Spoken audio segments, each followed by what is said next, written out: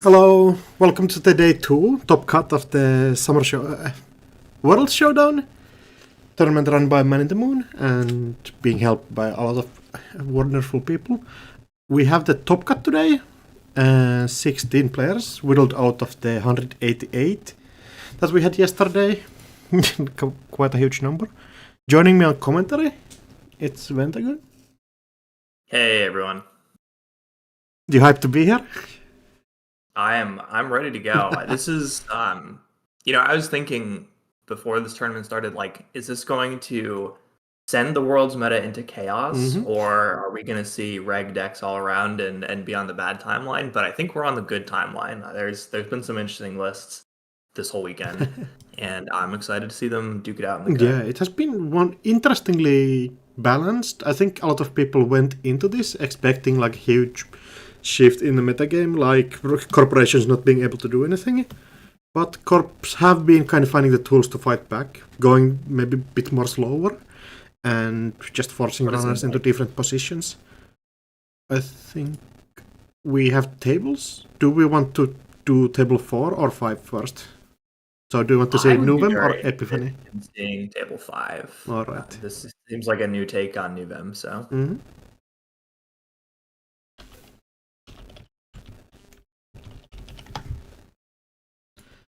Alright, so Nuvem, just trashing the top card of the deck.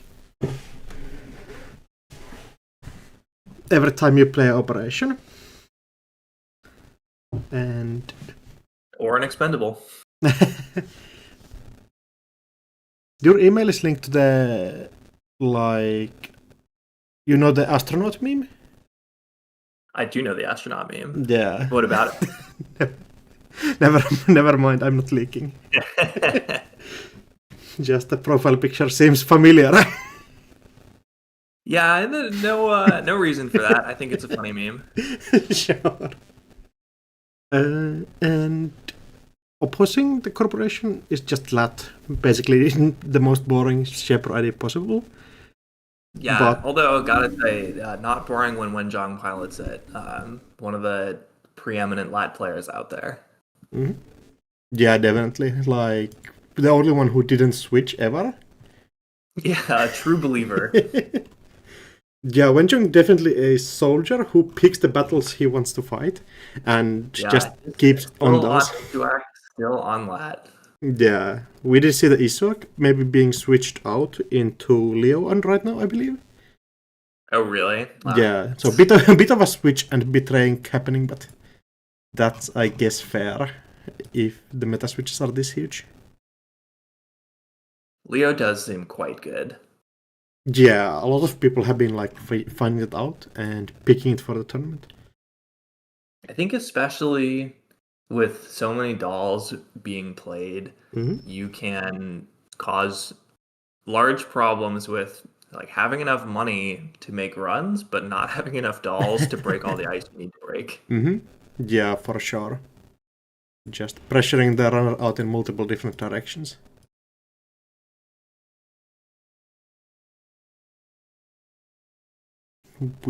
I can pull up the lists that we can look at for the 2 minutes that we have.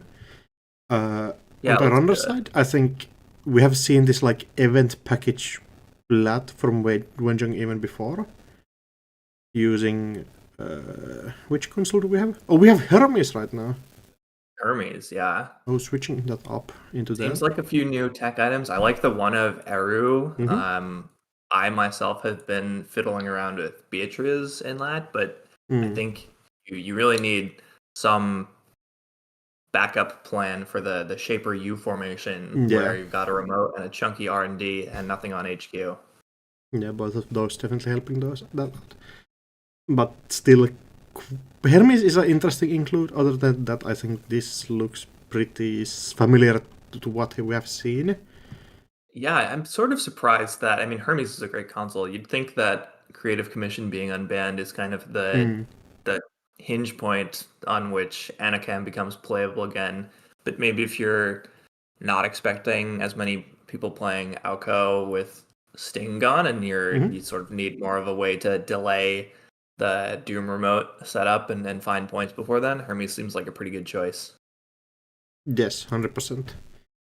And on the other side, we do definitely see a list that has different stuff than we are expecting. Playing Novem with double moon pool. Would you have expected that to be here? 3 slash and burns.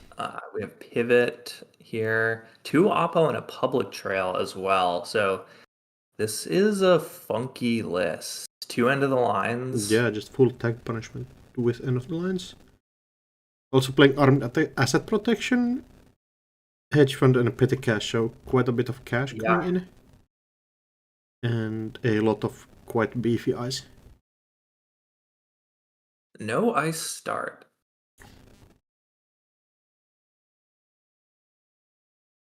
Yeah, just installing a card raw. Putting a moon pool on table. But not choosing to trash it, so maybe just setting that up for later. Oh, but this slash and burn getting stolen. That is a pretty good start for Wenjing, I would assume. Yeah, there's 3 measured responses in this list, so if Wenjing can snag another agenda sort of before measured response really comes on, although Cat now forcing up to credits pretty quickly. Yeah, Novem especially good at that with petty cash and other econ operations.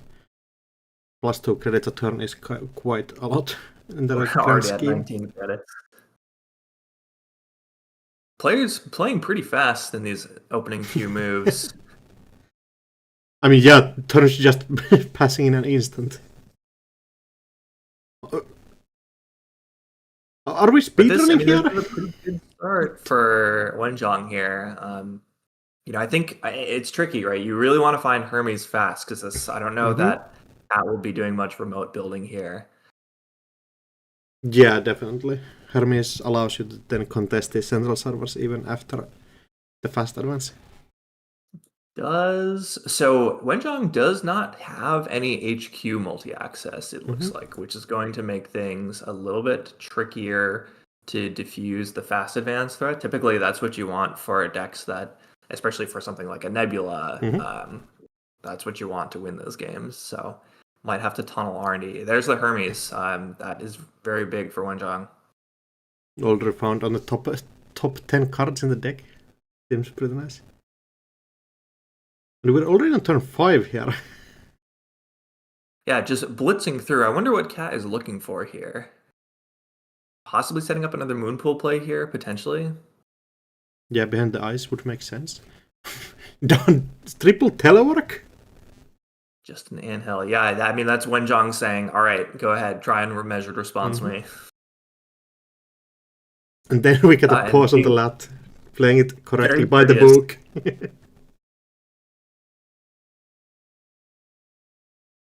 Oh, another anthill, just doubling up those. Yeah, I wonder if Cat is just digging for something. I'm not sure what. It seems like you might want to. Let's see if there's any smalls. Yeah, there's some green mails in the book, or in the off the books green mails. I don't think I see a big ice that you're getting or forfeiting for the green mail. So it is just to score points. You'd maybe want to chuck one of those so you can get the big oppo off. Yeah, could be that we're just setting up for the big oppo and then start scoring or setting some sort of other threat with that. That being said, the portrait is kind of looking tough, especially with Wenjing be having a lot of econ back on the table and the self-modifying code already out there. Yeah, I think especially also, Cat forced to use one Spin Doctor already, and I don't think shuffled back that moon pool either. And so if you're thinking about scoring out with your slash and burns and your moon pools, it's already like taxing a little bit your ability to recur those slash and burns and other agendas. Yeah, 100%. And we're going to install a new remote. Wenjing probably checking this. Instantly on turn 1. Click turn 1, click 1.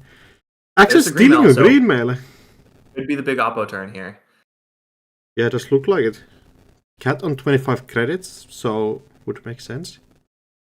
And you're not going to get your lat draw here either. Now, fortunately, you're not in measured response range, and yeah, Wenjong just clicking up to prepare to shake some tags.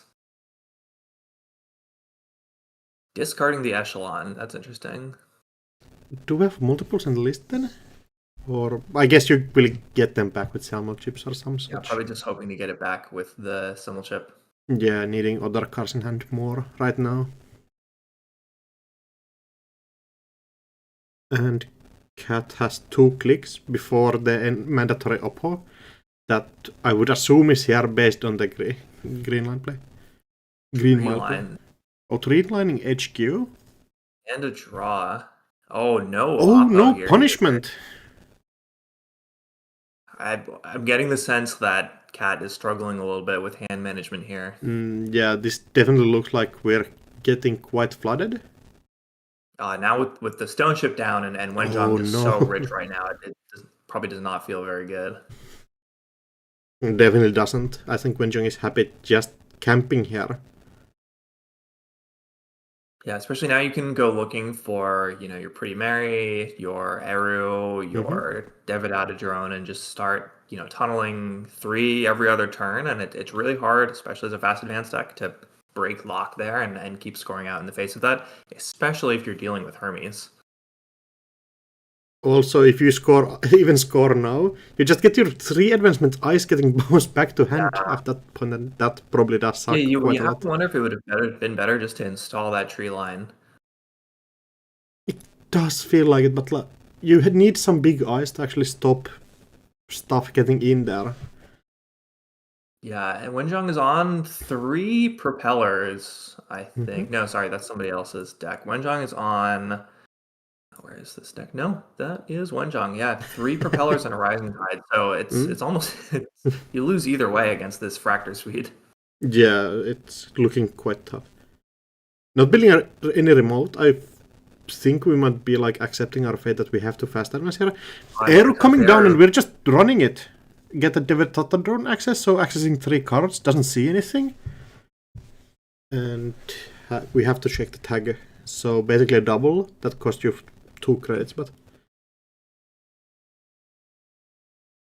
still worth it based on the accesses you get. Eru played in Shaper. I know people were experimenting with it in Zaya earlier in the season with the kind of taggy Zaya, obviously in Seb, but it's a pretty good card. It's definitely interesting here. Forcing Cat to Eyes Archives as well. Yeah, you just get so much more spread out when you actually have to start defending Archives. Even with double eyes. Wow. And when Jung instantly noticing the spot, just to install the Fermenter, start camping up. So how do you think you claw your way back into this as Cat? Are you looking to try and get off, public trail into Oppo research and try and force a big money spend so that measured response is live? That, or you can kind of start setting up like a Oppo fork or something. If you install Advanced on the remote and Oppo on the same time, maybe. Or if you can tax these centrals out, or tax your opponent out on centrals, does look quite unlikely though. Yeah, with almost more than half of R&D already gone, and just 3 agenda points on the table. We probably have a lot of them in hand at this point. Yeah, and Wenjong's really not in a rush here either. No, Wenjong, with double Simul chip, double stone chip, Wenjong is just chilling here. Yeah, because the instant Cat scores something, I think Wenjong's like, okay, I'm going to go and see 3, maybe 4 cards off of R&D. Second Spin Doctor being used already. Pulling back this Moon Pull, possibly pulling back. We'll see if a face down gets put back in. Moon Pull and a hedge fund, interesting. Okay, I think we're committing to our fast advance out, where we are just going to fast advance 3 times and then score a green mail on top of that. Yeah, 4 scores that's a lot of turns here that we have to score out, and especially with 2 Spin Doctors being used now, those slash and burns are going to get riskier and riskier to use. They Water are. comes down. Wenjong's just saying, okay, like go ahead and score. I'm gonna see some cards when you do.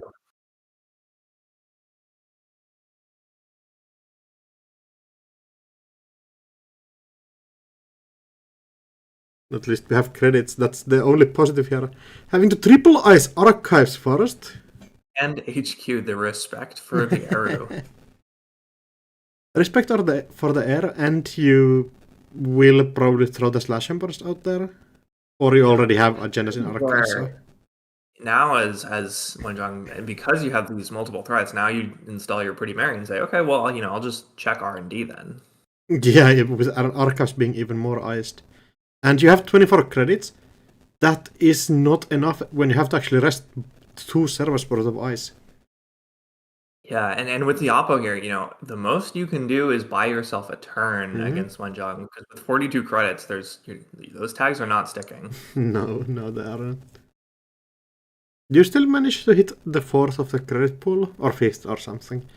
So it's a notable chunk, but Wenjong probably not spending that many credits in the rest of the game here. Looks like maybe a score about to happen here. Mm-hmm.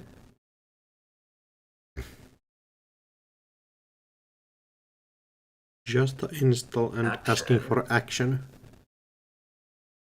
I wonder what action you would... Yeah, maybe if it's an above the law, if you want to do something. The above the law. Taking care of an arrow does make sense.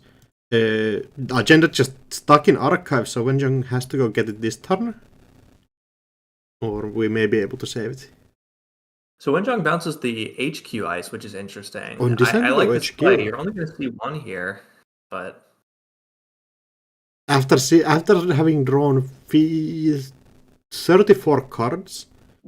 Yeah, you have to think the HQ is pretty stacked. Shalendra is an annoying ice for sure. I think Euler is going to deal with that pretty cleanly. Yeah, 3 credits, pretty fine. Off the books getting sniped. Just going for it in archives. Wow, I think Wenjong maybe takes it. Yeah, right that does look like pretty clean play here. I don't believe there's any standard ice that could stop this. No, especially with a simul chip on the table. Maybe if you were hiding, if you had I know there's no ablative, but if you were hiding another spin doctor in archives, but nope, that's game. Yeah, that's basically dismantling of the whole game here. Yeah, I definitely think Cat might have run into some trouble getting stuff off the round. Yeah, there we go. Oh, mulled into 4 agendas. Yeah, that definitely looked like a game where that happened. That will do it. Alright, we at least still have some time in the game. If you have a game we would like to jump into. Let's see. Maybe table 4? I think all of the other games are going on still. Yeah, let's take a look at table 4. And I do have to zoom out a bit. 0 scores on the table, but a lot of board presence on the corp side. We do see a rest behold. Dressing it for the working prototype, I would assume. Yeah. Let's see what else here. We have a powers that be. Let me take a look at Minstrel's list here. Yeah, part of B just generating some tempo after scoring. And public access plaza and this list, I think. Balance coverage for the coverage.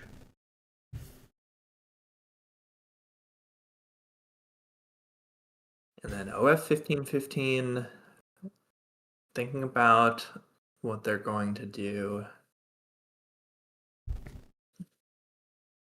I have to wonder if that's ping protecting something in server 13 and there's a B1000 hiding in server 7.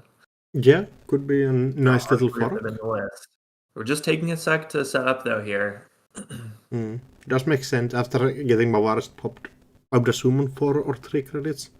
Or 15, just money in an asset list is inspired. I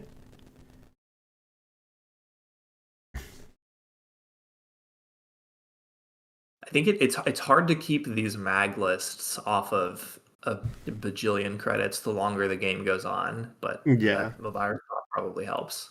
We haven't found the knickknack yet. That probably will be selling some of our coalescence. at some point, and that. So Minstrel's on, let's see, 3 Freedom of Information, 3 Stoke the Embers. We'll see an IP enforcement, 1 shipment, 3 copies of Hollow Man. So it does look like we're planning to try and fast advance here, and that sort of seems to be, if your corp ID is not named Leo, that seems like the preeminent strategy right now. It does. That's probably a Hollow Man install onto the Behold there.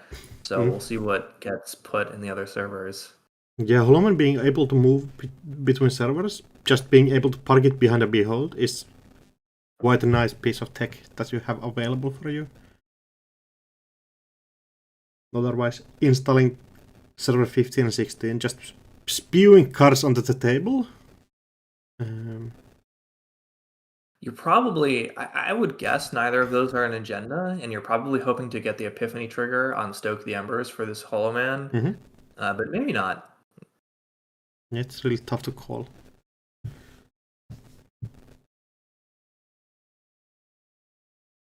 Just advancing the board state is pretty nice, while the Magdalene doesn't have anything actually generating value from the runs. When we start getting into that point, that kind of starts closing the window we have. With all of the modern assets feel like they are super easy to trash, so you kind of have to spew them out. Yeah. Federal fundraising just being 2 to trash, working prototype 2, balanced coverage 3. And you have less of like attacks after trashing them. Yeah, and especially against Epiphany, you want to do that all in one turn if you can manage it. So that might be what OF15 is trying to do here. One note is the multi-access in the Shaper list is the twinning, and so you're definitely going to be a little bit weaker to this working prototype. I think the twinning and charging it with paladins as well, so a little bit more fragile to that working prototype. At least you have the tools to get through there. Starlit Knight being able to be broken by Eklund. It's still a credit that you rather not have to spend, and if you can just sit back, don't install your resources when you don't need them, you can kind of save that being existing. Wow, going for the environmental testing right away. Environmental testing, going after server 13. If we see this environmental testing being bounced back with the working prototype, that could be kind of nasty here. So you have to get your decoder here because you really don't want to take a tag for B1000 reasons. It may end up being, the concern would be, is this tomorrow's headline behind there? Is this another Behold? It may just be the one Behold. Nope, there are 2 of them. Just uniting out.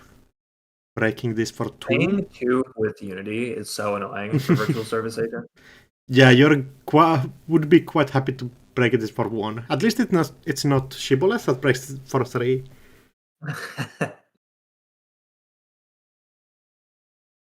We're thinking we need to do one more thing here to get that environmental top. Yeah, you really don't. misclicking on the symbol chip.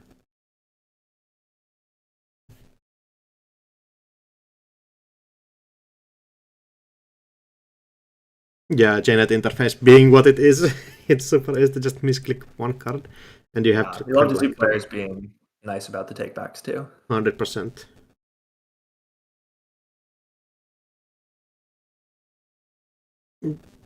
So, do we have anything else in the bin? That's a program. We just have Coalescence. Probably not. Seems like you're pretty happy to grab a Coalescence here. You could grab the self-modifying code and possibly grab a compilation. See what just a B1000. Okay, that's pretty good. You're on 5 credits though, so trashing this is quite harsh.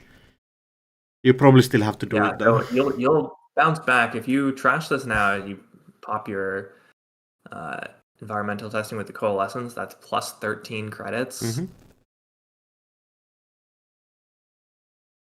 See what O1515 wants to retrieve. It may make sense to get to although you don't have enough. You get this with the Magdalene trigger. That's quite nice. Aha. Samantha. That's a good heads up play. You probably want that Simul chip for something. Yeah, you have to keep the Simul chip around. Even if it's just going to get you a fermenter back, that's 8 more credits that you would get instead of just 4. And with So 0 Holoman living agendas... with not moving is interesting. Yeah, 100%. So we're just using it for this working prototype value. Yes. Doesn't use for to draw. Showing Oppo research. Mm-hmm. I bet 1515 is pretty happy to have not trashed that B1000. Getting Oppo here would kind of suck, yeah. So we might have found our... Yep. Oh, just a crypto crash. Okay. Just a crypto crash. That's still 7 credits down the drain. Yeah, that's pretty bad. And that's what Epiphany can do, is with Hollow Man, as long as it's not from HQ. This is one of those matchups where, at least my experience, every time I leave a federal fundraising alive for more than a turn or two, I just find myself kicking myself like I should have trashed that ages ago. Yeah, it's definitely such a tough card to go and trash. It costs you just 2 credits, but it never feels like you are in a position where you can actually go kick that down, even though it generates so much value in the background.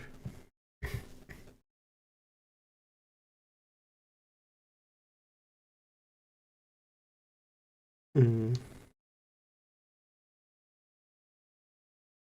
1515. It's funny too, like this list would be so fragile, you'd think, to something like Conduit, but nobody runs Conduit. And, kind of in a lifetime of like asset lists too. You've never really seen anyone that I can recall being able to capitalize on Conduit. Maybe Hivemind Max a while ago, but yeah, Conduit is kind of tough. Even in this asset deck where R&D is quite open, you can just park 1 ice in there, and the economic pressure you can put onto the runner means that they kind of don't have any space to just keep Conduit digging. Outside of just digging for like a single point that they would win the game with. Yeah.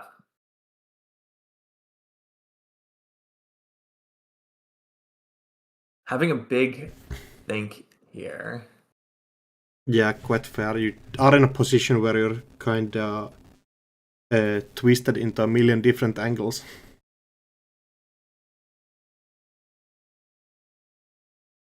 Minstrel keeping an eye on the time. And that is, I think, it's possibly a little frustrating to be the one feeling like the game needs to go faster versus feeling like, well, I need time to think. But it definitely, I think we've seen in the competitive season, these Epiphany lists are not fast to score out. And so Minstrel's probably worried that the longer this game goes on, the more the odds go up that OF 1515 can control it just as long as necessary to then scoop a few agendas from R&D as the game is closing down and leave it in, a draw or at worst a loss here. So okay, we see Muse on the table. There's our HQ multi-access. Yeah, not really going to be doing much for us right now. I think going and taking the Oppo, that is a great play. It's the only one in there. That's pretty smart. Just snap that one up. Very poor though right now, so. We do have credits coming in a bit later on. Fermenter still on two tokens.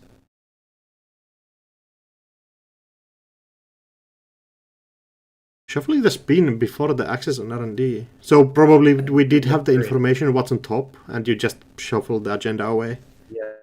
Yeah, it's probably what happened. You might have been able to keep that one on the table if you had the Oppo still in hand, but now it would have been just a bit of a freebie. Yeah.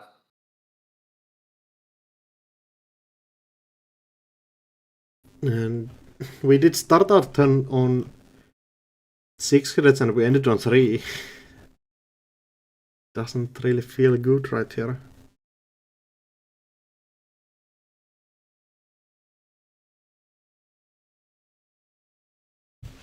You have nothing in your hand. You do get to see the new top 3 cards R&D. So I mean, if you find an agenda, especially if you find a Stoke the Embers, I think you can go credit positive scoring this here because you'll have a click left to working prototype. Yeah, I believe so.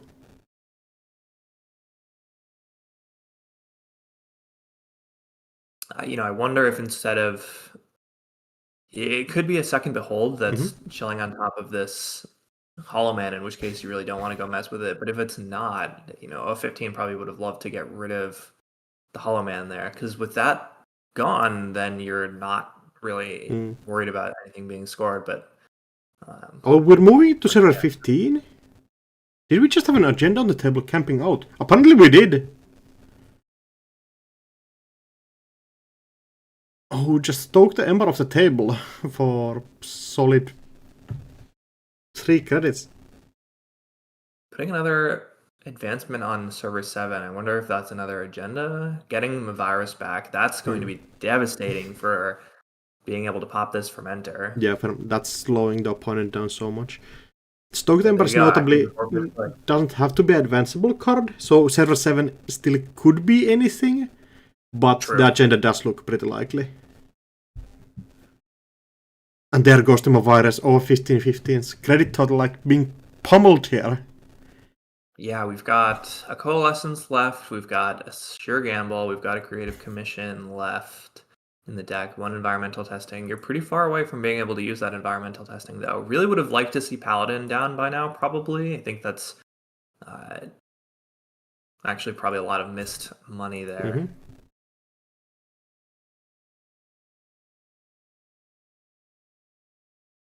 Yeah, definitely Minstrel looking like they're in the stronger position here.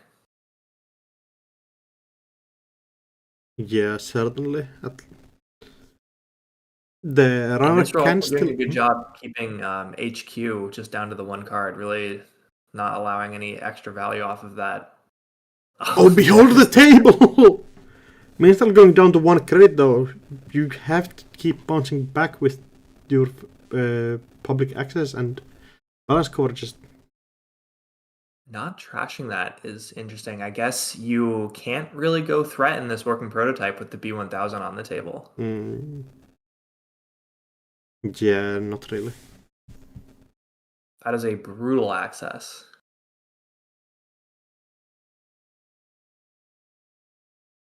I think we have used to... And the thing you can do is just start running and say, well, you use your B1000 and clear my tags for me. You can, but if your opponent doesn't clear the tags for you, you're still tagged, haven't really accomplished anything, and you maybe can eat like a oppo for your troubles even. Yeah, 15-15 did not trash the Behold, so trying to stay away from any sort of oppo. You really need to get rid of at least one of these tags, because otherwise Freedom of Information is an easy score. And there's one of them. There's a Freedom of Information. Not being able to rest ice on server 17. Yeah, and I think using B1000 there would have been wrong. You're not going to keep a 15-15 out. And shaking one of the tags does make sense. You definitely don't want to get shipmented here.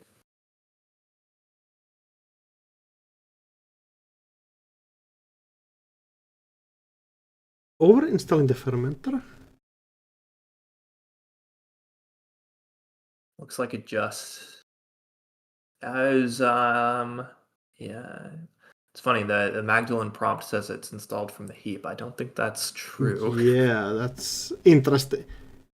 I think the fermenter discard, but we did have a fermenter on the table. I don't know.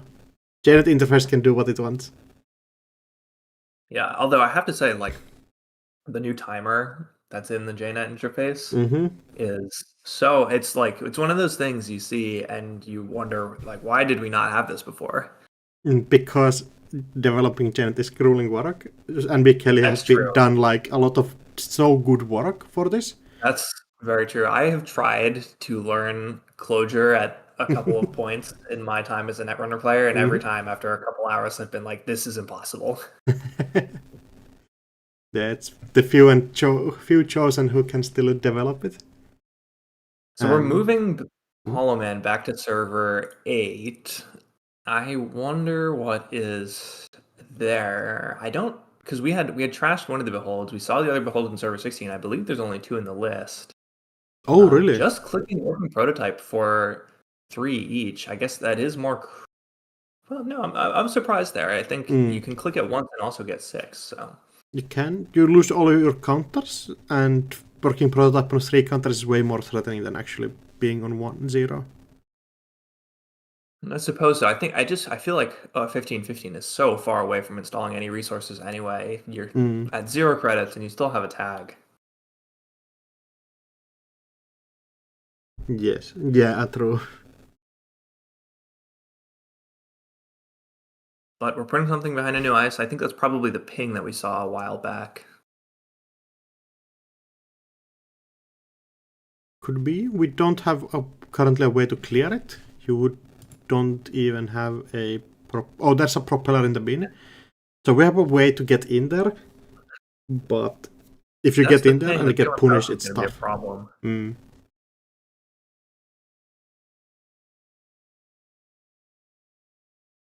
It's starting to look pretty dire.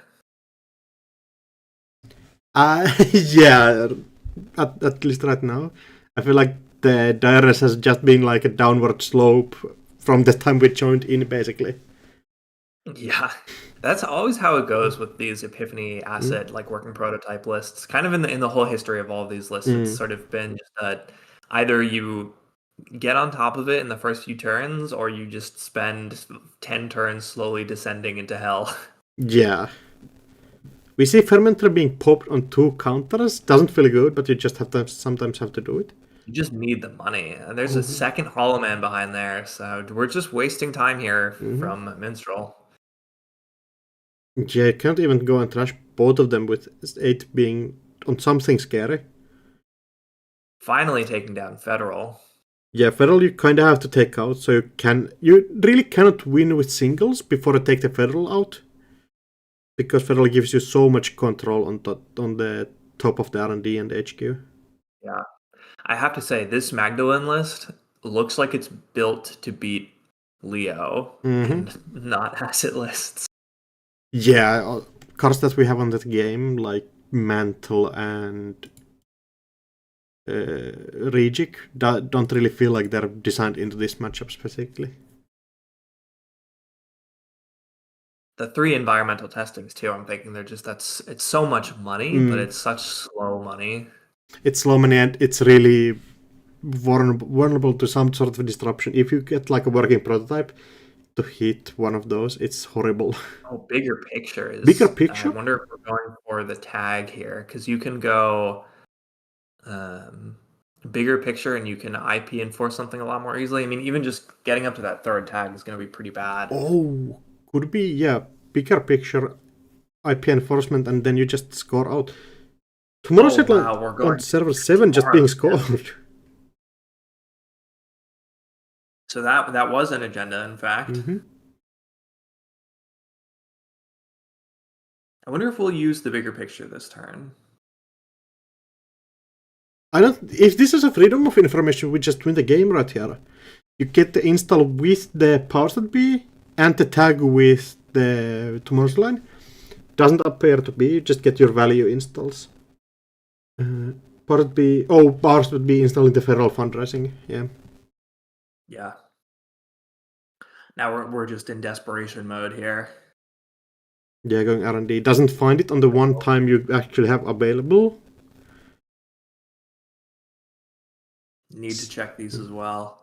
If this is an agenda in server 19, though, you just B1000. It's another B1000. Yeah, that's tough. Another federal fundraising. It's just adding. Yeah, we even knew that one from the B1000. Actually, yeah, I could have known that.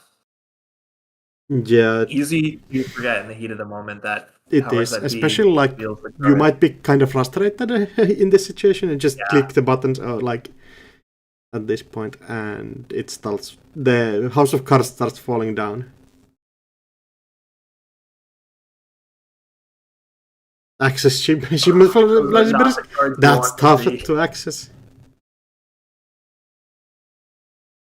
So this could be game here, depending on what Minstrel sees. Yeah, top 3 getting seen by the federal fundraising. So any agenda in the top 3, you just instantly win the game. Or a bigger IP enforcement in top 3, you still win the game. Look at We're top going 3. for Epiphany, so And there's there the it is. freedom of The freedom. information. Yeah, just scooping it up.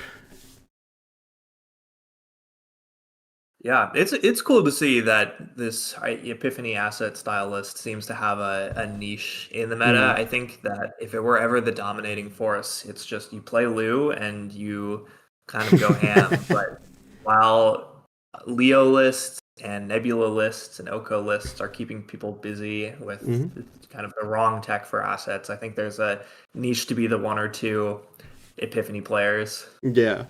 I think we still have 5 minutes in the game, so we might as well jump into a different game. Maybe table 7? Do it. Table 7? Yeah. Apparently just over. We just missed it. Looks like we had that's a 6 counter clearinghouse in a server 1 on that one, but I think that'll do it for that. Oh, and table 6 also ended, so all of the games look like they're finished. And I assume we should be soon continuing to the next round.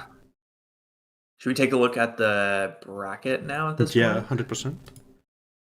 So Cobra also has this new feature where it shows the bracket, and I believe it. I know, it's so good. It's the is this the NHG web dev team that put this together? I believe so, yeah.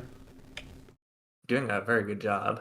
So let's see. So we had Eden beat Nervous Nightjar. I think we're still waiting on reports from a couple of games. Yeah, I believe Cybersark and Cybersark at least taking it on table 2. Yep. So let's see. That's a pretty even split, actually. No, it looks like we had maybe 5 Corp wins and then 3 Shaper wins. Yeah, something like that. Definitely is interesting. Shaper kind of controlling getting a lot of people in the cut, like about a third or something. And It's first round at least is that pretty good here. Creative Commission was the linchpin in lat dominance. Yeah, it definitely You'd think solved the issue that Shaper had. It's just surprising that one card can kind of swing the fortunes. I mean, it's a good card, don't get me wrong. Having 3 more Sure Gambles is great, especially a Sure Gamble you can play for 1 credit.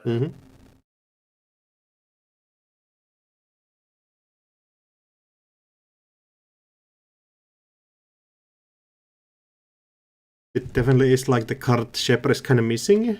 Just an easy to play econ card where you don't have to fiddle with everything else. You don't have to like have a knick-knack and run stuff. You don't have to do anything. You can just like spend your money. We saw in that game, and like never got knick-knack down, and it was just the econ fell apart. Yeah, I think the game looks totally different if we find an early knick-knack. So we can actually start running the servers and challenge the table while we're doing it. I'm interested to see if we actually had a Azimuth in the list as well.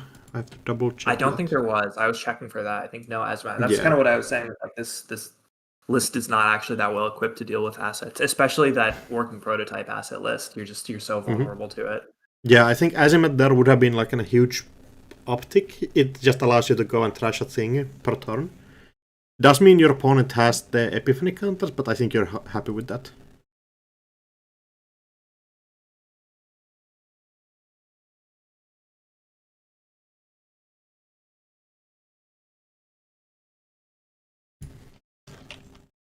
Yeah, so we'll see who I never know how we get who picks Corp, who picks Run. It's always on seed, right?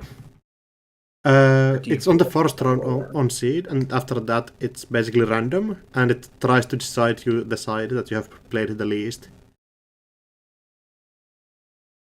So going into round 2, we will see just people a couple more pairings to be entered into Cobra. Yeah, I think missing just one pairing. Aksu, what identity are you hoping wins this? Hoshiko and Aoko. Really? Yeah, I'm boring like that, you know. Aoko apologist? It's fun. It like if it was the scoring Aoko, I would be happy. If it's a kill one, I can like live with that. But Yeah, I'm the deck has proved resilient to the Sting ban. yeah. I'm also a known Leo hater. It's just not PD, so But better than core damage PD at least. at least for sure that deck is Saw like Encoder yesterday going undefeated with that deck. I don't think he was able to play today, so missing out on that in the cut. But it's out there. yeah, be protected. Get your calderas and sit on those. Yeah, not in the year 2025. Yeah, we don't have anything You to will deal take with. your core damage and you will like it. And this is where we play Eternal instead. Where we play, you said Eternal. Eternal just to not lose the Cornish PD. Yeah, well, in Eternal, then you just siphon them and say, okay, yeah, big deal now. That's true. Alright, I think we have the new round. Let's see, pairings. We do. We have a round paired. Alright, anything you are specifically interested in seeing? I would love. When you're actually playing Isuak, I would be kind of happy to see that. Also, another interesting matchup we see is the. Well, there's a Mercury that we might see. Everything is like a players that we have already seen. Let's take a look. I bet this Wenjiang Rodam game will go long. Who's playing Mercury? Cat, the other person we saw play last round. All right, let's take a look at that Mercury game. It's not often you get to see a Mercury game in the cut. That'll be interesting too. I think that it really is going to put some pressure. I believe that's No Moon is playing Leo, and that actually is going to put some real pressure on the game there.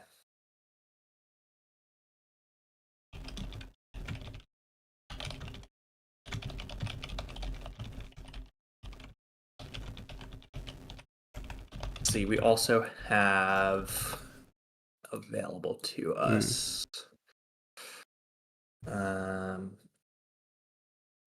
Yeah, other game I'm interested in seeing is like the Auko. I think it's the one of the only Aukos in the currently in the game tournament. Also, there's one Arizona against a Leo. That would be probably interesting.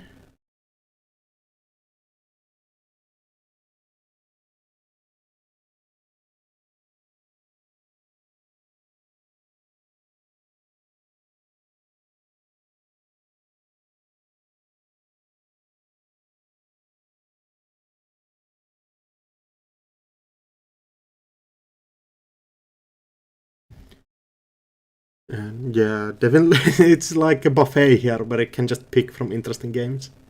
Yeah, a wealth of options. I think we're just waiting on some players to being streamed here, and then we'll get into one of these games. Yeah, 100%. Oh, also both of the Epiphany players fighting each other. Sadly, we cannot get Epiphany against Epiphany. No, so that's it. The Epiphany team kill.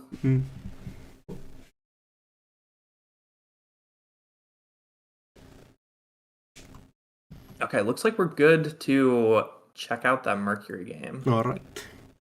This is one for the Mercury enjoyers that I know. I jumped into a wrong game. For real this time.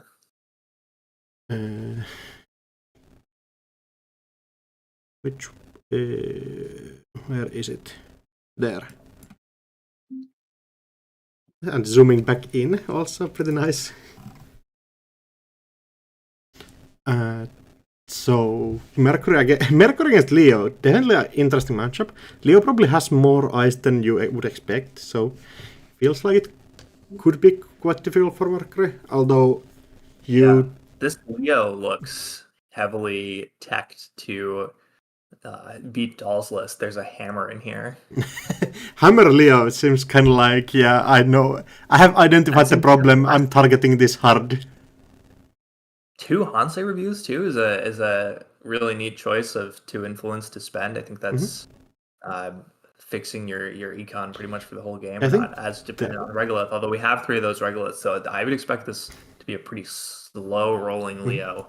We'll see if Cat's able to leverage the Mercury pressure into an early win. We do have I would expect 3 Estabrado. We've got an alarm clock. We've got 3 Melandrogam. We've got a Fizzarum, 3 Devidata drones, and a Pretty Mary. So this could be bad for the Leo player. I think this is a Mercury who's just going to say, I don't care what your ice is. I'm just going to bypass it as many times as I need to and see 4 or 5 cards each time and try and win that way. Definitely going to be interesting to see. We also have more agendas than we usually do. I think a lot of time we have seen these decks kind of just play your minimal 7 agendas, so we have this 8 instead. Could be the couple percentage chance you need to actually access those agendas and get some really nasty Hermes bounces. On the flip side too, the 3 architect deployments might be the extra installs you need to keep Mercury on the right side of having enough bypass to get through your ice from the corp perspective. Mm-hmm.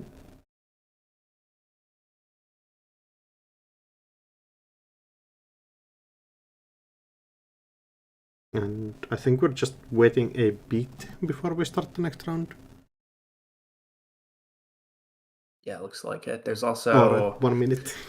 There's a singleton scape net in this Leo as well. That's probably for the twinning. I don't really see definitely a twinning counter pick or tech choice.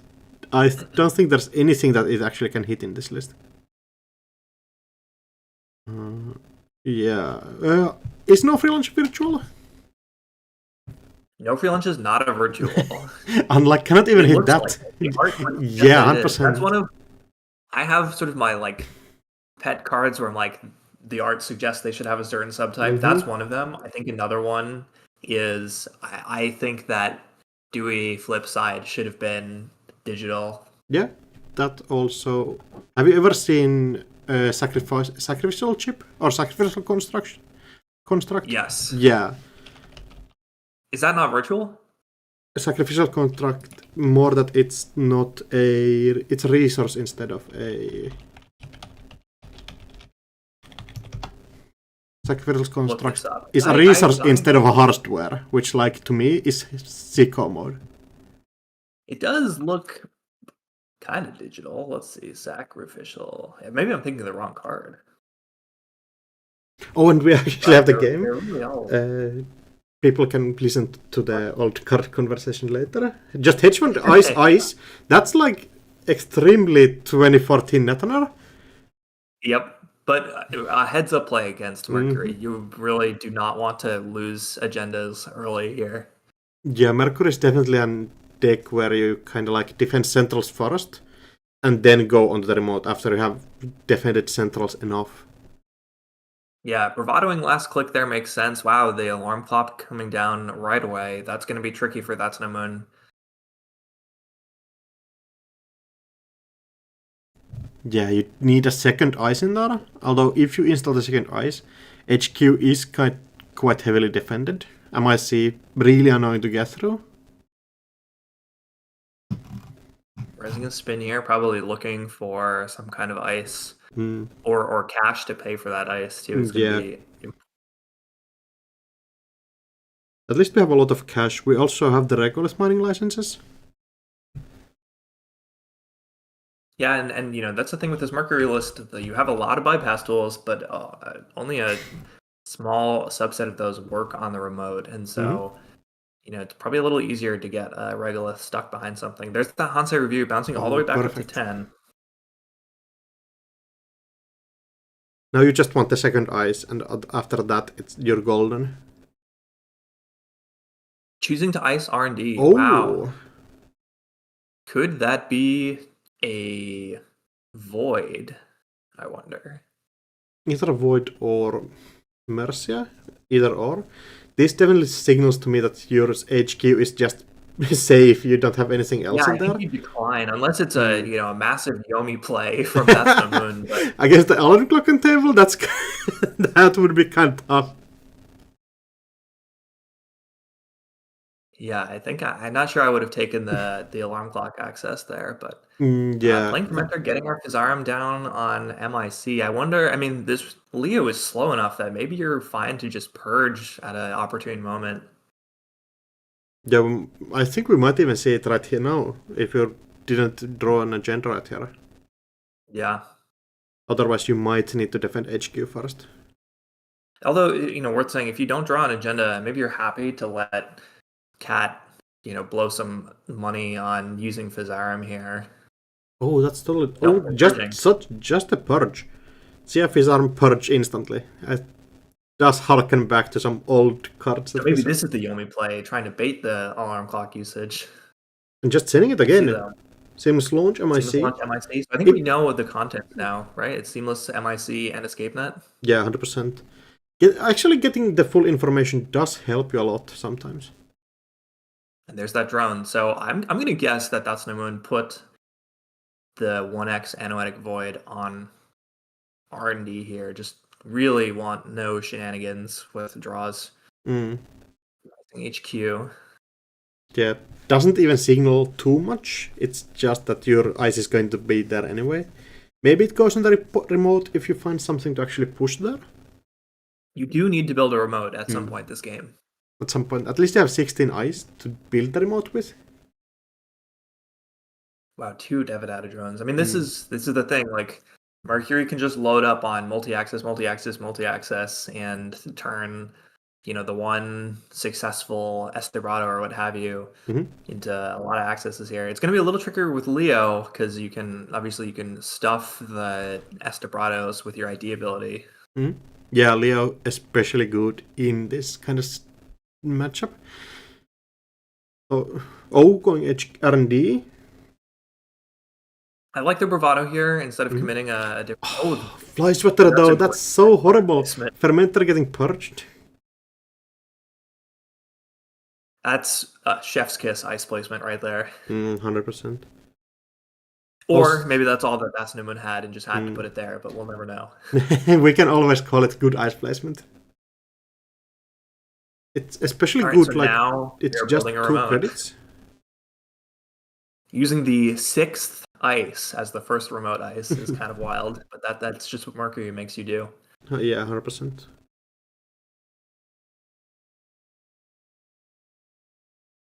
Drawing up. Probably trying to find some pieces that actually let us get into somewhere. So Hermes is going to help a lot. Yes. If we see a score, you just bounce the archives or R&D ice and just get in there. And a Melandrogam. So we're taking it 1 turn off here to get our tools back online and try and pressure. We'll see if this is a score or if it's just a regolith.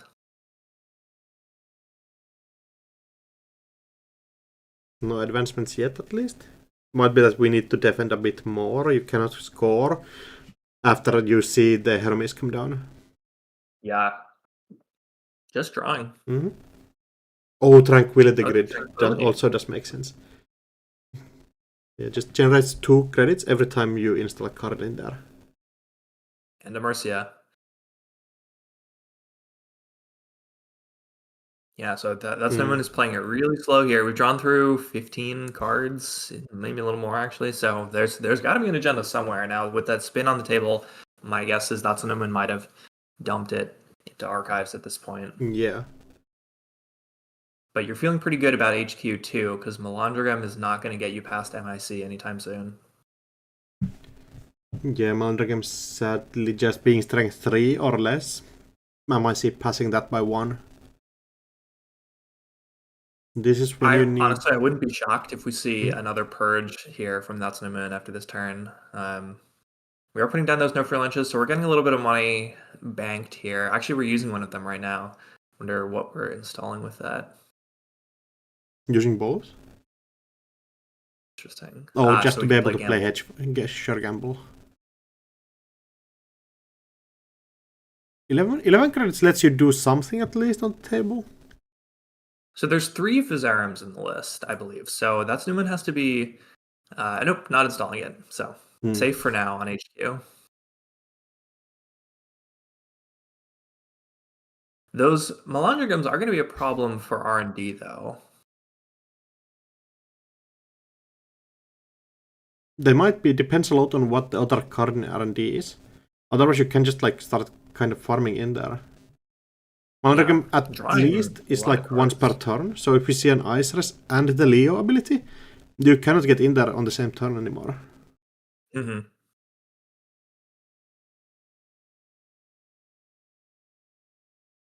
And I definitely do feel like the game is going down to just a couple of runs that we get in, but we will access a lot of cards during those runs. Yeah. And we're going for an install here. I wonder if this is finally an agenda push. We know there's a seamless in hand. There could be 2 seamless at this point. I believe the list is running 3 of them, so. Could be an agenda push. Could also be a regolith that you put in there, or a human resources, Archives. just to be safe. Archives? Trying to pressure out the Spin Doctor, I would assume. Pressure out the Spin and start setting up a R&D access with more agenda density. Yeah. And that one only has 11 credits here to work with, so not sure he can afford to res this ice. Depending a lot on what it actually is. Not sure if we have Tattoo Bolas managed to be fit in here. No Tattoo Bolas. I think actually the only non-HB ice is the one hammer. Yeah. And it's not that one. So we are popping spin here, shuffling in a hedge fund and an unseen.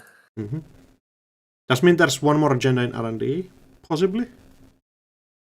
Yeah, almost certainly. Yeah, and 11 credits does mean that we can kind of run R&D and server 2 if we force too many reses on there. Oh, jailbreaking in. Going for it.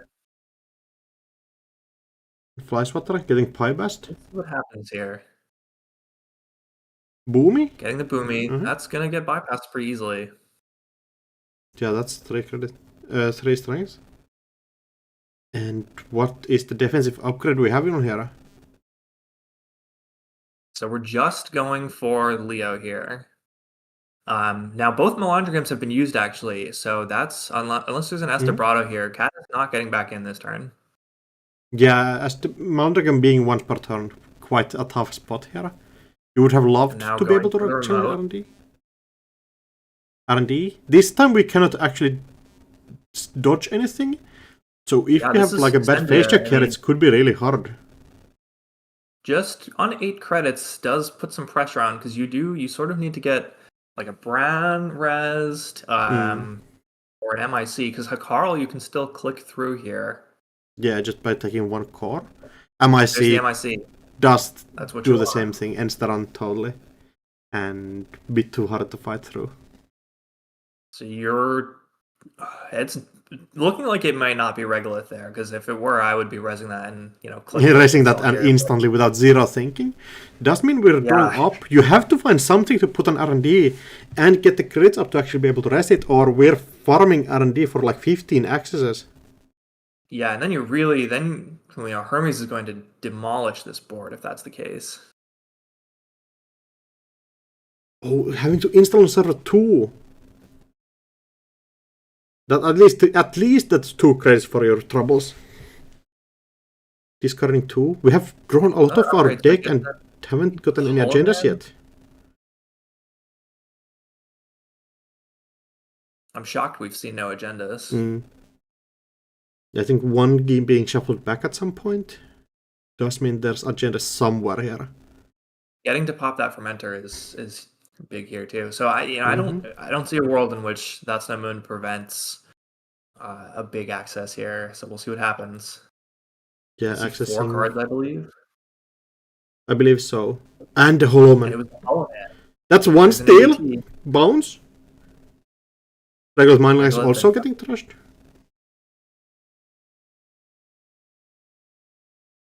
So you can go back and see 3 cards here. I wonder if you're meant to take that. Nope, we're just playing a Lilo. Yeah, it's tough because you would probably want to save the Malandragemos to be able to like bypass anything with the check and counter. Yeah. And Malandragem removing itself from the game after it has been used, kind of interesting. Yeah. You are obviously not happy to see that as That's the Moon. It is true though that that's maybe least bad case for you. 1 steal and it does not put Is Esterada's threat 4 actually? So either way, you wouldn't have gotten it online. Maybe would have liked to see us send a message there.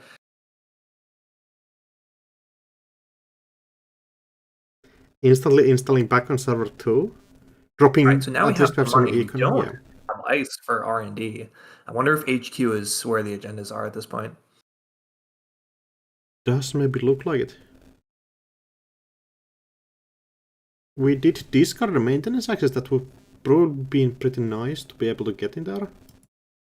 Yeah, so Cat has just the 2 jailbreaks, so those are both used up. Maybe looking for Pretty Mary. Oh, a second Malandragam. Archives. Just for cash, I guess. Saying you won't res this. It's cash and it's pressuring your opponent to be able to spend cash here.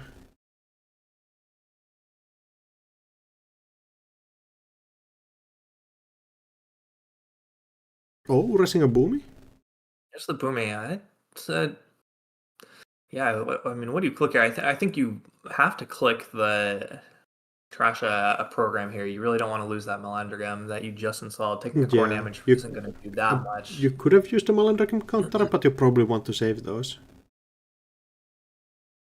And Boomy being on Archives is kinda huge, because it lets you use your Leo ability to stop a lot of runs that are intended to go on the different servers.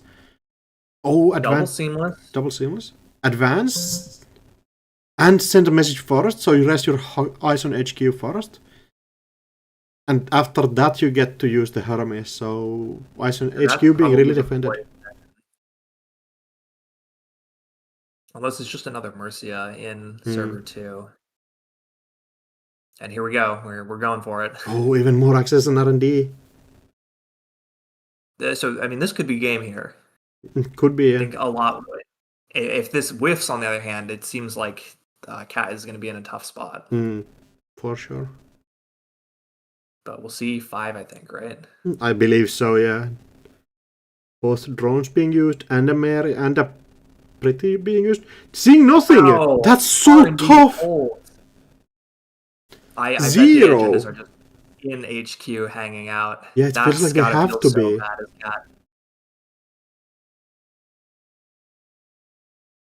That's No Moon probably breathing into a huge sigh of relief. I would assume so, yeah. Fourth of the agendas just being out of the game. 6 agendas in there, and R&D just holds. I would bet good money that HQ is loaded. So now that the Moon's gonna have a big think here.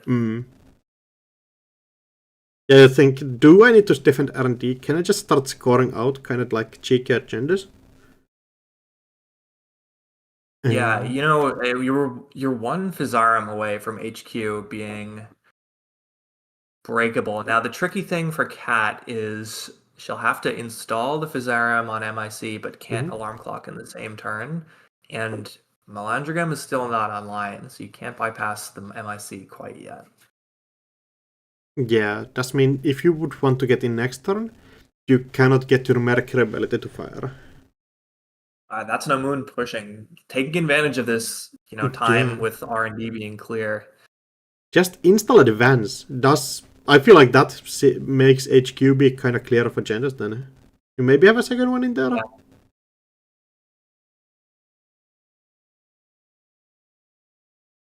I cannot believe that 5 access whiffed entirely. Yeah, it's really difficult situation here. If you had one more agenda stolen, you could just use the Malandragams to go on server 2 even. Yeah, exactly. I think MIC and Mercia is going to make that kind of tricky. We'd probably Hansei away. If that was an Anoetic Void, we'd probably Hansei that away at this point because you don't really have enough cards in hand to do anything with it. So expecting to see another score here. Probably ADT. ADT into agenda could be curtain scare. That could just be it, yeah. Although we've used 2 seamlesses and there's only 1 left. So, and Hollow Man is also out of the game. So, we're using a 3rd seamless on this. Wow, it's actually just another send a message. Yeah, there's in the last eyes. Oh, Hermes not being able to do anything. And Mercia putting one on R&D. This is looking dire now for the Mercury. It is. Now you've got your 2 Melandrograms online, so yeah, that remote is not safe. It's not safe, but I think Mercia moving back in there does secure it a lot if you actually want to start pushing. Yeah, that's true. And I believe that's... No, there's one more Melandrogram. Oh no, it's been removed from the game. I was looking in the wrong place. So that's it for Melandrograms. And your So other bypass tools are probably Fizzarm only. Anything. I wonder if Cat is just waiting for a follow-up turn to go for another dig here. That's the last of the Devadata drones too. Copulation. Yeah, just setting up here. Copulation is kind of interesting. There being 2 cards in HQ, and I would assume if we draw an agenda, it is instantly going into server 2. Yeah, so That's the Moon has had 2 mandatory draws since we've seen that dig of 5 here. Wow, we're just installing, clicking for a credit. Now that's probably not an agenda unless we've got the God draw here, and that's just the Luminal in the remote right now. Would be surprising, yeah. But Mercy's not moving over, so you'd think probably not, because it's not defended. Oh, threat lightly, making Ice 3 more costly to res. I don't think that matters here, though. I think with 13 credits we're happy to spend it. Especially when we res an Ansel that will do some nasty subroutines. Yeah, you have to bypass that. And now if you bypass here and then use the Mercia, that's it. That's your bypass gone. Now there could be Estabrado still. Yeah, I think we still have like one Fizzarm left. 1 or 2 Fizzarms left at least. I don't think you can get another access this turn because Estabrado, you'll need the second click to get past. Yeah, this turn it's totally close to the window, but you maybe in the future have something. And there is maybe still 5 agendas left in R&D, so a 4th of the deck could be agendas.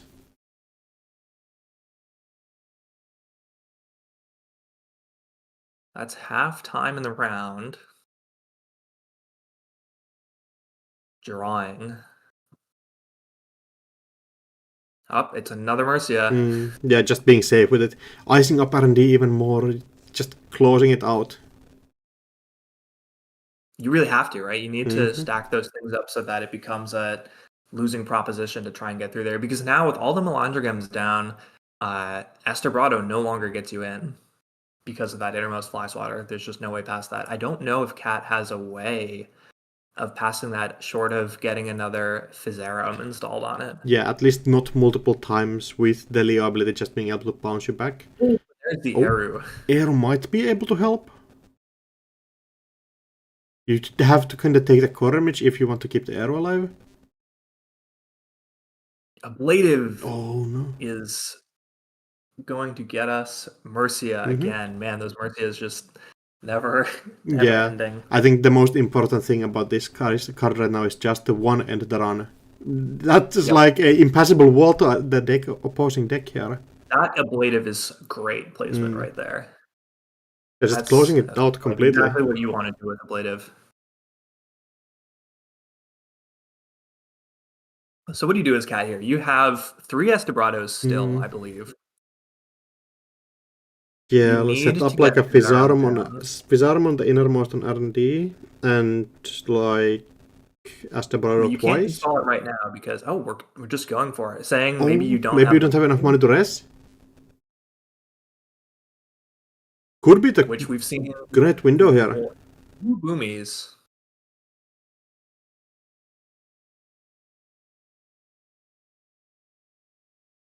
It's the third boomie. We have the money. Bypassing this probably then has to check out. Yeah, you really don't want to, because you're not getting past that. You should just save your click for, I'm not sure what, but... Drawing up or clearing the tag, I guess.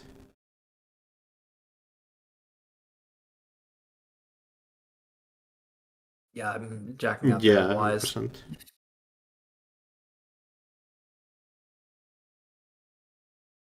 With those Melandrograms down too, gone from the game. Now you can, any agenda you draw, just chuck it into server 2 and it's safe there. Yeah, basically no way to get in there. We could maybe see, like, if we have multiple Physaurums, like Physarum run. Oh, it's just the one Physarum in the list, so that's Oh it. no, yeah, then we have like run out of all the tools, and I think we might be locked out. Here, actually. Install. Yep, immediately installed. Probably just credit. Mm. Because you can get an HQ access here. Can you? That's it. You can, you have Estebrados still. Oh, sure, Estebrado, but I think the agenda is instantly going in the server 2 if you draw it, so. HQ access, probably the worst one you can get right now. Might be Jover.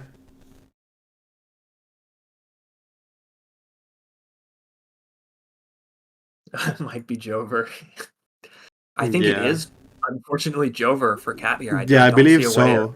Getting a meaningful access. Yeah, even Estebrado, Hakarl just eats that. Yeah, the multi-X RD just the whiff was so horrible. It would have closed a lot of the game up if you managed to hit it, but just missing up on a bit.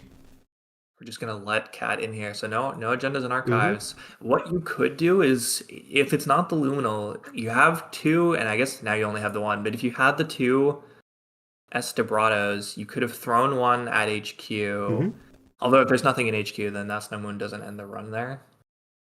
Now you can't do this, right? Where you would have liked to have 2 you could throw at HQ, so you say, well, if you drew an agenda this turn specifically, then I can bounce your agenda and maybe access it with the compilation there, but I think that's not happening anymore. Yeah, I believe that starts to be sealed. You can't even get into HQ anymore with MIC and Hakarl being like a 1-2 punch with the Leo ability. Yeah, so let's see. We've got 2, 5, 8, 14, 16, 21, 27, 33, 39 credits of Ice Res to this game. Yeah, Corp has been just resing Ice on there. We even let the access happen, you just show the cards to your opponent, I guess. Yeah, nothing in HQ. That's it. That's the last any sort of access I think we'll see for this game. There it is, GG's. It does look like it, yeah. Wow, scoring a vulnerability.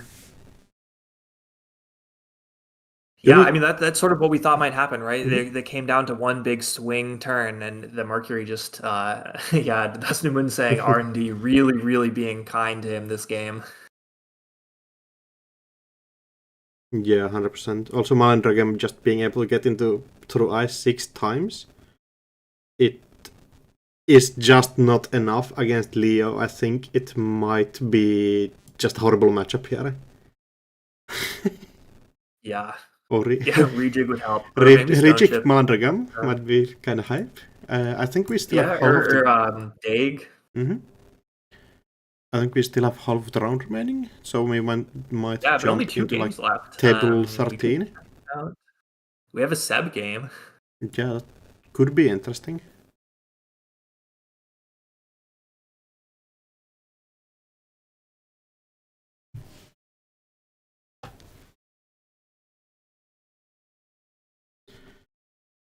And that is a board state and a half. Like we have a judge call going on right now. Yeah, just when there's any issue, you just call the judge. And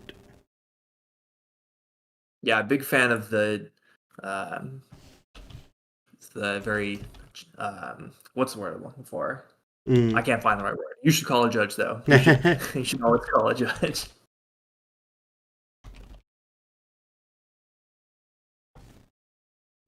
Yeah, any issues, you just call a judge. Just do it. Yeah, so it looks like Eden is thinking it's risking an Audrey here. can only Mm. break 2 of the Atini subroutines, and losing the Audrey or losing the Ashen would be pretty bad. And just making Yeah. the call that this was a Charlotte and not a agenda here, which seems reasonable. That would be kind of an insane push on 1 credit. Mm.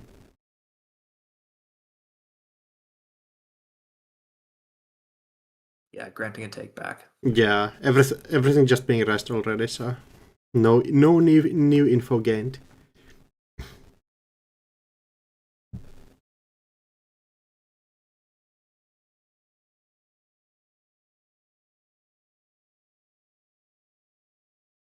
So what has been used here? We've used everything, getting a Botulus on there, Yeah, just and just saving it. waiting a turn. And then we're playing the Ashen. Mm. Yep, so it is a Charlotte.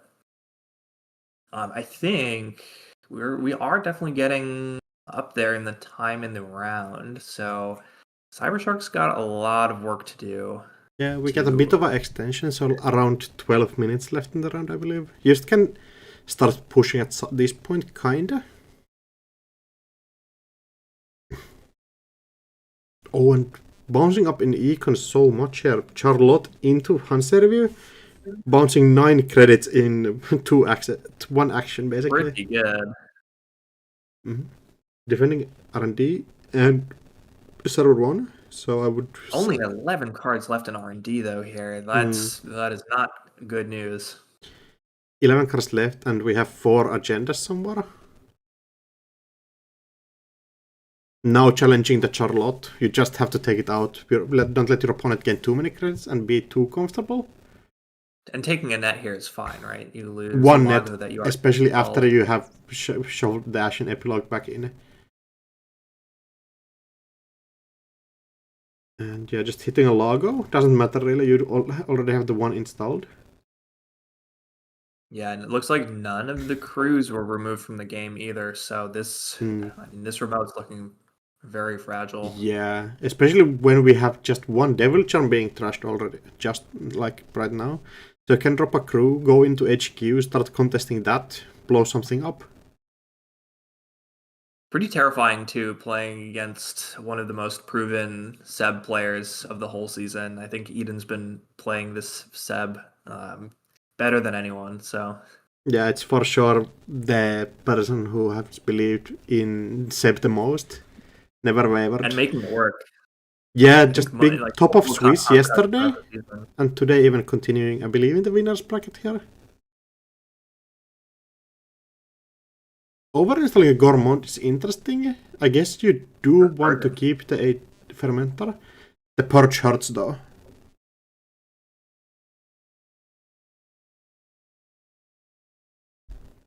Drawing up. All you need to do is find the crew though here, and short of we see all the Lacostas are gone, 2 Skunks are gone. There's still 2 Spin Doctors presumably, so those will come back. There's the crew.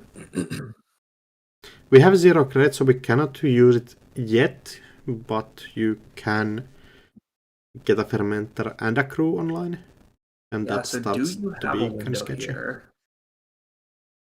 The problem is all of your agendas are almost all of your agendas are 5/3s. I would assume all of your agendas are 5/3s. I guess we can answer this actually. Let's get the definitive. Nah, that's cheating.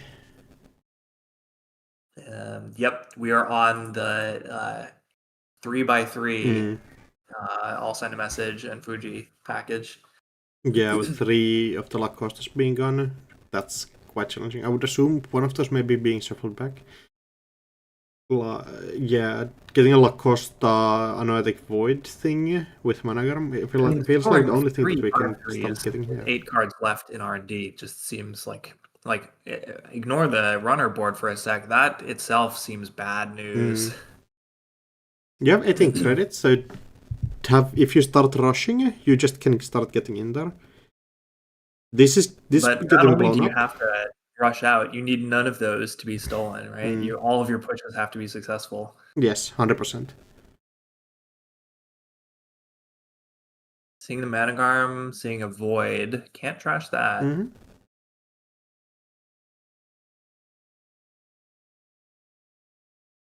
do you go install void advance? Is that an agenda in the server?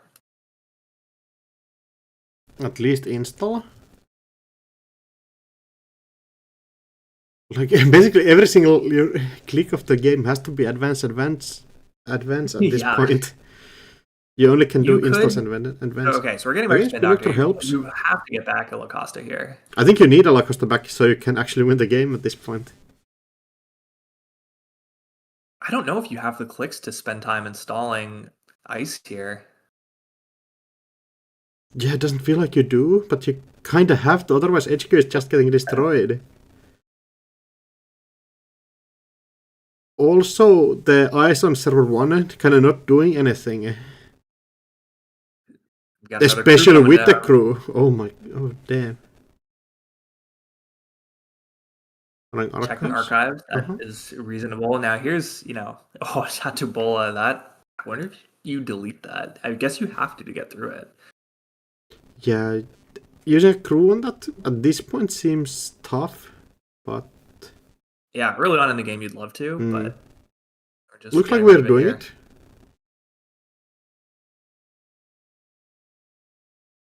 So are we shuffling? Yeah, we're shuffling. Shuffling 2 unseens would be... Shuffling a clearinghouse. Clearinghouse might be the out you have. If you can actually get the clearinghouse to 6 counters. I don't know how you're doing that, though, unless you have void in there and can somehow keep your agendas safe, but I don't know, that seems...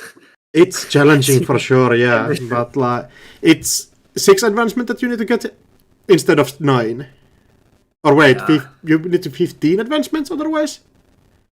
2 Steelskins gone, so there's limited ability to use Audrey to surprise, get up to hand size.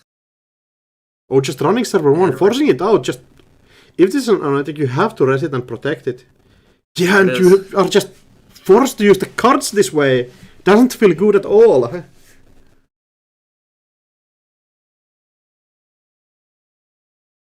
You have to use it, though. You have no outs if you don't have a void. 100% you have to, so you're just ditching your cards. You can even run back here and like, oh, did you have agendas in hand? Good luck with those. Oh, there's a buffer drive, too. Buffer drive? Do we pitch a card with Audrey? No, just discarding the Gourmand instead. Oh, we have already... I think we already have taken a damage. Install card. A free Lago hit with the buffer drive. After this whole engine starts to be set up, it feels so miserable to try fight through it. We're on 3 Manigarm, so could be that Cybershark has found the 3rd Manigarm to put in this remote, which does change the map, I think, a lot. Could be. There's a Praxis for, we assume, another crew. Oh, a Gourmand. And now the Satini. I mean, the Satini's trash now, right? Because you can leech it and then take another tag for the crew, and it's even HQ like probably is just dead here. A lot of ice you cannot even rest to that actually stays alive. They're just the places Boto actually stays alive though. Yeah, barely. The only thing. You have to trash the card from hand. So server 1 not protected by Anotic Void anymore. Yeah, it's true that the fake and the run of Bodo. Just 1 card in hand. You do still have a Manigarm in server 1, but at this point, that's we're checking. There's no agendas, so I don't know what's happening. You kind of have to at the same time draw and advance, and yeah, that's the last thing you want to do here. Your hit points are diminishing fast. Yeah, but you need to find the pieces, and you need to find something to protect the trashing the crew. Yeah, I guess Sebastian, you need the cards in hand though, but yeah, you have to take it out.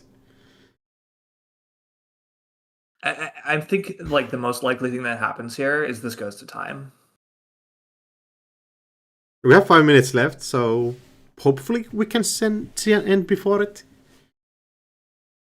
But I think Eden probably could just click for credits for 4 turns, and it would win on time at least. Yeah. Using a friend of a friend.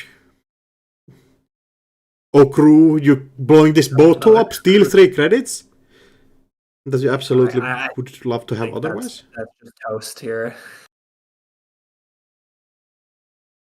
Yeah, a singular access. And that's a Fujian's win. Oh. Yeah, tough game. Unique access 14, but Eden just controlling the game for a while, I would assume.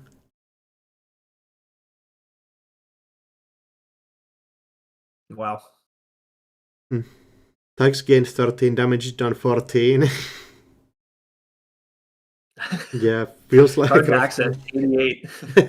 Unique cards access 14 though. That's the old archive access. I feel like we have run archives a couple times a game. Yeah, just a few. Yeah, you just get a couple of access that way. The unique access stat is so nice to have though. Like before that, it was just basically useless. The cards access amount.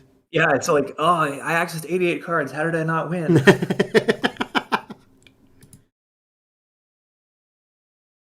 And do we have anything on the bracket? Let's take a look at the bracket now. Yeah, not completely updated yet. Still missing 2 results. Yeah, so eliminated players at this point is Chunky Seal, Cat, OF1515, and Nervous Nightjar. So moving on, we'll have looks like 2. No, okay, yeah. The lower bracket's always confusing. So I guess we'll have some people scooting down to the lower bracket to play some of our people who won in the lower bracket. Meanwhile, looks like Eden is going to be playing, I don't know who won in the Minstrel Warlock game, but then we're going to have Rodom playing Sleeper CZE.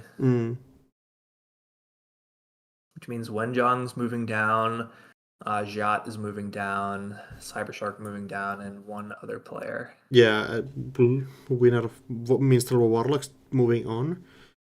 We're just waiting a bit for the result for that one. And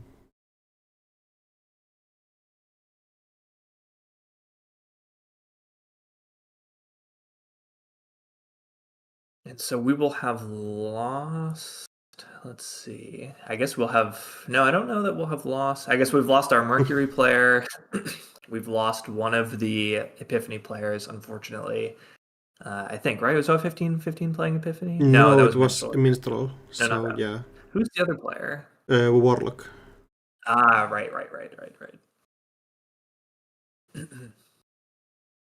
And yeah, it always feels kind of bad going 0-2 in a top cut, but you have to just think about it where like fourth of the players are going so out. Hard. Yeah, fourth of the players are eliminated 0-2, and half of the players are eliminated like 1 and 2. So yeah.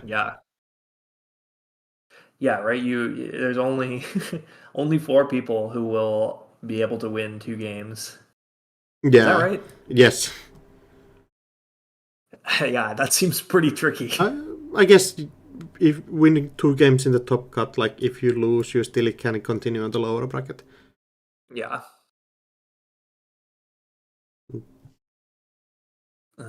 Let's see. Let's see if I can figure out what identities, if any, we might have lost here. So OF1515 playing on the corpse I think side. we lost the only Magdalene. I think so. And the only Arisana. Oh, that's unfortunate. That I think we are still holding strong with the powerful IDs here. 2 Aukos doing notably well, and Leo's just continuing. Couple of them in the lower bracket, although Rotom Appliance still is holding strong in the top lead bracket here. Kind of unfortunate that there's no op presence. I think it's that whole identity was held together by Cybersand. Yeah, it's almost like they got shot in the knee in the last balance update. And maybe for a good reason. Cybersand definitely didn't feel like a card that should have existed ever. No, well, it's like a card printed to do one thing, but used for an entirely different purpose. It's like, here's Yeah. my instant speed tutorable one cost asset that you can't trash because it's Mm. 4. And that's great for like Thought's Hearts and Mind, but it's also great for the tempo one where you're playing it for Humanoid and you're playing it for Tranquilities. And now you can't do any of that. Mm-hmm.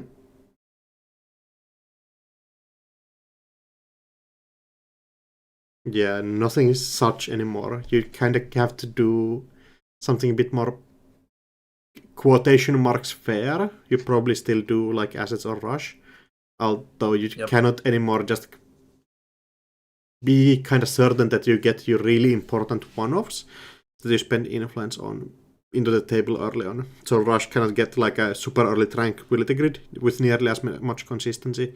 You cannot Yep. get such a easy humanoid resources on the table or anything. Looks like we've got some pairings. All right. So we've got a Leo versus Anacam Lat with Rodom. We've got Mm-hmm. Seb again versus Epiphany. Got Sable versus Leo with Cybershark and Tuno. Magda versus Leo for Minstrel and Natsunaman. We've got Wenjong's Isuak versus a Hoshiko. Maybe we check on table 18 there. That's Wenjong and Davs. And Table then we've 18 got, does sound interesting when yeah, Jung yeah. holding Let's take a look at Iswak Wenjong. down and Davs the European and African continental champion. I'll check to make Just sure they're cool with being streamed. yeah, protecting the standing here, continuing strong in the top cut. Did take a early loss against Warlock. Oh, Hoshiko fighting against Epiphany was interesting. And now having to fight against Iswak. Could be that Hoshiko going 0-2 in the cut would be sad, but sometimes you have to see your That would be favorites sad. lose. It seemed like Hoshiko was going to do pretty well. Yeah, there's at least still couple players holding down the fort. Overlock still continuing in the top cut. Are they both dolls builds? I think so. At least Davs, I think. I think I have heard that from some... Never mind, I was conflating with all the English people in the same testing group for a second. Davs not a part of the process, but close enough, I guess.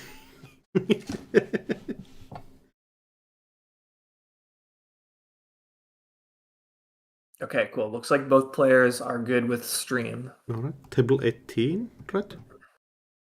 Yep. So, our if we talk about Eden being the one only Seb warrior, Wenjong is like the Isuak's counterpart for that. Wenjong has been playing Isuak for so long.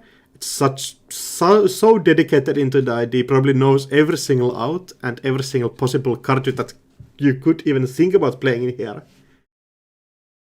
Yeah, so our agenda suite is 3 Fuji, 3 send a message, and the longevity. So definitely we're just going to try and go for the 2 scores here. Yeah.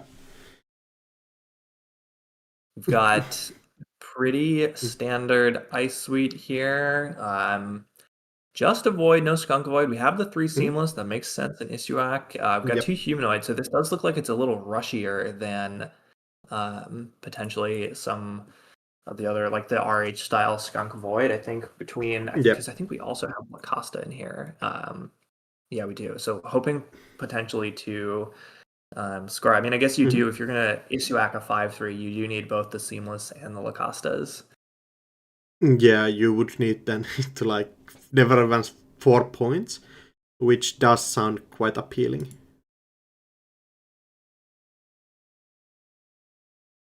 And then on Davs' side, we've got a 6 Matryoshka Hoshiko. We've got, I mean, this looks pretty rag. We've got Bravados. 3 pinholes is going to be pretty dangerous in this matchup. Some stone chips, some nukas, and then just companion spam. So, I mean, that seems like the thing to do in Hoshiko right now. Mm-hmm. Yeah, you definitely need your long-term econ in Hoshiko. You don't have. There's no AI breaker hate in Wenjong's list. So those dolls that's all you're gonna need. And we have the timer going on. Interested to see how Wenjong actually approaches this game. Do we see a card in the remote? We do, but just a Spin Doctor being raised.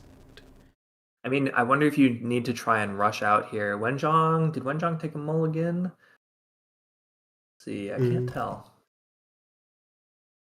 Both players keeping the hand. So Really? interestingly, yeah, Wenjong keeping a hand where the turn is just drawing up and it's protecting HQ. Oh, 2 companions. yeah, that's a pretty good start. Get your Hoshiko, flip 2 companions. One of them is a Fencer of Bueno, so you don't get as much utility out of it, but it's still really nice to get super early on. Trashing a la Costa Grid with Fencer does help a lot. Oh, that's so many cards being set up on the table. You don't get the full Keiko value. Humanoid resources as a punchback. Yeah, so Wenjong probably needs to get, scoring out here before too many dolls come online. But there's the base still. I think probably that's one. You grab that. You could consider the twinning, but I think you want to get that Matryoshka down. Decided to go with the twinning instead. Maybe we do have dolls already in hand, or you think you don't have the econ to contest yet, so you actually get the twinning value more preferentially than you get the Matryoshkas online. Yeah. Yeah, drawing up. That's a twinning counter. Also, twinning will be important here to be able to get enough access here. Running up. Another Gachapon. Another human. Oh, jeez, that's really great. Double Rashida. As we used to say like 6 months ago. Install. Could be just 4 points next turn.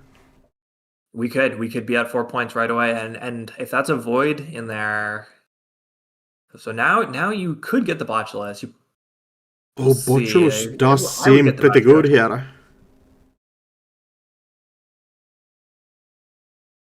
It's either a Botulus or you get the Matryoshka. Does look like we decide to go for the Botulus on the server 2.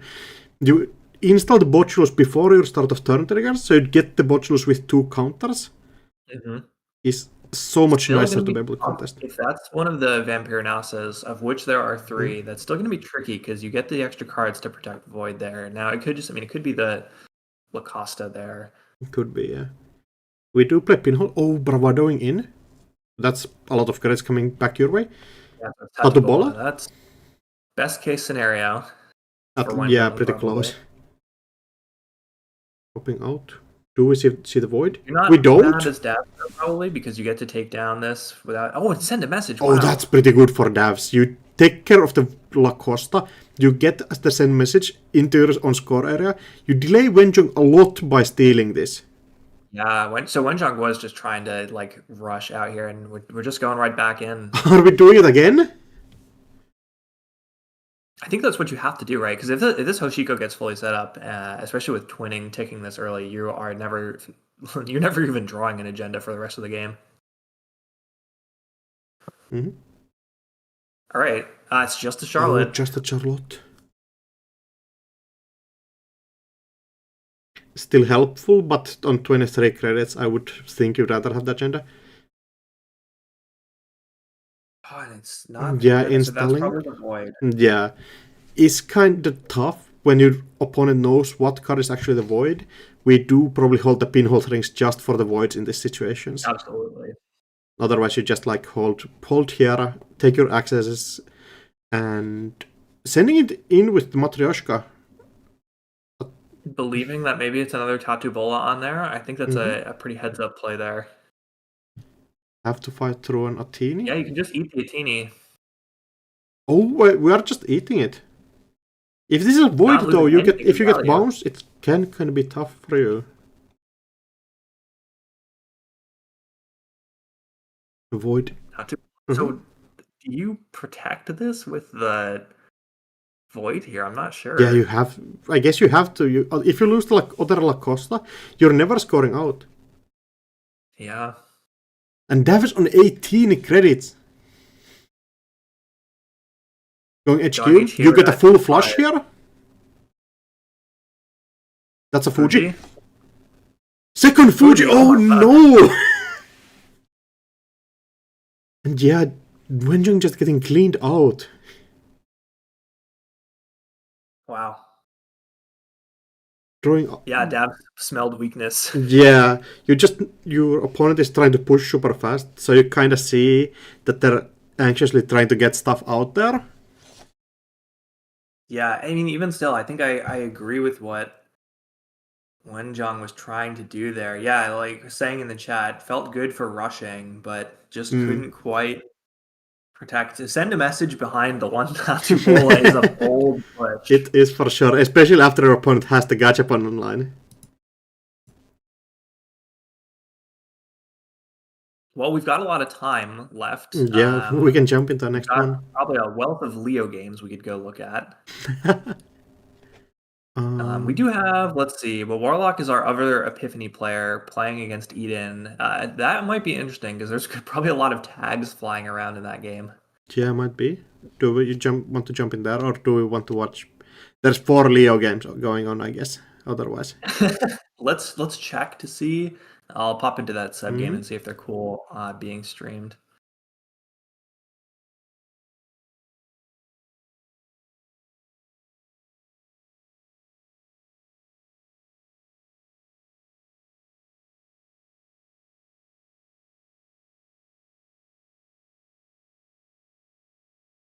it does mean that our We're good for the Seb and Epiphany game. Alright, great. Have to zoom out a bit. Not as much as I was expecting to have to zoom out. Yeah, not actually that much. I guess Seb is the one ID that is pretty good at clearing out the table. Yeah, although it's on a list that wants to heavily tag you, it's just awkward on both sides. I think having the B1000 is probably, like, on the one hand it complicates some of your Seb lines, but on the other it like gives you more opportunities to then take a tag when you have no tags. Yeah, 100%. Yup, there's an Oracle. Apparently, yeah. Oracle is kind of tough. You cannot clear the tag right now, but I guess Warlock doesn't really have the credit for tag punishment card. Yeah, Warlock's not going to do anything about that. Yeah. Starlit Knight. The other option is that you just shuffle it back in.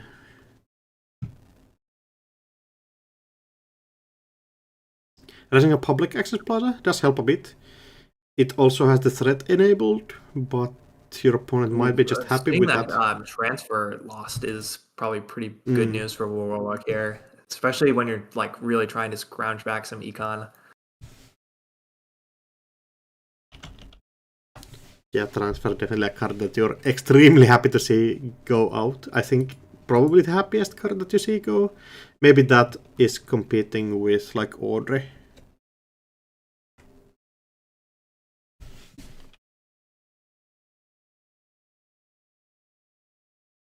Not electing to use Amanuensis that turn, I think, to get Solidarity badge down, maybe? I'm kind of surprised. Oh, I guess there was no way to remove a tag. Never mind. It'd be great if I knew how these cards worked. I am not a Seb player. Yeah, 100%. Warlock installing a... So we're maybe getting some econ back here. 2 publics ticking. Do we know what's in server 3 or 13? Is that anywhere in the chat? I don't believe we know what is in there. I'm not seeing anything. Taking down powers seems wise. Yep, 100%. Still so poor on the Seb side. Yeah, you probably can be kind of poor. I don't assume that tag punishment tag would be there like... is kind of treacherous though, because now shipment is very much online. Yeah, though if you score a shipment, you just spend a lot of credits, kind of just getting points. If you Epiphany a Stoke and then shipment the Stoke, I think that's credit positive. No, that would be kind of hype. Advance. Or freedom of information does work also, yeah. And now shipment starts to look a lot more threatening. Yep. I don't know if there are any 5/3s in this list. I would assume we are playing the... Oh, there are, yep. And in fact, there are 3 of them. 3 Yeah, you next kind of week. have to play those just to keep your agenda density down. You would love to probably play Bellona in that slot, but... Yeah, that would be pretty great. Yeah, but... The higher-up powers deciding that that's not alright. At least... The Warlock list has the 1 Retribution, which is Oh. really funny for the Matryoshka players. I don't think it's going to be relevant here, probably, but... I mean, Retribution into a Audrey is pretty sick. Retribution into the buffer drive, if you're trying to hold it for the Ashen, is pretty funny. And Sebastia also is just for the basic action only, if you trash. So Sebastia maybe on a really key important resource could be interesting. You'd have to use Trust Op for that. Retribution sadly cannot target resources. Really? No, huh? They added a secret line of text on there? They had to split it across 2 operations. It would have been too good otherwise. Okay, that's probably fair. Programmer a piece of hardware. I would have always assumed it was anything, but no, you live and learn. Yeah, Trust Op was pretty good in the jammy, rushy R+ that was popular in like the beginning of the 2024 meta. Yeah. But it hasn't really seen much play outside of that. But then, I mean, you could use it to get a free Hydra there, so of course you're going to play it. And we're using Epiphany three times here, just installing everything on the table without even having to put cards out of HQ. Here we go. So here's the transfer. Might you be take a tag here. So if there's a B1000 on the table, you can end the run. But it looks like that's not happening here. Oh, nope, there it is. Yeah, 100%. That's such a key B1001. Other option would have been like to rest everything on the table and just duck down on credits. This seems better. Yeah, 100%. Wheels also not like the most important card here. Like, you get your extra run. So Wheels, I mean, you can bounce. If server 8 ends the run, you can get another tag and get something down. You really need another credit, though, so you can get down a friend of a friend here. Yes. Friend of a friend would be such good bounce back, but just missing it right now. Also, kind of funny that amanuensis is whenever you remove the tag, so B1001 not triggering that. That's pretty funny. And I think B1001 was errated that you can use it only during a run, so you cannot like really stifle amanuensis by like taking the tag out from under them. Is that true? Yeah, it got errated by the rules change where you... Makes sense. It's also, I guess you could get synapse value from it. Technically, but I think we can give all the benefit to synapse that we can. Another beta 1001 on the server does mean you cannot trash one and be happy with it. You kind of have to take care of multiples. Yeah, it's so like trashing one, okay, fine, but spending 2 clicks and paying 6 to get rid of B1000 threat is that's like almost never happening. It's weird, like they kind of almost protect each other. Yeah, that's really interesting. Because it's like the value, just the resources you need to spend to get rid of them both is pretty rough. Yeah, 6 credits in a game where you have to click for every single one does seem extremely challenging. And these public access plazas just like generating huge value. Oh, we might be bouncing something! That's bad news. When you see the working prototype being raised, that's like a window that something really nasty is happening. And so can Warlock res 2 more cards here? If not, that almost like is telling that server 8 might be an agenda if we don't see another couple of reses here. Yep, it's a Hollow Man, and there it is. Yeah, up to 5. So what do you bounce here, do you think? Just the wheels? That seems like just makes sense. And Sebastian, not saving you from the bounce back. No. You do get to 1 draw with Solidarity Badge, and you have 3 credits online. It's still stuff. You kind of need to trash the 1 working prototype that's on 4 counters, so just don't lose everything. You also need to take care of the Hollow Man, or you might be toast. Yeah, you can't. You're not scoring the next big thing here, but if you get cryptoed, it's bad because you're back Yeah, down to 0. crypto, the stoke, the embers would be so huge here. Anything like, yeah. Even a tomorrow's headline would be kind of bad because then you have a tag that you weren't really expecting to take. Yeah, like Epiphany tomorrow's headline and attack punishment would be horrendous. Yeah, I wonder what you take out with that. Mm. We'll see what happens. I think Eden has a tough choice here. Yeah, it's time. It's definitely getting pushed into a lot of different directions. First, contesting this, going after the spin. Maybe trying to get a shuffle and opening up R&D. Oppo and warm reception going back in. Yeah, so are we just gonna try and rip R&D here? I mean, that's the spooky thing always with playing these yellow asset lists is you can just rip next big things off of R&D. Yeah, especially with next big thing not defending itself like Oppo Bologna did. It's even more volatile to that. The higher up working prototype getting bounced. 100%. Just having the one, and we do see 2 warm receptions out in the bin already, so this working prototype will take a while to be able to actually do anything. Yep. Seeing the same Starlit Knight in HQ, maybe a second. I think there's just is there just the one? There are 2 in the list. Oh, there's the next big thing. So we're up to 4 points already. And I feel like we have to start defending HQ a bit more. Or R&D. Yeah, or R&D, but wherever the rest of them are, you kind of can't afford to just cough up accesses at this point. Could even be like a tough Oppo line here. Now with 2 B1000s on the table, Starlit Knight will defend either of those because Eden is not presenting any way of breaking them. Well, that's a new remote. So we'll see if Warlock chooses to ice those up.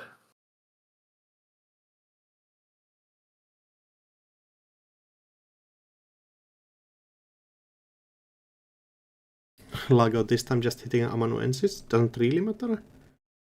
Epiphany clicking. I wonder what the install was. We do have a powers on the table, so you could go for a score here. If you hit Stoke, well, we've already had it installed from HQ. Interesting. Oh, and just icing up. And top of R&D probably safe with Epiphany. Right, like I guess you double ice there if you think that maybe you're holding another next big thing, or maybe you're just like, I want to end the game. Yeah, 100%. And if you are holding 2 of those, next turn going agenda in server 8 and just hold does seem quite promising. Yeah. Yeah, if those are tagging ice, you've got 2 B1000 on the table, it feels pretty secure.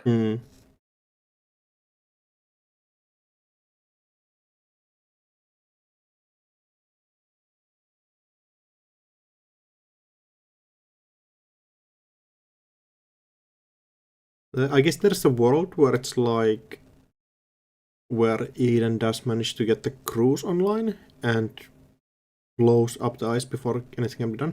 Running R&D, just go and make sure that you don't let your opponent sneak the next big thing through. Well, Warlock did Epiphany that turn, so probably had knowledge that R&D was okay. Yeah, the runner still has to make sure that the runner is not pulling a fast one. Yeah.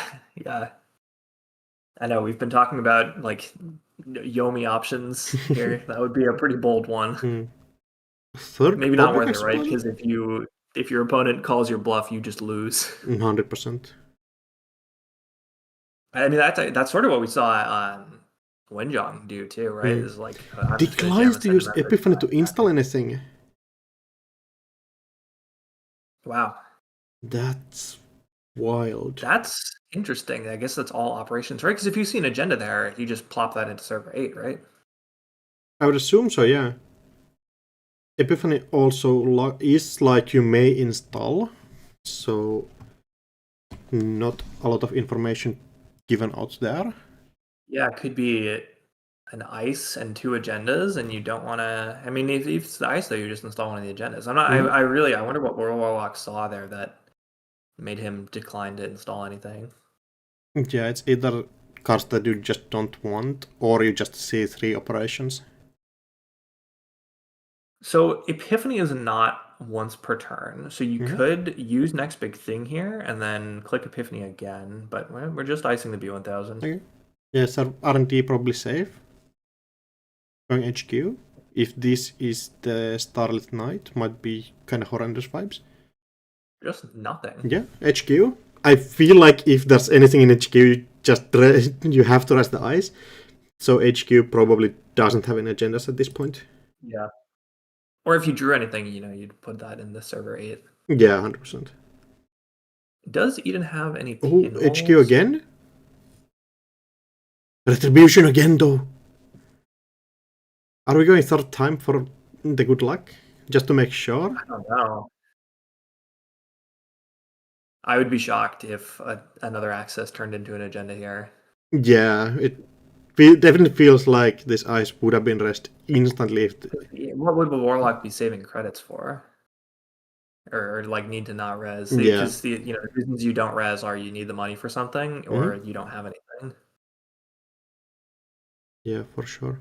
But 11 feels reasonably liquid here. Yeah, I think all of Eden's influence is tied up in transfer of wealths and the Ashen buffer package, so no pinholes. Going HQ back again still. Maybe there is something in there. Oh, take a tag with crew just to install wheels? No, ping getting rest. Last action though? So we don't have a window to clear the tag anymore. Crewing it out? And we're getting a second tag. Still accessing the retribution though!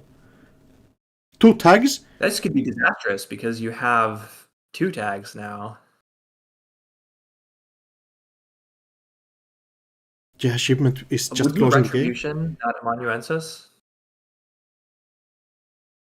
Retribution, Amanuensis, Retribution, Solidarity Badge. Anything here does seem quite fine. Amanuensis probably generates the most value, although Solidarity Badge clearing them is huge also, so...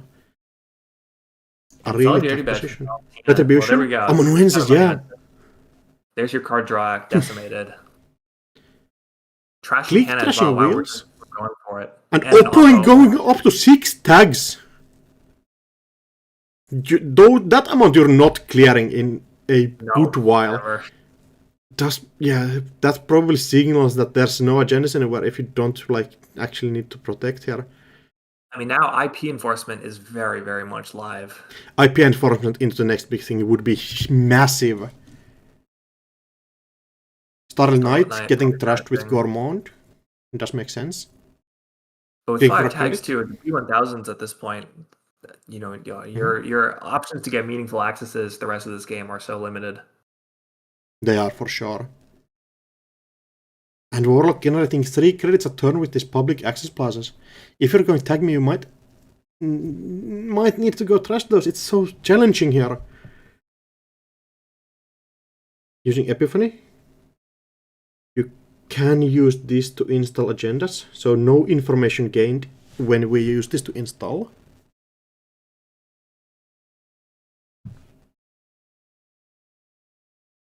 Install. Losing a crew is not good either. Yeah, a crew definitely a card you would love to see, but you just cannot take everything you have. Server 8 does threaten an agenda here. Also, you just cannot run everywhere. B1001 just blocking you completely. And yeah, I feel like I wonder if Warlock just needs to click working prototype a couple times. Yeah, I think that's exactly what's going to happen. Yeah, and shuffling the Oracle back, that's so huge. Interesting, yeah, because now you're kind of safe again from the random access. Yeah, you just don't lose to a single next big thing access anymore.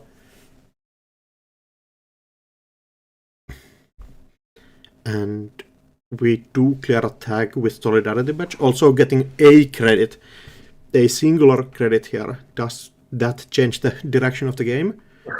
We'll see. It doesn't seem likely. You still have 3 tags to contend with, so... You do, but that's less than what you can do runs, so... There are odds worlds where you can good. do I think something. that one of these server 8 ice is gonna give another tag. That is true. But if you get an ice We've got virtual service agents, ping, Starlit Knight, all of the ice in this list will give tags here. So yeah, these B1000s are going to put in work. There's like a world where you do have an extra wheels. We just do see just a singular copy in the bin. If you can get the wheels on table with a tag or something, you might be able to run stuff. But definitely. So that's... Oh, Gormont running R&D. We might be seeing 2 cars deep. Gormont trashing 1 B1001. Second run on R&D. Oh, with B1000 wanting this, you're not getting any access. 0. Complete lockdown. And the last one also. Could that be game then in server 8? Does look like it. Holoman. Advance. And Warlock just closing it out. The B1001 setting a complete lockdown. Yeah, that seems hard for the Zeb player. Yeah, the matchup, like, interestingly, in the previous times, I would have assumed Zeb, like, destroys every single asset deck out there, but we have kind of lost a lot of the cards that made it kind of miserable sometime. Yep. Yeah, that B1000 really is miserable as a Zeb player relying on tags. Yeah, B1001 just destroying. B1001, the transfer that we saw ended with B1001 was like so horrible. And yeah. We, I think, can still catch end of the table 23. Yeah, let's do it. Oh, looking like a typical Leo game. We have just server 1 totally trying to being iced out, and R&D with a singular ice. Does look though like Sleeper has the money here to crack this remote. That's going to put Rotom in a tough spot too here if Rotom elects to use Leo. Yeah, Hagen not doing anything, Boomy being broken by 2 credits, a couple of times at least anymore. And 2 strength Hagen is really sad too. It is. It's always sad when you see Hagen going down on credits, especially like last meta when he had Cleaver. Getting Hagen down to 3 was so horrible. Yeah. And do we see access? I wonder if Rotom needs... It's just Mercia. I think that's good restraint here, not to blow any resources. I mean, it's just Mercia, so I guess you don't really care, but you're going to lose either the Boomy or the Mercia if you use Leo there, so might as well make the runner have to pay for it. Oh, Harmony AR triple even. You get all your best cards back in the deck, so Creative Commission, Pinhole Threading, basically every single econ card I would assume.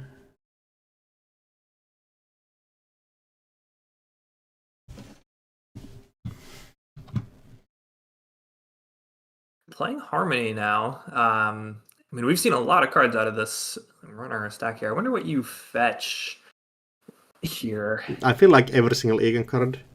Cataloger, Jailbreak, Pinhole Threading, Simulchip, Share Gamble. So a mix of econ and a win conditions, sure. Playing Jailbreak is actually super interesting.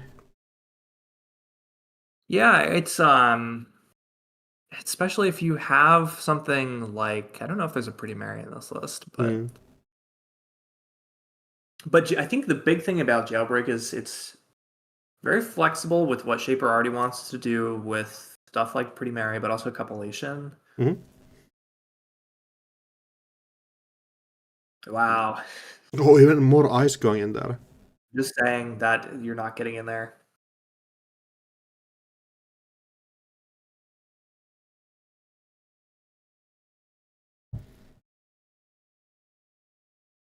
And yeah, it's And with the brand on R&D, it's just not really feasible to be poking there for singles. mhm.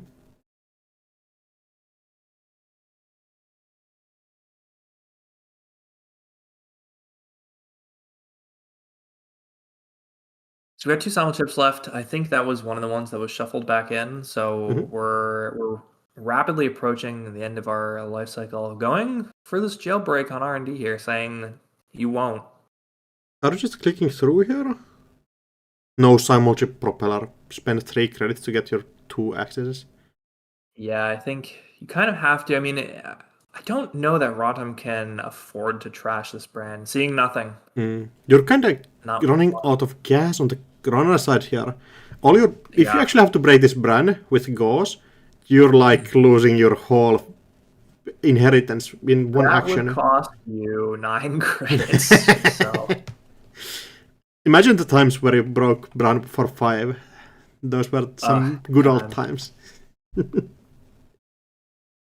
Yeah, Do like you know what? You can break it for 1 in standard a couple of ways. You can do the Vegemite thing, obviously, but you can also do slap vial or slap and poison vial in yeah, that Narasana. is. You can also even click through it with poison vial. That was True. every time you play against Bass with this, it does feel kind of horrible when they do that to you. Yeah, it's you don't really expect to be playing against much Baz, but it feels pretty When you bad. do, it's horrible. Clicking Rodham draw? probably just trying to draw for agendas here, but Oh, you know, playing not predictive finding one with the first planograms. clicks, That's like getting a some money. that's an interesting difference to a lot of Leo decks we have seen previously, which decided to go Hanses instead of predictive. It does help you bounce back from low credits. Yeah, it does. It's And I also think the flexibility of being able to draw when you really need to push and you have a window seems useful. yeah, it's like a surefire option at least. Pinhole threading, and if send a message, Oh. yo, you might. But can you get in? I don't know if you have the money. Yeah, We've seen all 3 overclocks. No, we have 1 overclock left. So getting in is going to be really challenging. You can get through Hagen for 1, MIC for 4. That's Root for 5. 2. So that's 7 Yes, already. 7. But who knows what that outermost Yeah, is, if that's a right? Like brand on the that's outermost, I think that's looking quite challenging, especially with the Leo ability and the MIC combined. it is really interesting that the because you know it's in some ways it's very similar to Ag Infusion. You have the end to run ability, but the Leo Ice or the HB Ice, I guess, in general, is like you get to have 3 brands and 3 MICs in faction, and it just makes the remote feel so much more impossible to get into.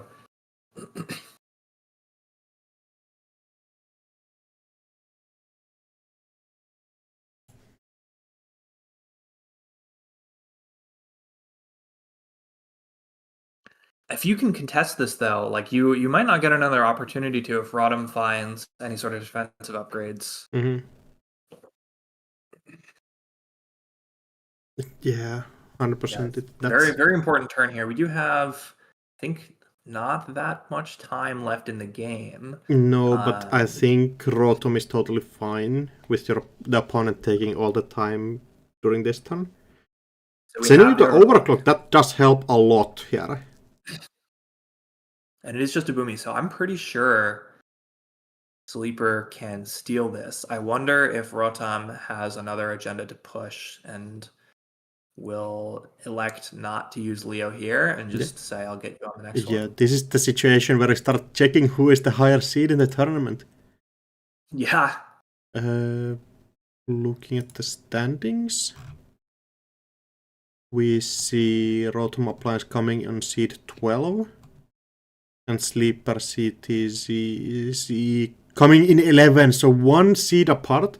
Wow, but if the game is tied, the winner will go to the player with the higher seed. So Sleeper CZE would win the game if this goes tied. Spending out of credits here. We see the bounce. Yep, Leo. So you need 9 credits to get in, I think we calculated. So I don't think telework's been used yet this turn. It hasn't, but if you use telework and run, you will get a my seat, I believe. That's true. So you can... I think you have to run, but you have to use propeller, you have to use everything, and like you cannot simul-chip both, so you have to spend a lot of money on the Hagen or the Boomy. Or let part of the Boomy fire, which would be disastrous, maybe. You need $9 total to get to break this, right? Though, because you need 4. Oh no, you need 7. You need 7 credits to get in. I mean, you have to like part of the Boomy fire. I would take assume. 4 damage, I guess. Yeah, core for sure.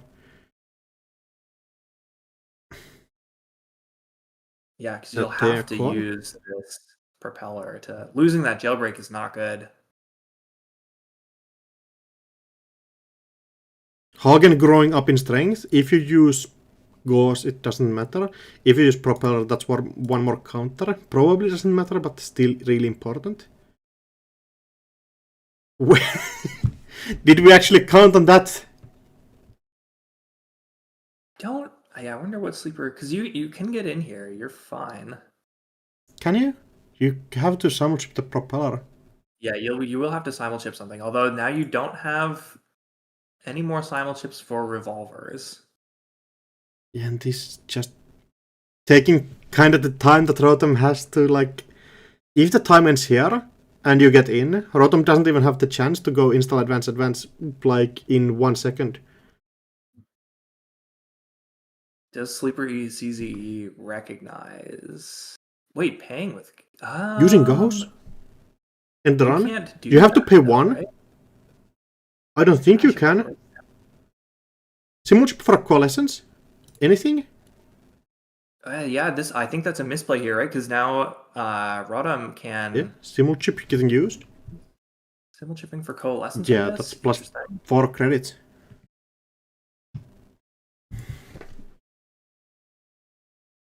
Okay, so we'll get the send a message. We will.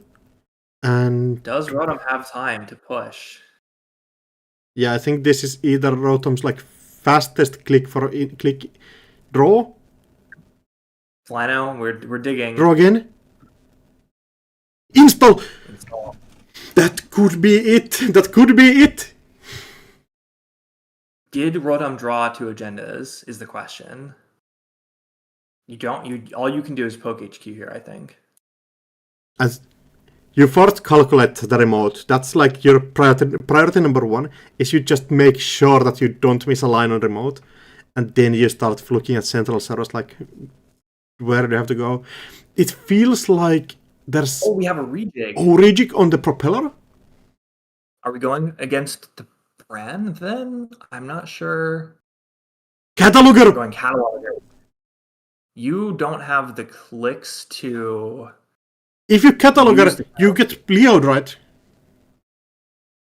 I think Rotom will do that too. Oh, no. Undo click. Oh, I'm not even asking if we can take the take back here. It's pretty simple. Yeah. There's no information being revealed. Yeah. Stressful situation. I really hope for Rotom's sake that is an agenda, in fact, in server 1 there. So rejig, propeller. Yeah, we're still doing it. It's the same line. No, it's fine, huh? No, it's fine. Run on R&D. 1 minute remaining. Propeller. Can Rotom advance and pass turn quickly will this get Leod? For sure this will get Leod, right?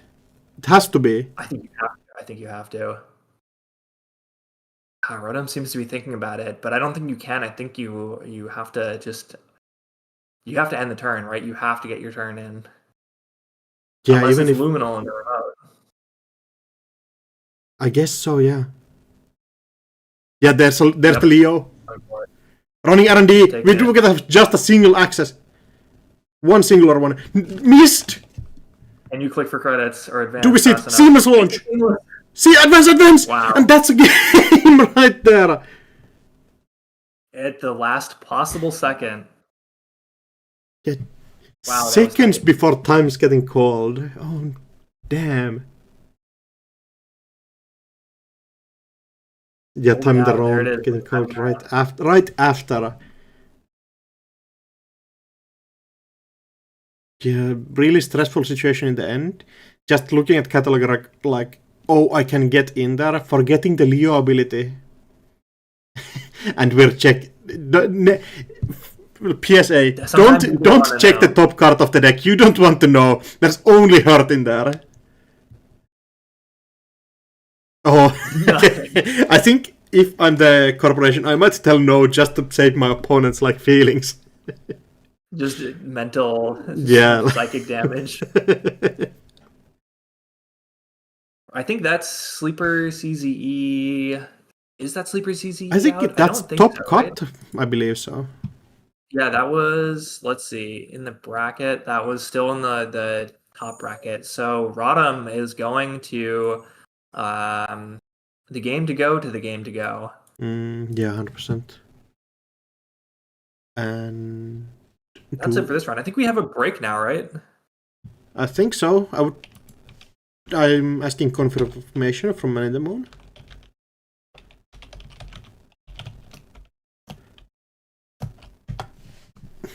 I think Man in the Moon running tournaments with reasonable breaks. Always nice to see. Yeah, it's a grind to play this much Netrunner. 100%. So to recap, we will have Okay. then I think we have 6 players left. We have a Mm-hmm. Warlock, Rodham, Jot, Davs, Minstrel, Tuno. We'll have a Warlock playing Rodham in the upper bracket, and then we'll have Jot and Davs and Minstrel and Tuno playing in the lower bracket. But I believe that will be after a little bit of a break. Yeah, so 30 minutes break. Go out, stretch a bit, and hopefully I can see everybody back here in 30 minutes. Yeah, I think I'll do just that. I'll be back. Alright, and I'm cutting us off.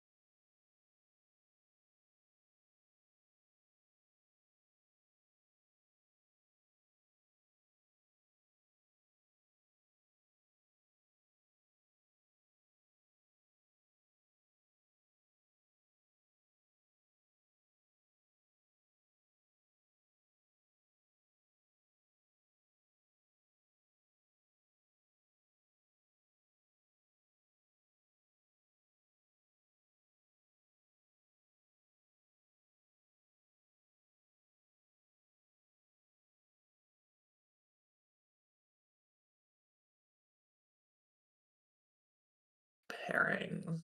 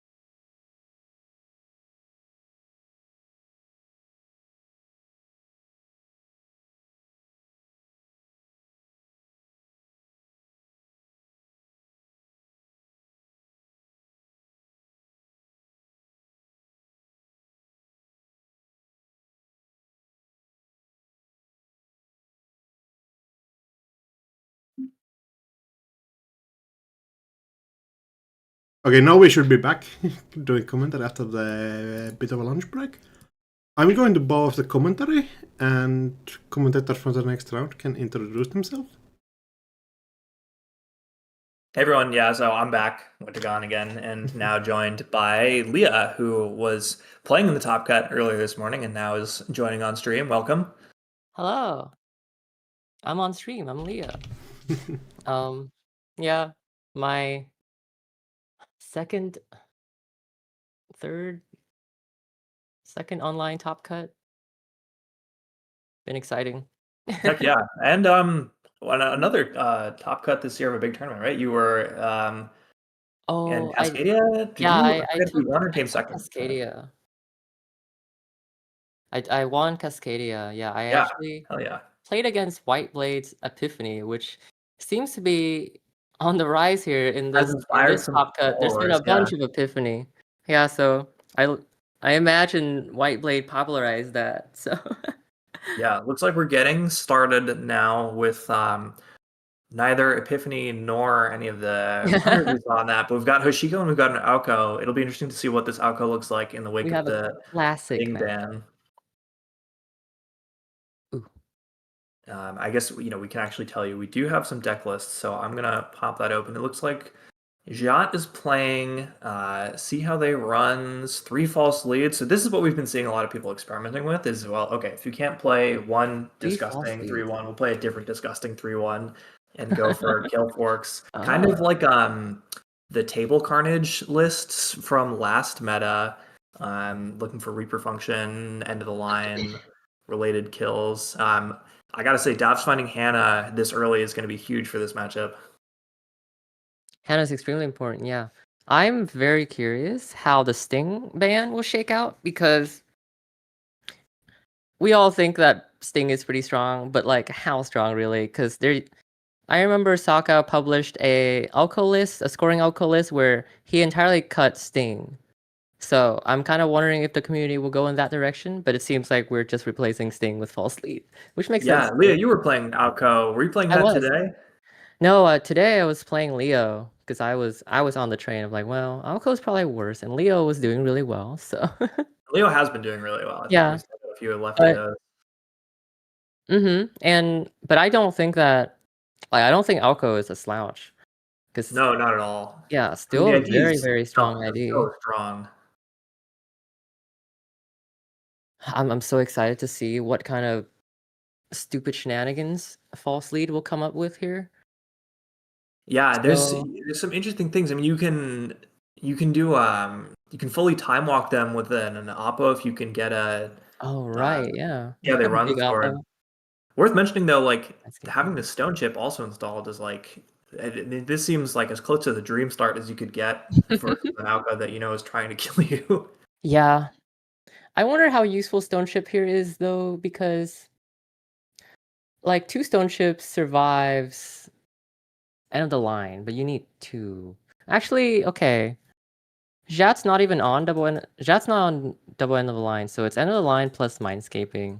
So it's end of the line, mindscaping is probably gonna be Yeah, the well, you've kill also got combo. if you're getting the tag from the see how they run and you've got a FOT on the table, that's potentially another like up to 4 damage because Yeah, there is some FOT and then something from the yeah. see how they run. There are so many different kill lines that I can't even enumerate them all. When it comes to Elko, like, do you have a see how run on the board? Do you have Moonpool on the board? Do you have false lead scored? It's like there's so many to enumerate. Yeah, so we're icing archives here with a lot of face downs, so suggesting possibly an aggressive Regenesis push, and Dav's not showing any way of breaking ice, so this could immediately put the game into a very precarious position for him. Getting a Botulus, though, that's huge. If this is the Regenesis push, you have to go after that. Mm-hmm. Very, very good hit. Oh, Yeah, actually, white space, all no. you need to do is break the end the run. Really sad to Yeah, but have to you lose lose 20 three, here. so Oh, it's and you not as can't good as trash I the thought. Moonpool. So there's four in archives. In theory, there's a way for you to fast advance a Regenesis here. If there is Fuji plus two more agendas in archives, in theory, you could install Regenesis, Moonpool, advance Regenesis, and score a Yep. Fuji. But you can't, the agendas can't be in your hand because you can't pitch any agendas if you want to score Regenesis. Yeah, it looks like I don't Jot's think, maybe thinking I about don't whether think, or not. Yeah, so probably yeah, doesn't have it this turn. it's just not very likely. Yeah, and then, yeah, Cohort already trashed cards, so that's not happening. So what I'm wondering is what kind of tech we have here for Hoshiko. So I know that we're probably moving away from asset tech as a whole for Runner because we're anticipating a Glacier meta. So I'm expecting a lot less asset tech. But I mean, Davis already put down a Hannah, and I know there's two Fencer in the deck, so those are great asset techs. Yeah, Um, big respect for asset spam mhm, list. I yeah, think Fencer is nice too. That you know, the buildup of credits lets you if you need to clear out a big Leo remote mhm, or an RH remote, like it kind of functions that's there too. true. So Yeah, it's especially reasonable because elsewhere. he's running three pinholes, so can very easily spend those Fencer Exactly. credits. You can trash Tranquility Grid with it. In this matchup, you can trash FUT with it, with We're Pinhole just clicking Fencer. up for credits here, which means if there's a Regenesis on the table, Jacques gets it Oh, here. And I think Dav's oh, that's a uh, very awkward just turn. opting to have to take a turn here. But no, looks like we're scoring Mm, a Regenesis.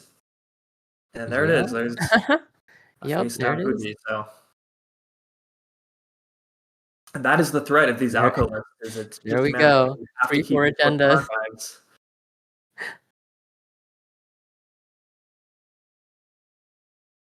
Yeah, it's looking really good for Elko right now. They're up 4 points.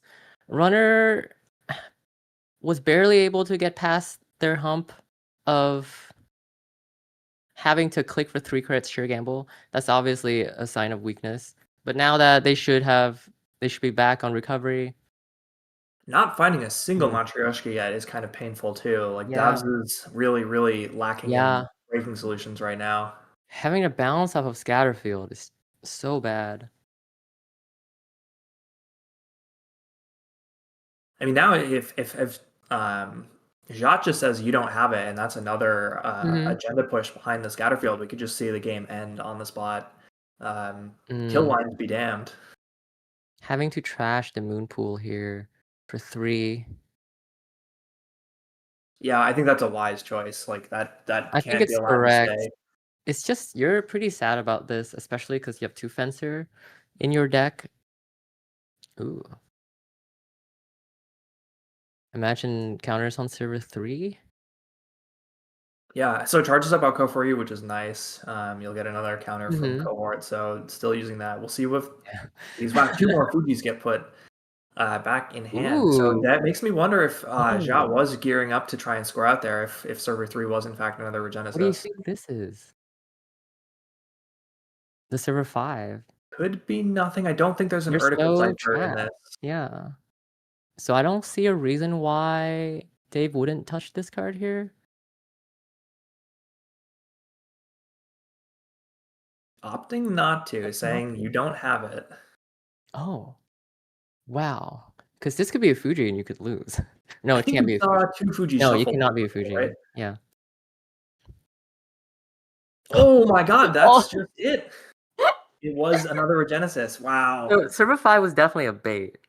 Yeah, just rushing out here. Like Bladder Ward or something. Or Dab's not able to find Matryoshkas in time to contest here. Well, that was pretty fast. We've got plenty of time. Maybe, and I think actually that probably means that's Dab's out of the tournament. It was a really good run. One of the last Hoshikos, not the last, but maybe let's pop in. I'll check and see if the Tuno Minstrel game is okay being streamed. That was a fast game.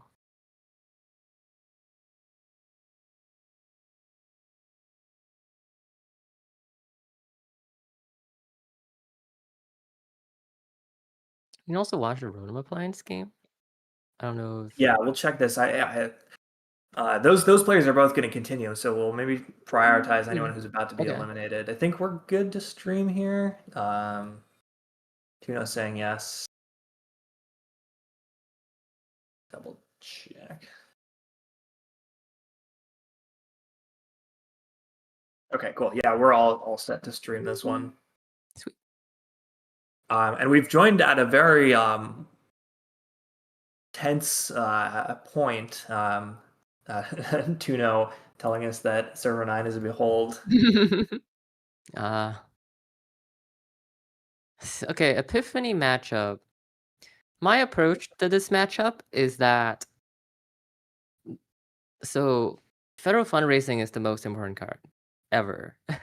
It's the it might be the only important card Epiphany has. I think B1001 is also a very important card.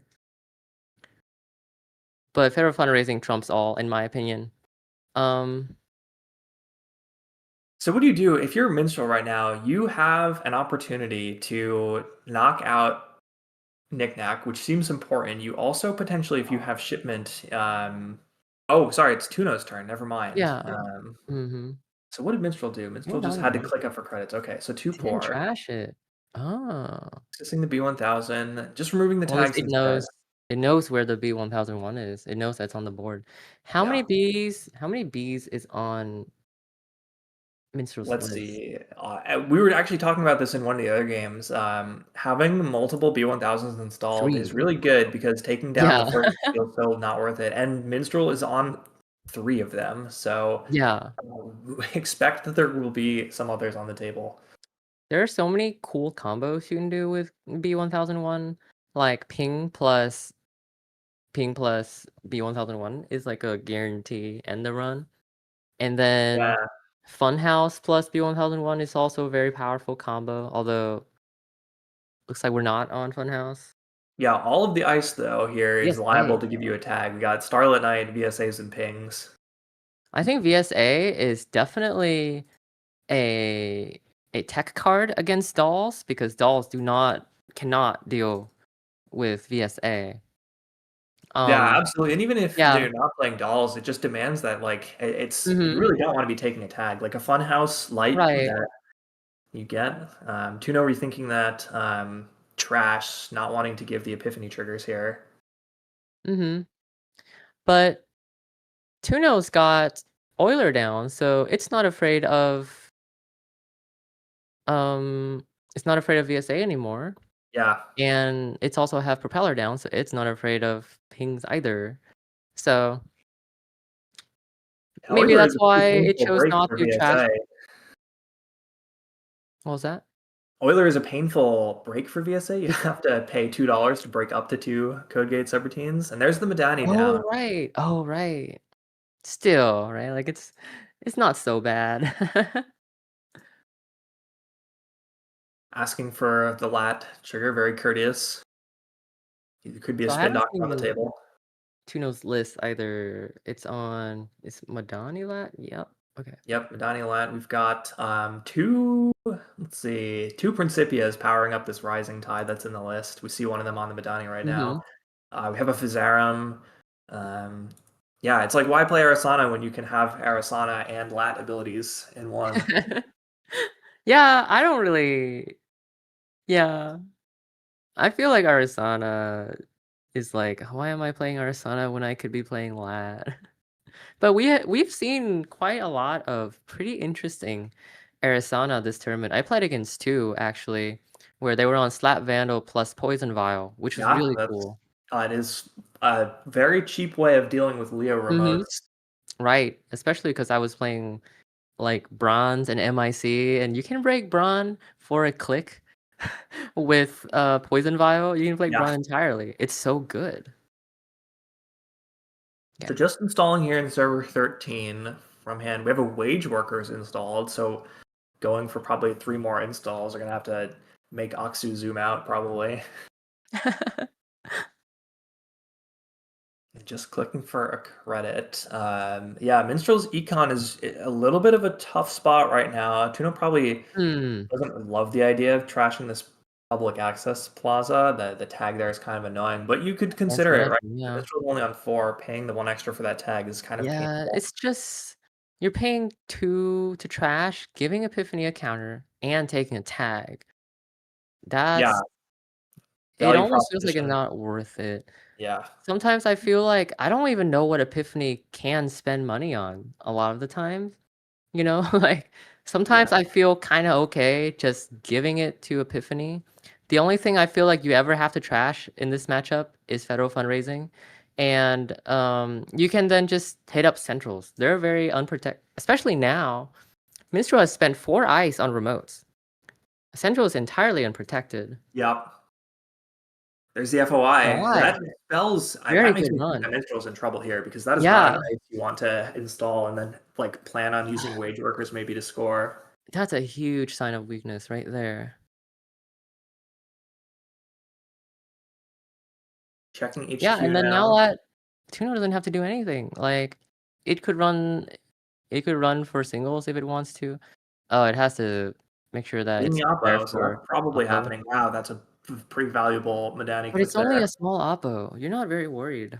That's true. And you have a Hannah. Not that I would think that it would spend the Hannah to clear tags, but you can if you really need to.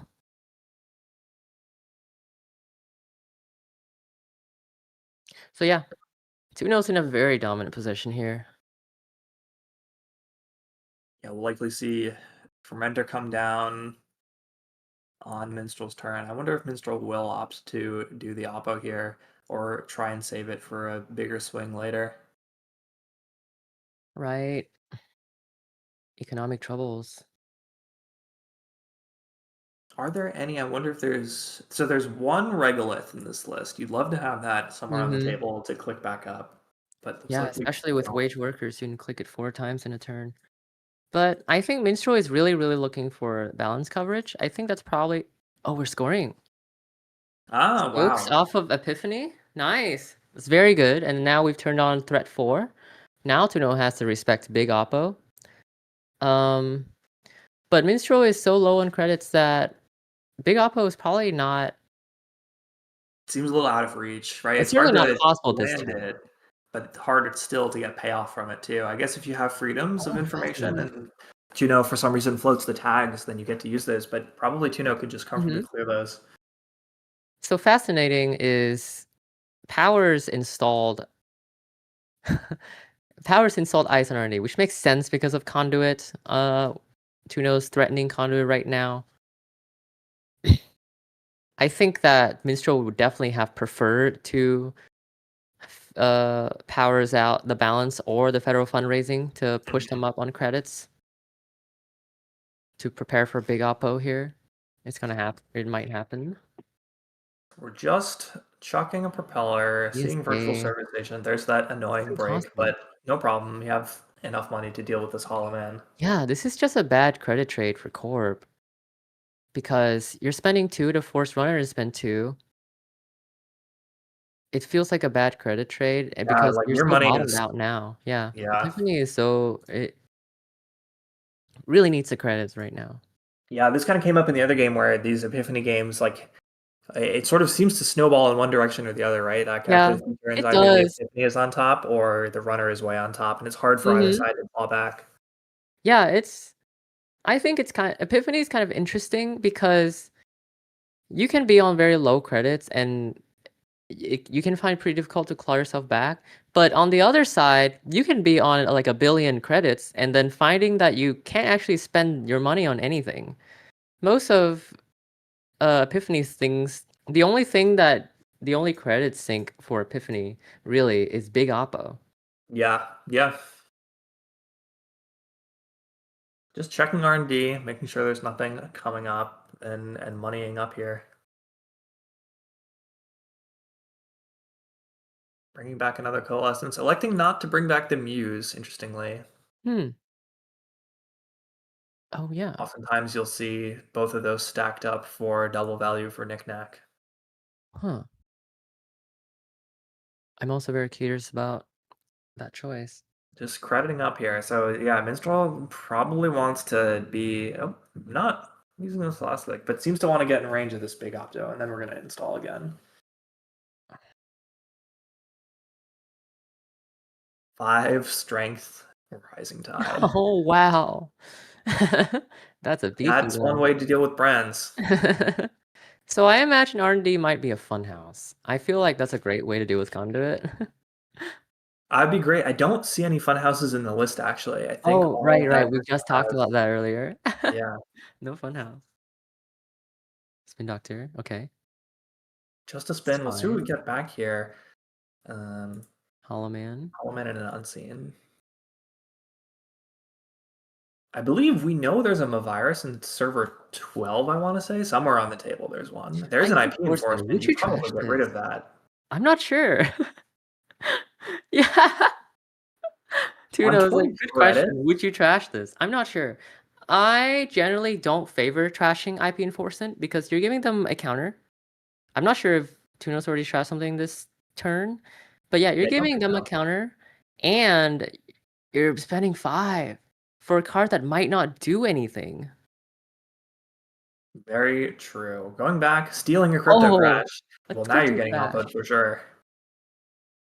Well, maybe not for sure. Yeah, and also trashing the IP would turn on Oppo too. You're right. Looks like halftime left in the round. But Tuno is super prepared for a big Oppo here because it can either straight up clear 4 tags and Minstrel can't even threaten anything.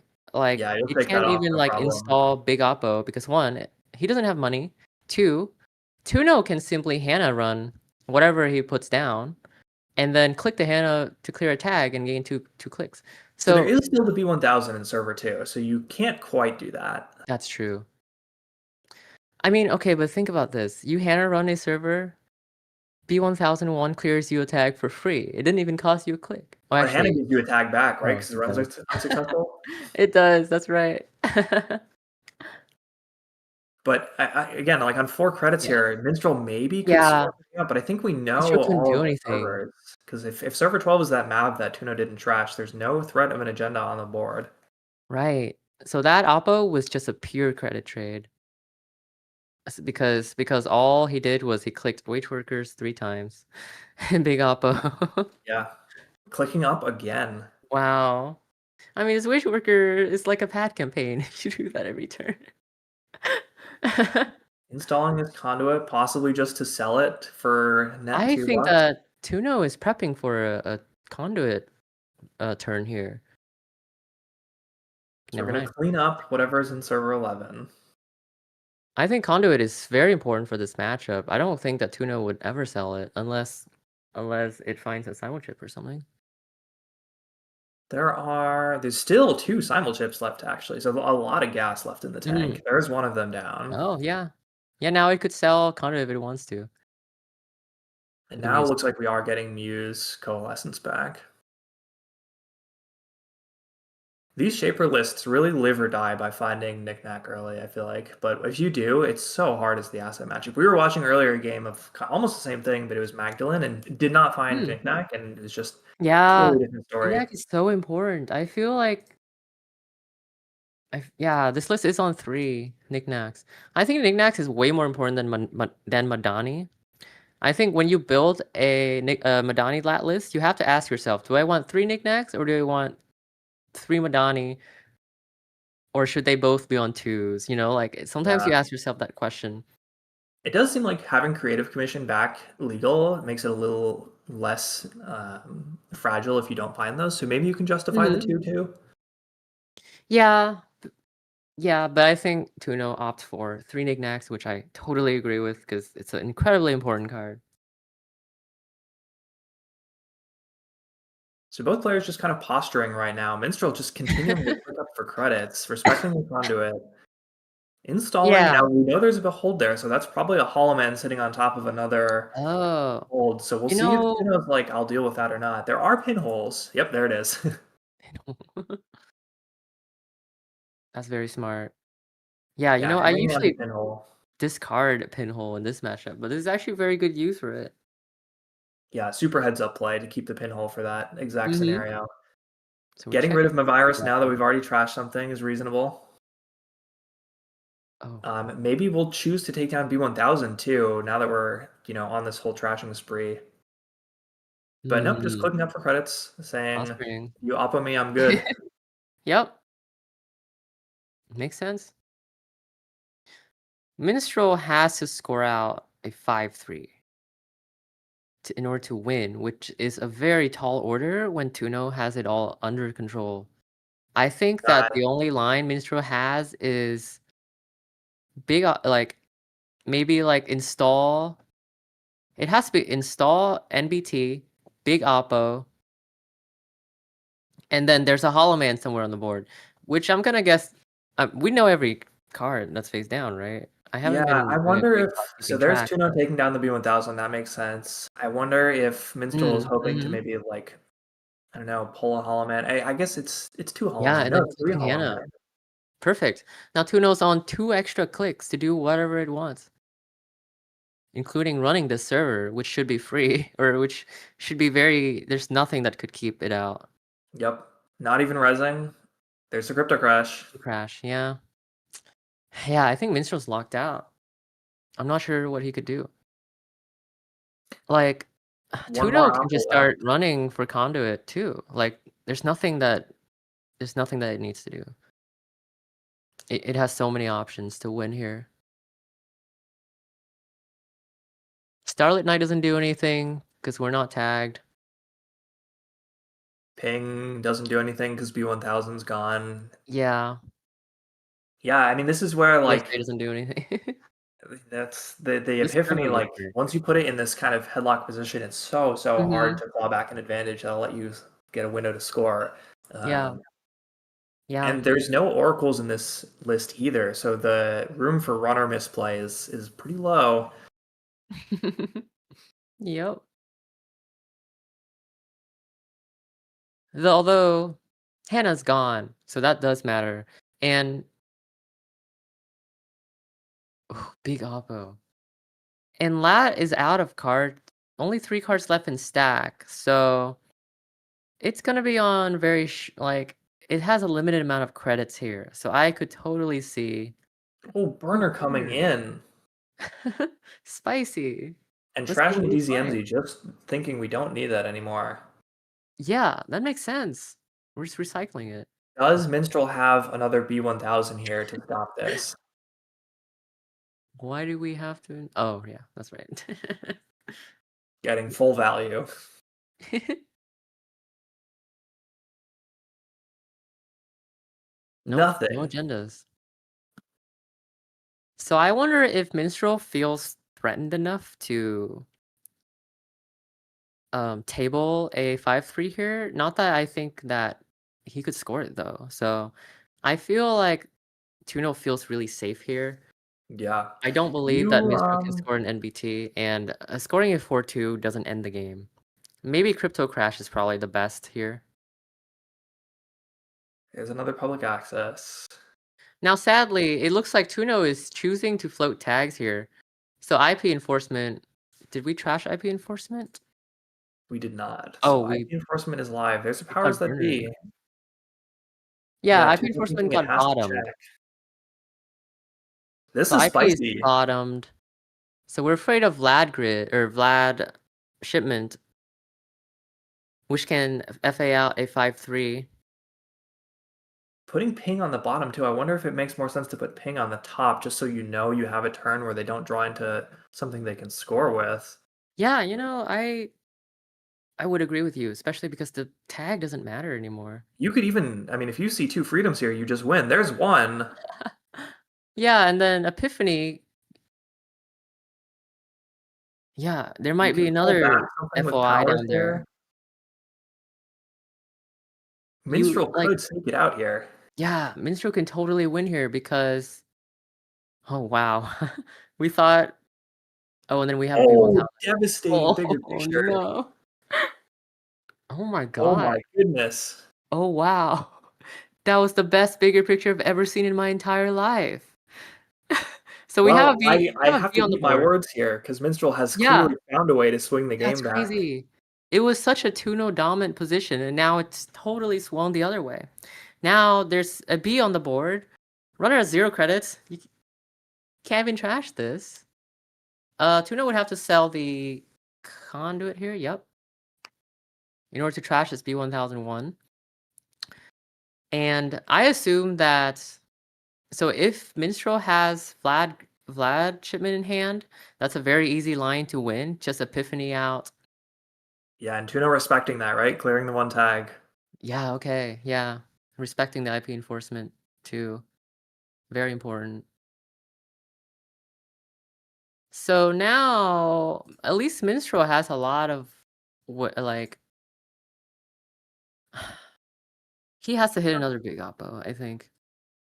Well, they're all in the bin right now, so first Minstrel has to hit the last Spin Doctor. Mm-hmm. Actually, the bigger picture removing 2 tags was really important because now Tuno just had to clear 1 tag instead of having to clear 3. Right. So we'll see here. We'll see how Minstrel can tag Tuno. The only thing left is the one of all 3 oppos in the bin. Never mind.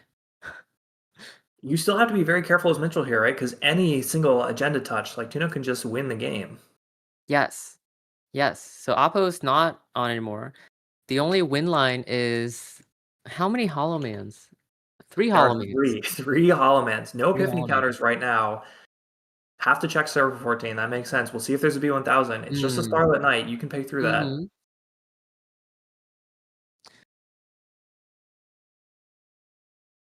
It's the freedom. Oh, GG. Wow. Wow. What an end to that. Wow. I think Minstrel's only line was finding a Hollow Man and then Epiphany out either a 3-2, which is freedom of information is a 3-2, or Epiphanying out the 2 Stokes that he has left. So those Yeah, were and that's what kind you're of the talking about, lines. right? Like you have all of this money as Epiphany, but like what do you do? Yeah, how do you win? The runner cleared their tags. You can't do anything. What are you gonna do with this money? Yeah. Wow, GG. Yeah, Very incredible well run played, by Epiphany. Tuno, incredible run by Minstrel. Cool to see we still got an Epiphany live, and I think that's our last game for this round. That was So a great game. I'm glad I witnessed that game. That was wild. Yeah, Epiphany stocks rising. So cool. Cool. Well, so we'll have in the next round then, and I guess we'll have Jot playing against Minstrel, right? And then one of them will play whoever Mm-hmm. did not make it through in the other one. I don't know who the winner of the. It looks like Rodham made it all the way. So Rodham is locked in for the finals. So we'll have, yeah, I guess. Actually, I'm having trouble reading this bracket. I don't know. We'll have some combination of these players. Not many left, but that's actually Yeah. as far as I can go today. I got other stuff I have to do. But Leah, it was great to meet you and great to Yeah. jump on It's some great to comms cast with you. and stream. I hope you enjoy the rest of the showdown. But this is where I dip. Thank you. Bye-bye. Thank you. Bye.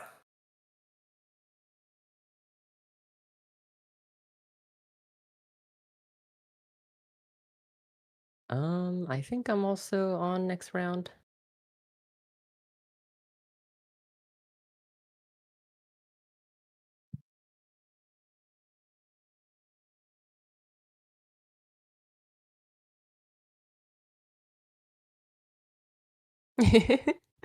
Gotta juggle a full team of commentators. Everybody, everybody wants to commentate. It's nice and cozy, yeah. I would love to cast more. I think it's a whole lot of fun. I get to play Netrunner without playing Netrunner, you know? Hello. Hello.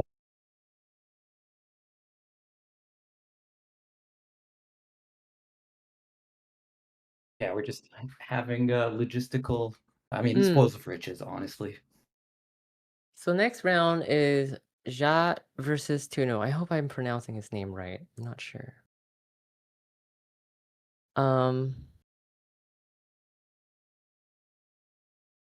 We just saw a very spectacular lat game from Tuno, and then it's gonna do that again against Alco. So let's see how that goes.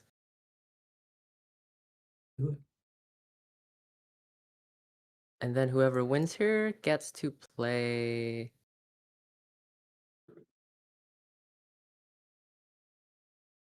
Whoever wins here gets to play Rotom, it sounds like.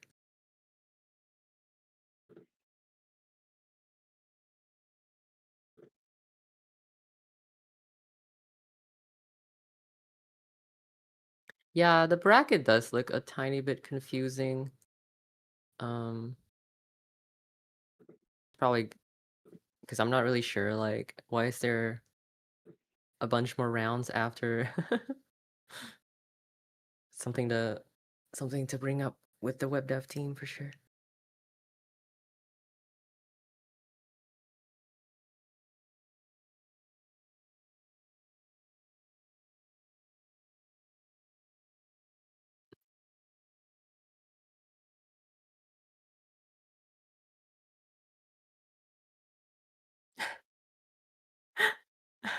The bracket's messing me up.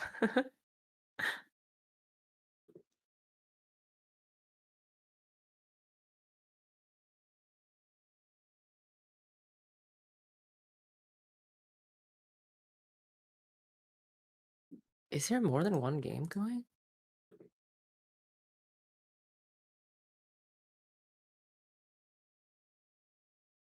Oh.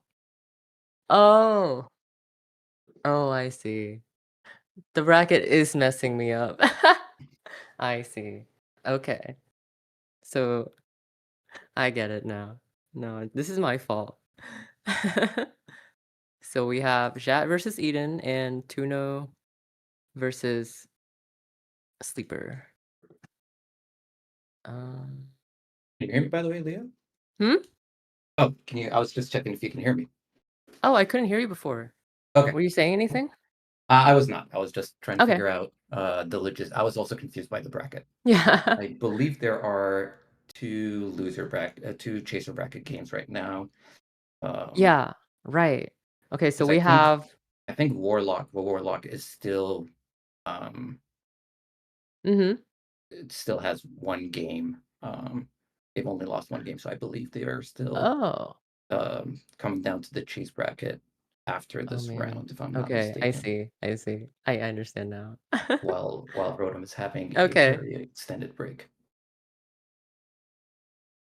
So we have Eden versus Jat, Seb versus Alco.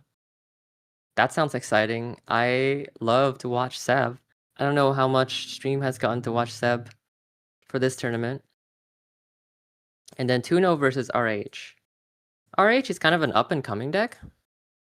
Sounds like it was popularized by Not Again. And a lot of people are running RH now, which is really cool to see. Just a very slow, methodical glacier deck. Yep, and always respect the why am I forgetting the card that Oh does a my lot of gosh. damage? Sleepers on Sisyphus. Oh Jesus. Oh wow. Do we want to put the stream through that pain? Let's do it. All right, let's do it. Let's put stream through this pain. I need to watch RH games so I can learn how to play against RH because I lost to one.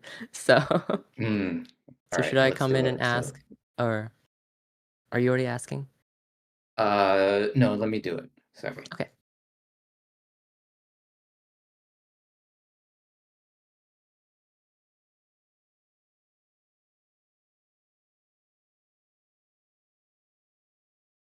Okay, we're good. We're good?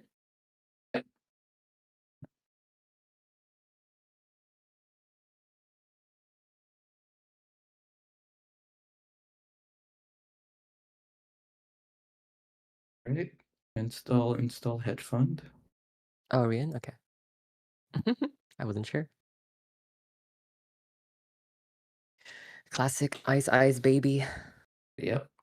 All right, we've got the early knickknack, the unbanned creative with our healthy credits. So no knickknack run. Wait, what was its turn?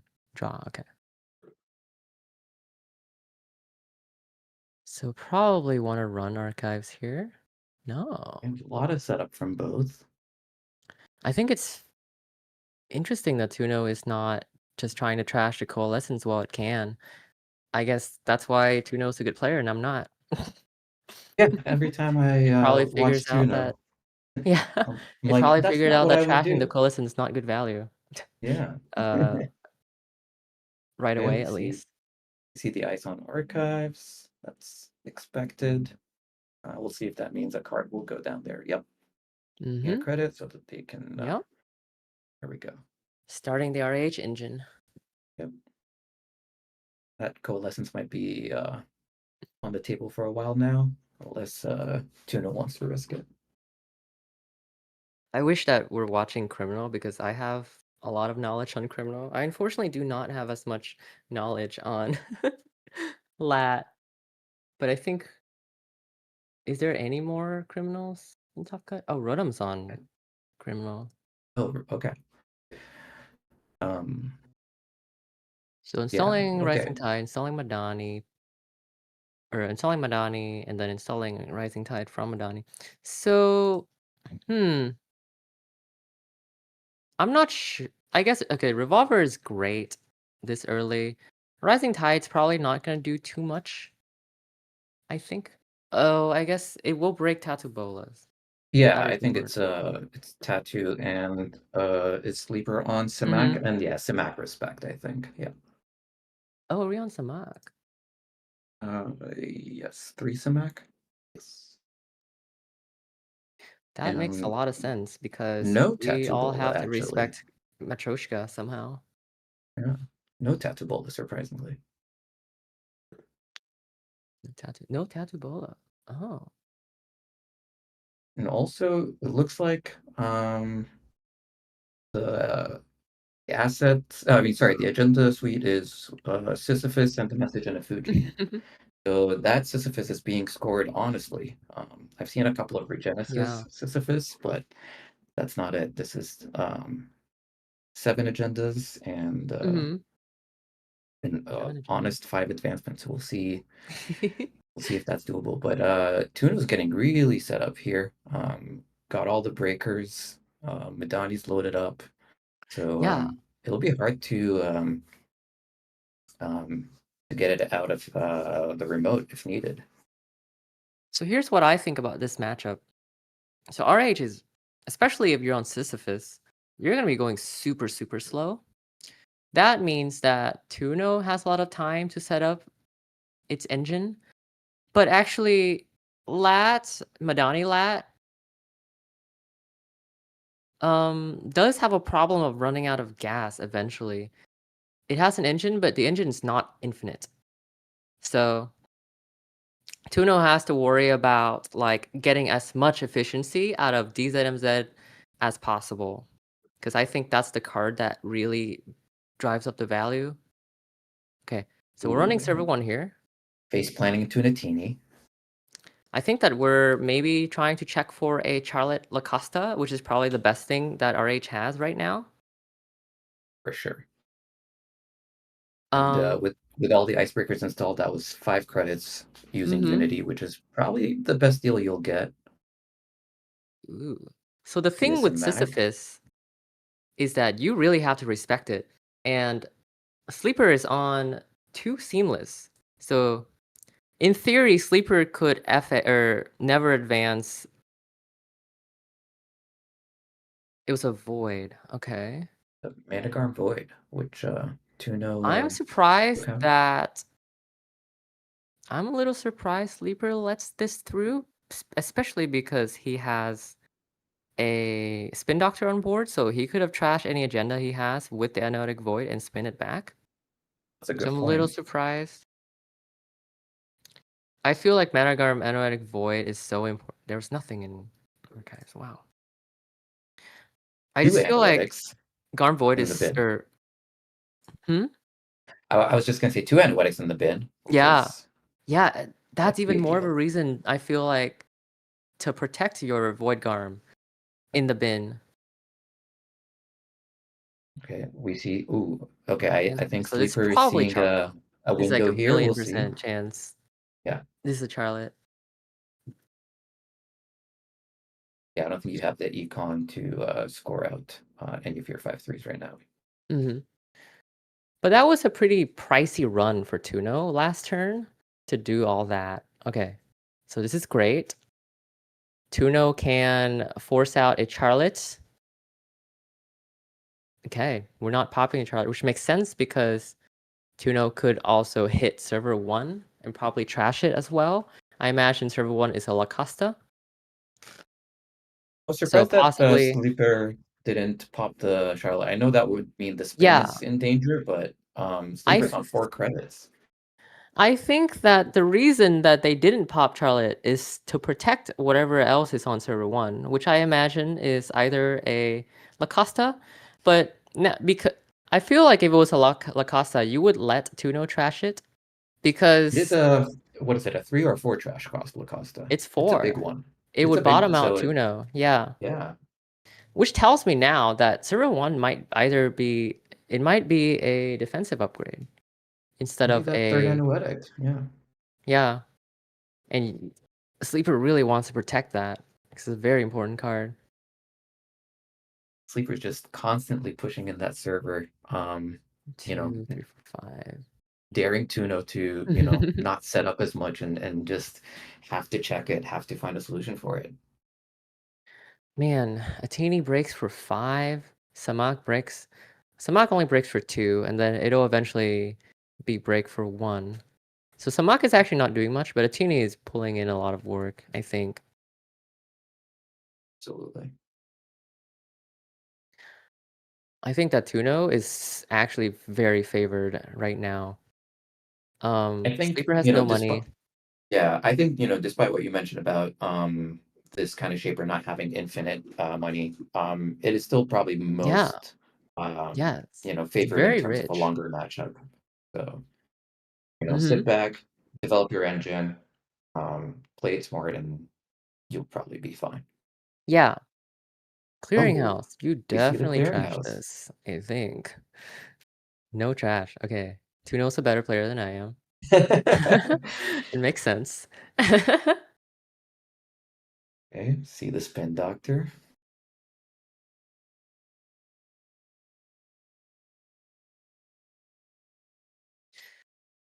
Lat does have a lot of money, but they're all real credits, right? You're not criminal. You can't run 3x Chesva.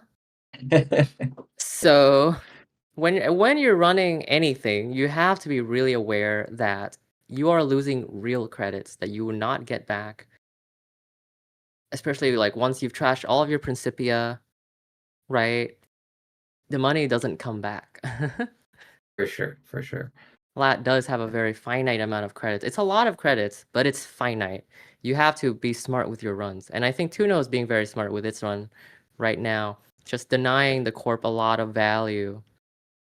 Sleeper trashes Samak, which makes a lot of sense because yeah, they're not yeah. particularly rich on money, and it's fairly easy to break right now. All right, we see a Medani load, Conduit, Muse, and Propeller.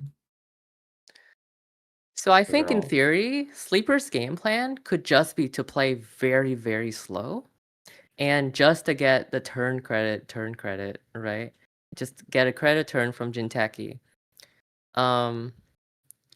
That's something that very efficient that RH can do.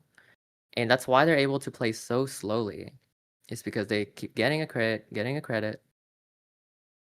So Yeah. I think there's a chance that RH can rest enough ice that Tuno would be so taxed out that it can't really make any wins.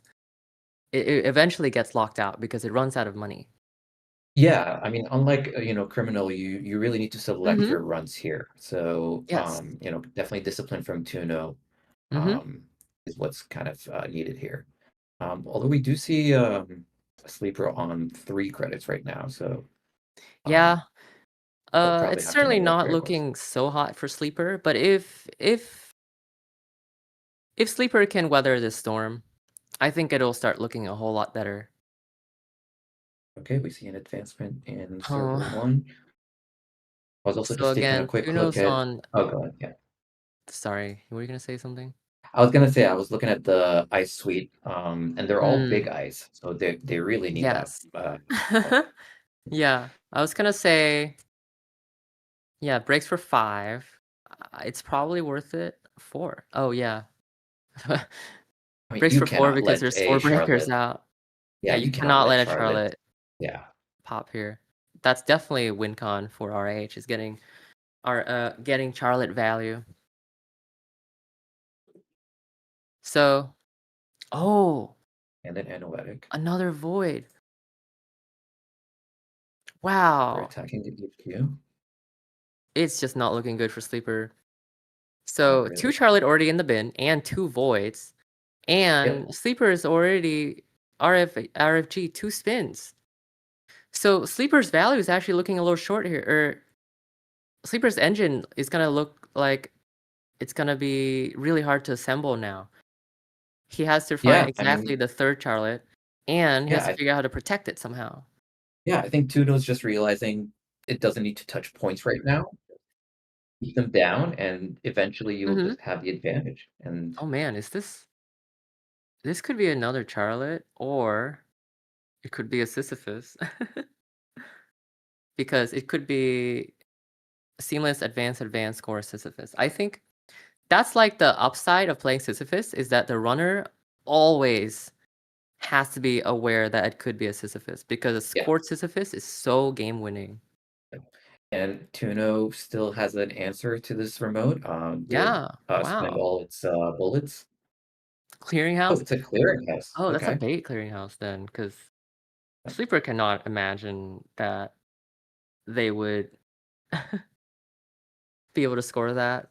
Or score, quote. All right, we see the conduit down when Sleeper's on 0 credits. Yep, just hammer it. All right. It's hammering time. Right. No crash. What run again? It's looking so good for Tuno right now. It has Fermenter on the board. Like what I said about infinite, or what I said about a finite amount of credits doesn't apply to Fermenter. Fermenter can in theory gain you an infinite amount of credits if it wants to. So especially if you have simul chips and you decide to use those on the fermenter. That fermenter is coming back. Now, to be fair, RH is very good at purging. Purging gains RH a credit. Yeah. Right? So it's pretty RH is pretty happy about purging. So Tuno has to probably be pretty conservative with its fermenter. It can't just okay, we see a SAM score. Oh, and wow. a second send a message. Wow. So we're on 7 agendas. That was 13 credits worth of ice threads.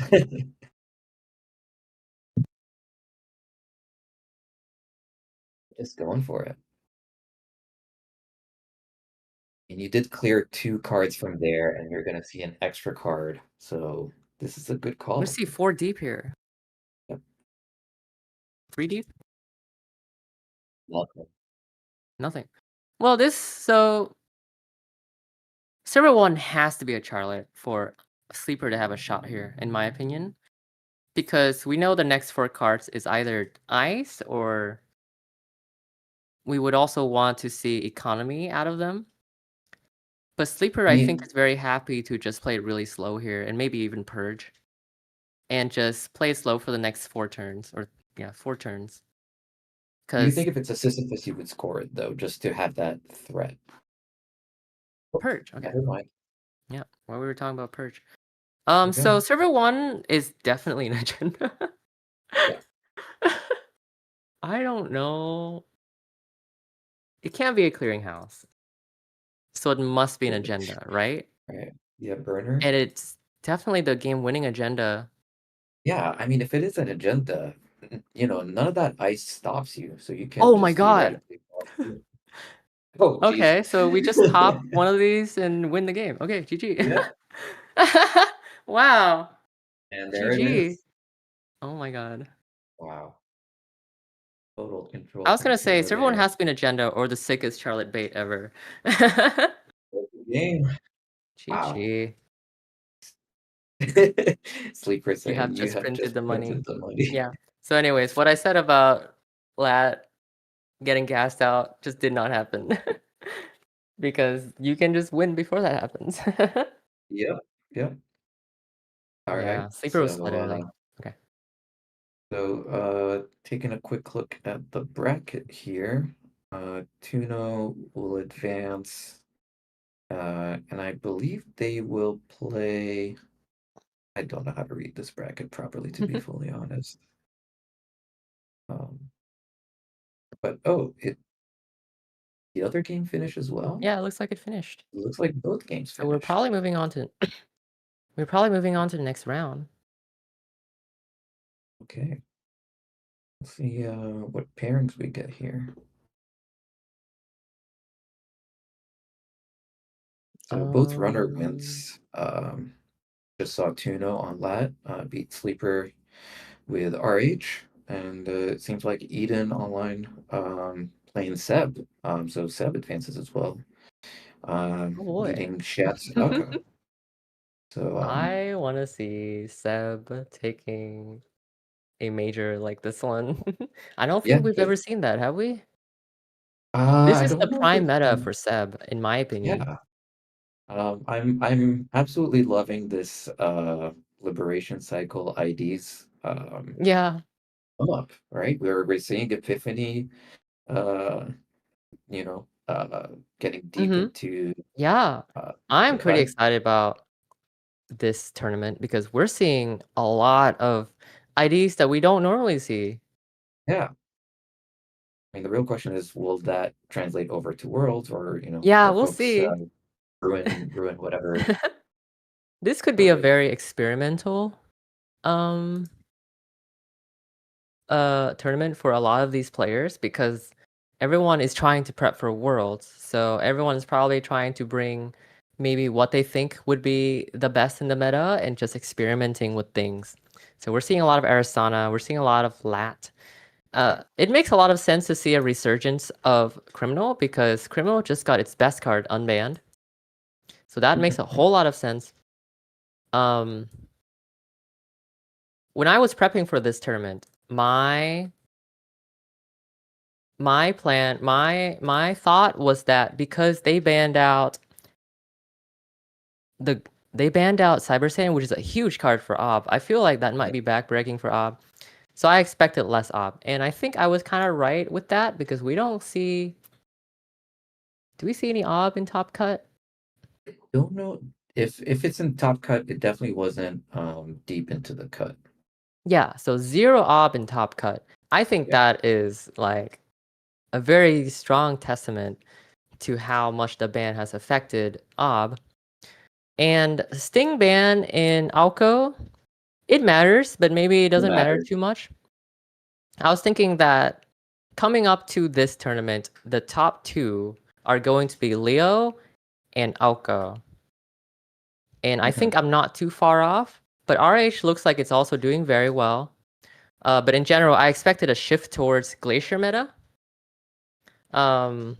which means that Ice Destruction might get a little bit better. But this also means that triple Chesva is going to be really important. So that's what I was thinking why I decided to bring Doll Sable, because Doll Sable can install 3 Chesva.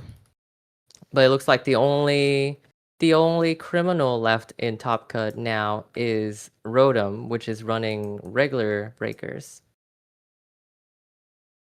Yeah. Well, I'm interested to see if there's going to be Doll's tech moving forward, which, ironically enough, I think Ob was well positioned to be kind of that rig shooter with things like Stock Rune and SDSs and things like that. Yeah. So I also think as a mostly crew main, I'm sleeping a little bit better, knowing that I don't have to deal with that as much.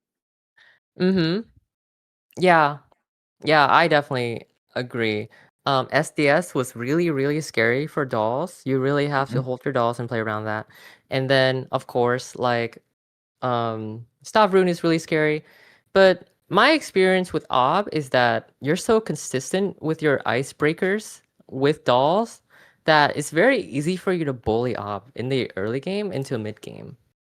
So that was kind of my experience with Ob. And especially now that Cyber Saiyan's gone, I think Ob just gets taken down a whole notch. So they're going to be way too slow to contest dolls before like Hermes gets down and then they run your stuff for like 1 billion accesses and then bouncing all your stuff. So yeah, but we're seeing a lot of dolls tech already. We've seen 3x Samak in RH, which I imagine is dolls tech because the not again list was not on any Samak, which is kind of my reference point for RH. And we saw Hammer in that list as well. We've seen a bunch of hammers. Yeah, we've been seeing a bunch of hammers. The VSA in Epiphany is almost definitely Doll's tech because Dolls cannot deal with that card whatsoever. Absolutely. Yeah, I mean, definitely not as potent as something like Hammer, but on the right server, it can be an absolute nuisance. And we've seen the B1000, and that could be your cheapest in the run there.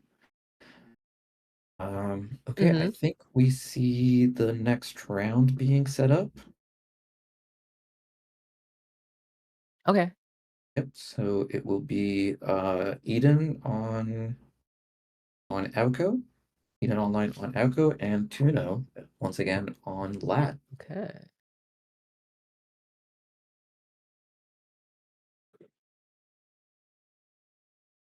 Alco versus Lat. Very exciting. Yep. And yeah, speaking of Alco and the Sting ban, I initially thought it wouldn't be, we knew it would be a big deal, but playing against Alco now, and you feel so much safer running archives, which is really a big part of Alco's plan. Yes. Alco has not been as scary as as pre-Sting ban. Yeah, I definitely agree. Although False Lead kind of brings in another whole new dimension. to it. For sure, Right. for So sure. I'm really excited to see how it shakes out. Yeah. I mean, Alco is still a very strong ID with multiple flavors. I think it's a versatile ID. So I'm totally expecting to see Alco in Worlds, if not some, very creative deck that folks are brewing up. Yeah. Snaily business show. Amazing. All right.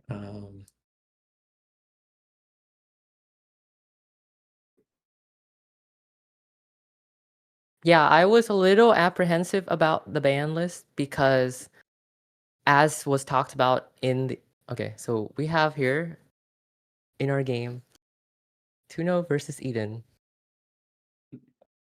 Climactic Showdown. But I was gonna say the ban list kind of scared me a little because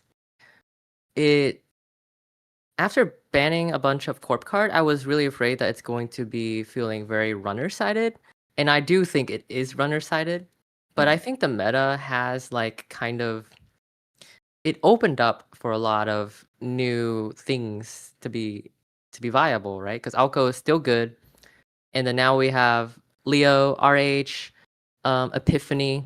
So I think that corp wise, we're quite a bit opened up, and runner wise, we're seeing a whole lot of new shaper, which is super fun to see. We've been in a shaper starved meta for a bit, and now we're seeing a whole bunch of shaper. We have 4 shapers in top cut. Oh, we have a 1, 2. I just want to point out, Eden referencing probably one of the cards that I cannot tell you what it does off the top of my head, but very apt for the Daily game right business now. show? We have a Climactic Showdown going on. Oh, Climactic Showdown. Can anyone tell me what this card does? Oh my god. This is a card that no one ever reads, right? It's very funky. Right. Okay, so we're off. Install. Yeah, I'm gonna pull up Eden's deck. Draw, install. All right, so Eden's Alco is you've got your Oppos, you've got your end of the line, so it's that kill flavor. No false leads though. So nice. Trashing the coal. Bladderwort, trash it.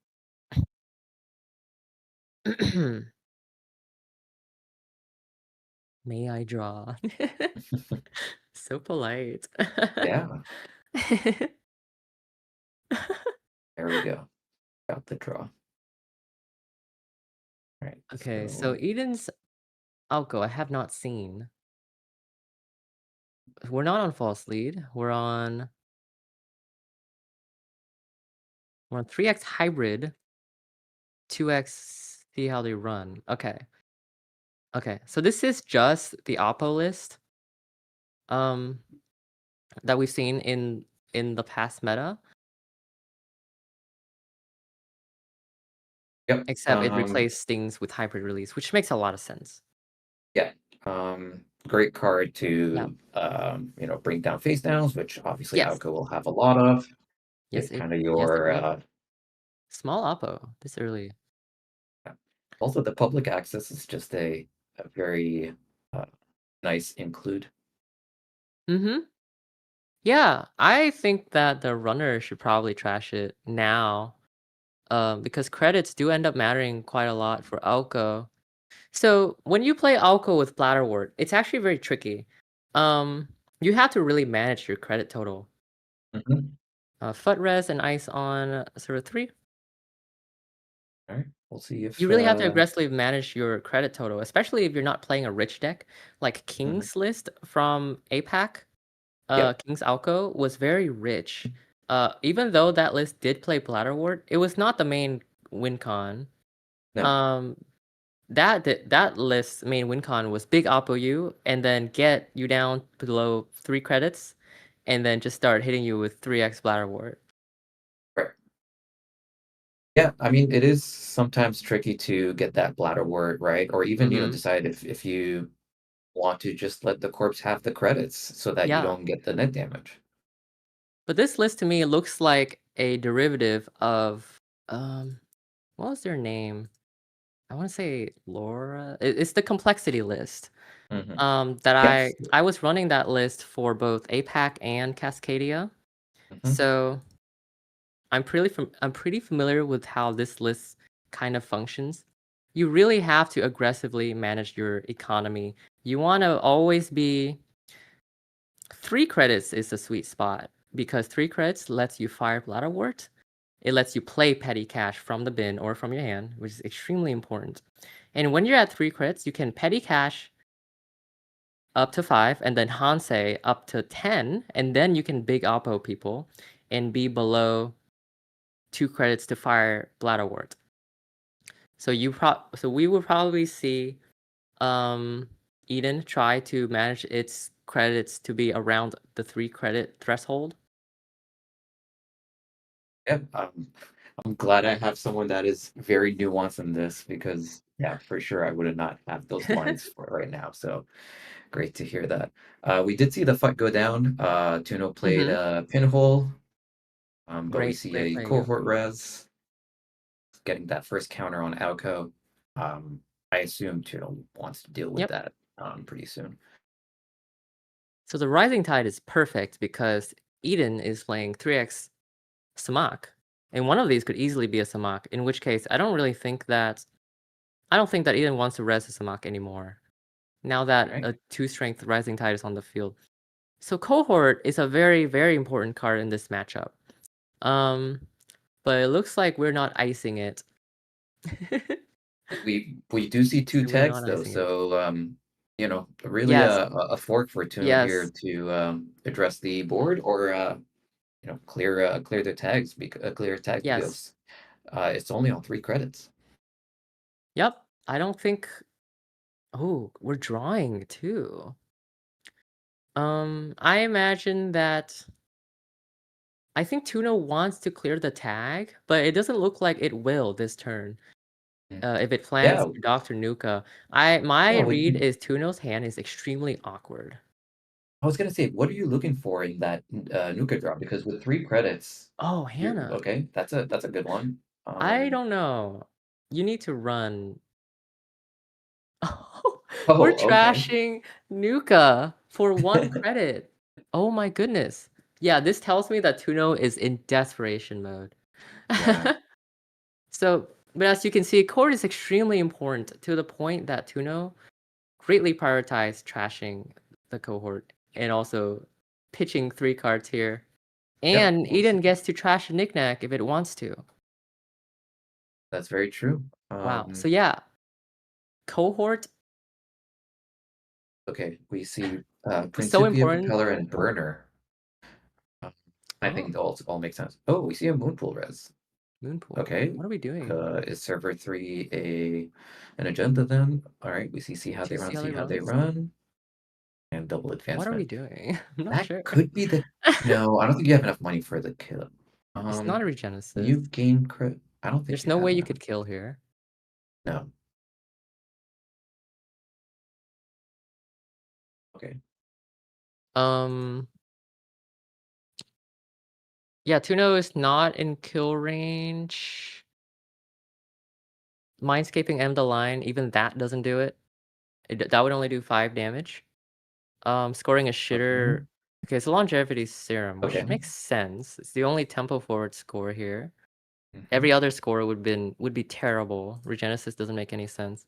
No. So here we're just reshuffling our really good cards. So 2 Oppos is being hovered.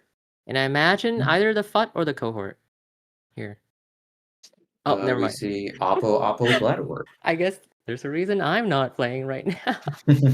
These players are better than me. So in my opinion, for Alco, the most important card in this deck is Cohort because it provides you so much money and cards. Yeah. And it gives you Alco counters. I would even say that Cohort is more important than FUT. I agree. Playing against Alco, you always target the FUT, but yes, that cohort, easily snowballs. Yes, cohort snowballs very aggressively. But also, you might also notice that a lot of players, after a certain point, they opt not to trash cohort because after a certain point, the extra alco counters does not matter anymore. Yeah. I Alco was gonna ID. say. Oh, go ahead. No, you go ahead. I was gonna say, so I did commentate Cascadia and saw your games, by the way. Excellent run. And Oh, I think I thank you. noticed that against your game against Whiteblade, where, at some point R&D was Yes. so agenda Yes. rich that you just didn't want to use the cohort. Yeah. Yeah. Whiteblade opted not to trash cohort at all in that game. So obviously there's plenty of spots where it's totally fine not to trash cohort. Although with that said, very important card. Yes. But FUD is a card that you cannot ignore. Yep, that is very the true. second pinhole being used immediately to get rid of it. This list is on 3x pinhole. The very nice thing about playing 3x pinhole is that you're not afraid of, you don't feel like you have to save it for important targets, which is my favorite thing about playing pinhole. You can just toss it out. You can just play it. Heck, I use pinhole a lot to trash uniced cards just to get Chesva credits to trash with. Yes, absolutely. I do that all the time. Yeah, it is an interesting question of how many pinholes you want to play. I would have said definitely pre-ban. Like I was on 3x pinhole almost religiously. I've been considering it since, but I'm still on 3x pinhole, and I think it's still extremely good. Yeah. So this could be a Regenesis play. I don't think so though, because there was no way Eden would be able to protect both of these. So if this is Regenesis, oh my god. Ballsy. There you go. It's very ballsy Regenesis push. Wow. Because it was very easy for Tuno to contest both archives and server 3. Yeah. And Eden would not have enough credits to res both ice. Wow. Yeah, okay. Eden is in an extremely dominant position now after that play. Because Tuno immediately checks if the Tempest has hybrids, and 2 1s. That means Eden's in any turn right now could be the last turn, right? Eden's on 3 hybrid releases. Yeah. It could win next turn. So Tuno's in huge trouble. On the flip side, I think Eden cannot really res any ice here, so that's right. Tuno's desperately making sure that Eden's hand is clean. But we have to remember it's Alco. We can draw 3 cards, which will let you unlock R&D, or it just lets you dig for so many cards. And also, hybrids are not the only hits here. You can also fast advance cards with... You can fast advance to Regenesis with Moonpool. There it is. Oh! There it is. Wow. Very fast game. Well played by Eden. That was such a sneaky push.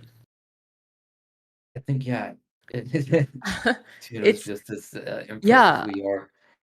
We're tapping into Shaper psychology here. Shaper likes to do a lot of setup. They don't really want to run if they don't have to. So sometimes honestly, you can't just sneak it by. Yeah, and honestly, this is like a game where, kind of the mental aspect comes into play. Yep. And, I think Eden recognizes that this is could be a losing play. But also, if they don't do it, they might just lose on the long run. Yeah. So it's like, I think it's a very good play. I think that perhaps Eden was starting to feel a little unfavored as Lat Engine is starting to pick up. Exactly. So making a very ballsy push at the perfect time, secure them the win. Top tier play here. So Absolutely good. Love it. These players. That was a great run by Tuno. Yep. Did not expect anything different. No. And Eden makes it to the chase bracket finals against Warlock. Okay. Sweet. I'm excited. What is Warlock on? I know that Warlock was in chat earlier. Yeah. Hoshiko and Epiphany. Okay, there's still an Epiphany alive. Oh. Not going away yet. I'm so excited. And what is Eden's Corp deck? Eden is Oko. Uh, We just saw it. oh, sorry. I meant the runner. Oh, runner. Let's look. Eden is on Seb. Eden's on Seb. Oh, imagine if we get the Seb Epiphany. I think we saw Seb versus Epiphany with Minstrels game at some Feels like point. an incredibly Seb favorite matchup. I'm not gonna lie. Oh, never mind. In round 3, that was Warlock and Eden Oh. playing Epiphany and Seb. Oh, there you go. And Warlock obviously won that game, pushing Eden to his bracket. Really? Oh, we do have the pairing. No, sorry, we don't. Oh wow. I really thought Seb versus Epiphany was an extremely Seb favored matchup. But Oh no, Warlock... because they both want Seb to be because Seb has tagged. tags. Oh my god. Oh no. Yeah, they That's so both want to funny. be tagged and not tagged at certain situations. What an interesting matchup. Wow. Yeah.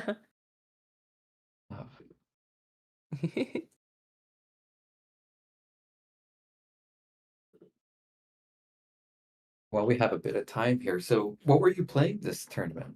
I was on Doll Sable. The reason I picked Doll Sable was because you can put down 3x Chesva, which is very good against Glacier. Also, I was playing, my spicy pick was Finality and Reprise. Which, by the way, Finality has won me every single game so far. Finality There was only great one game where it didn't actually. I got ETR'd off of B1001 on a Finality, but I just reran the server with twinning counters. So Finality plus twinning, that's 6 accesses. Yep. Yes. If you don't straight up win right there, you can reprise something. And usually you get to reprise a Brawn or a Logjam or, just big stuff. Yeah. Doll's Crim has also been a favorite of mine recently. I'm playing it out of mostly that, but also, with the Finality, with the reprieve. It's so cool. It's so cool. Yeah, it's just those 3 Finality has really totally paid off. Yeah, and then on my corp, I was playing Sokka's Leo that he was playing in Americas. I just wanted to play Leo, and I wasn't really sure exactly what Leo, so I was prepping quite a bit with Sokka's Leo just to see what it's about. I was testing the agenda suite. So Sokka's Leo is on 7 agendas, 3 vulnerabilities and 3 SAMs and 1 Luminal. So you have to score 2 6-3s or 2 5-3s at some point.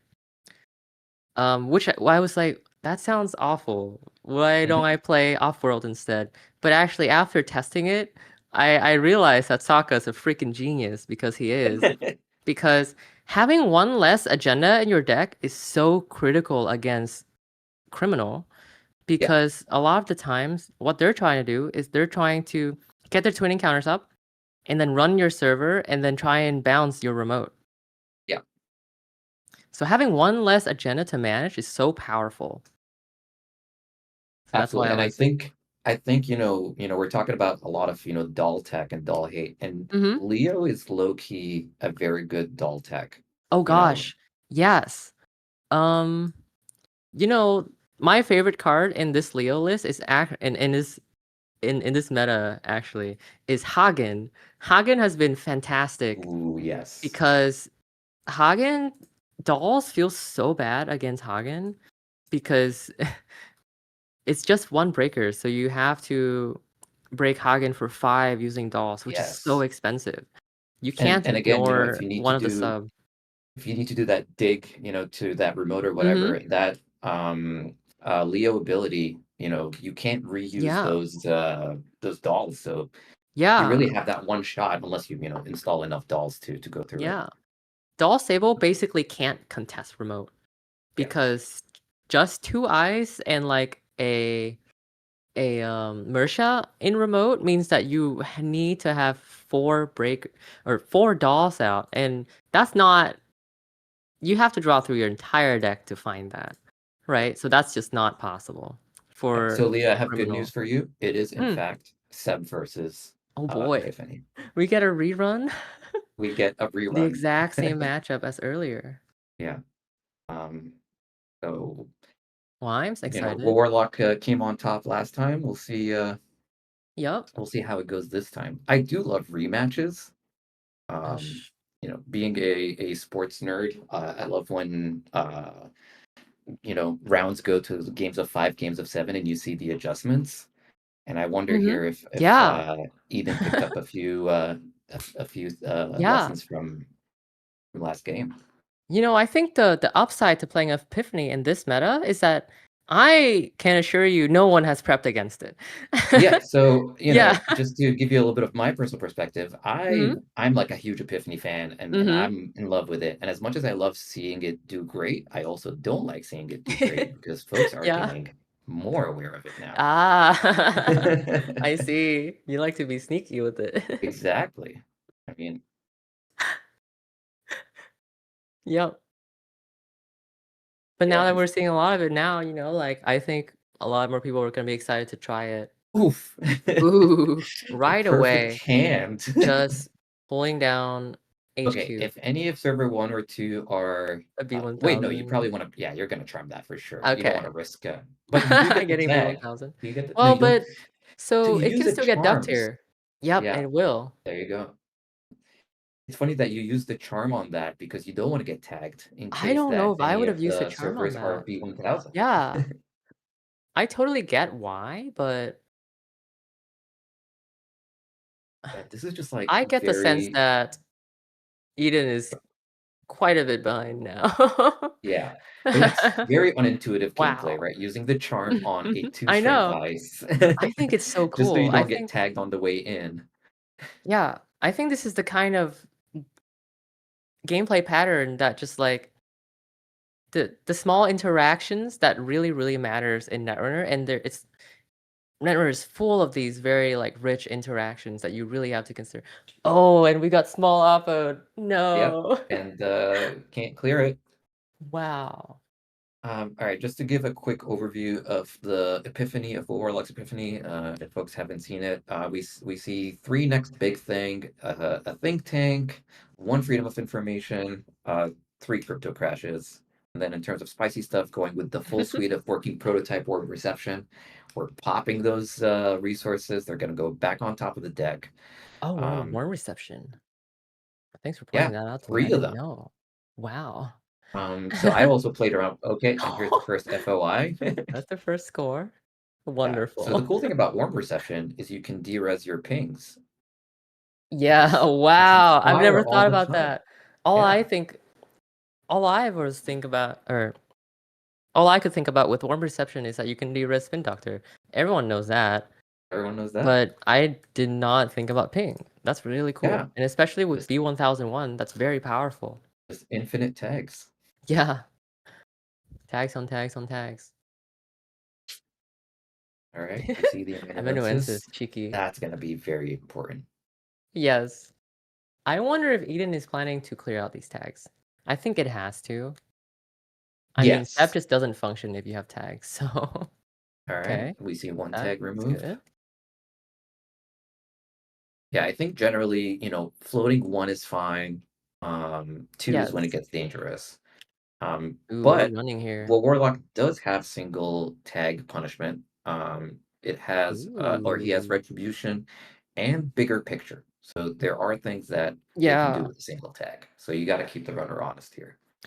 1x bigger picture. Wow, this is similar to the list that we. Oh, and a retribution. Wow. And a retribution, which is very, very man. big deal here. What do we trash with retribution? Dolls, The I guess. Yeah. Or dolls, if you're against a doll deck. All right. As if we don't have enough dolls tech already.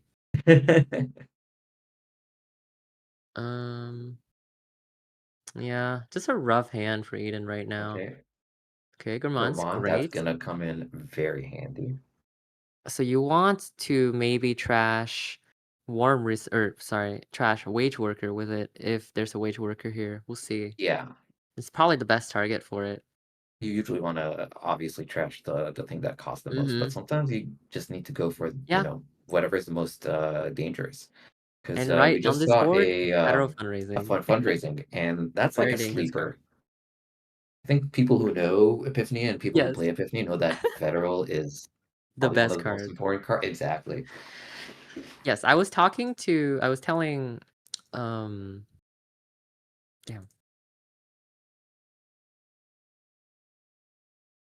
Oh gosh, who's the person I commented? I was telling Wentagon about this earlier. Oh yeah, Henry That Wentagon, we yes. were talking about Epiphany, and I was saying that federal fundraising is easily the most important card in this deck. 100%. You Absolutely. cannot get anywhere when there is federal fundraising on the board because the corp gets to have so much control over the top of their R&D that like you will never find anything on R&D. In fact, what you might find is a behold. They could just be controlling a single behold over and over again and just protecting R&D. Exactly. Do you want to trash it and open yourself up to oppo, or do you want to get hit with it again? Yeah. Okay, we see everyone on a double ice remote. Yeah, and then this ping is gonna get de-res by the warm reception. We I will just say talked it about does this. cost 2 credits every time, so it's not always the most ideal thing, but Does Seb I'll get take to 2 trigger credits this? for a tag. He does, yeah. Okay, cool. That was cool. That was a cool We see interaction. Seb using their ability to Yeah. install Lago. Lago is excellent. It's probably the card that you want. Yeah. So Seb is on 1 Hannah, which is very surprising to me. I've always felt like Hannah was an easy 3x in all Seb lists. Yeah. But we're only seeing 1. We're seeing 3 Praxis, very important card.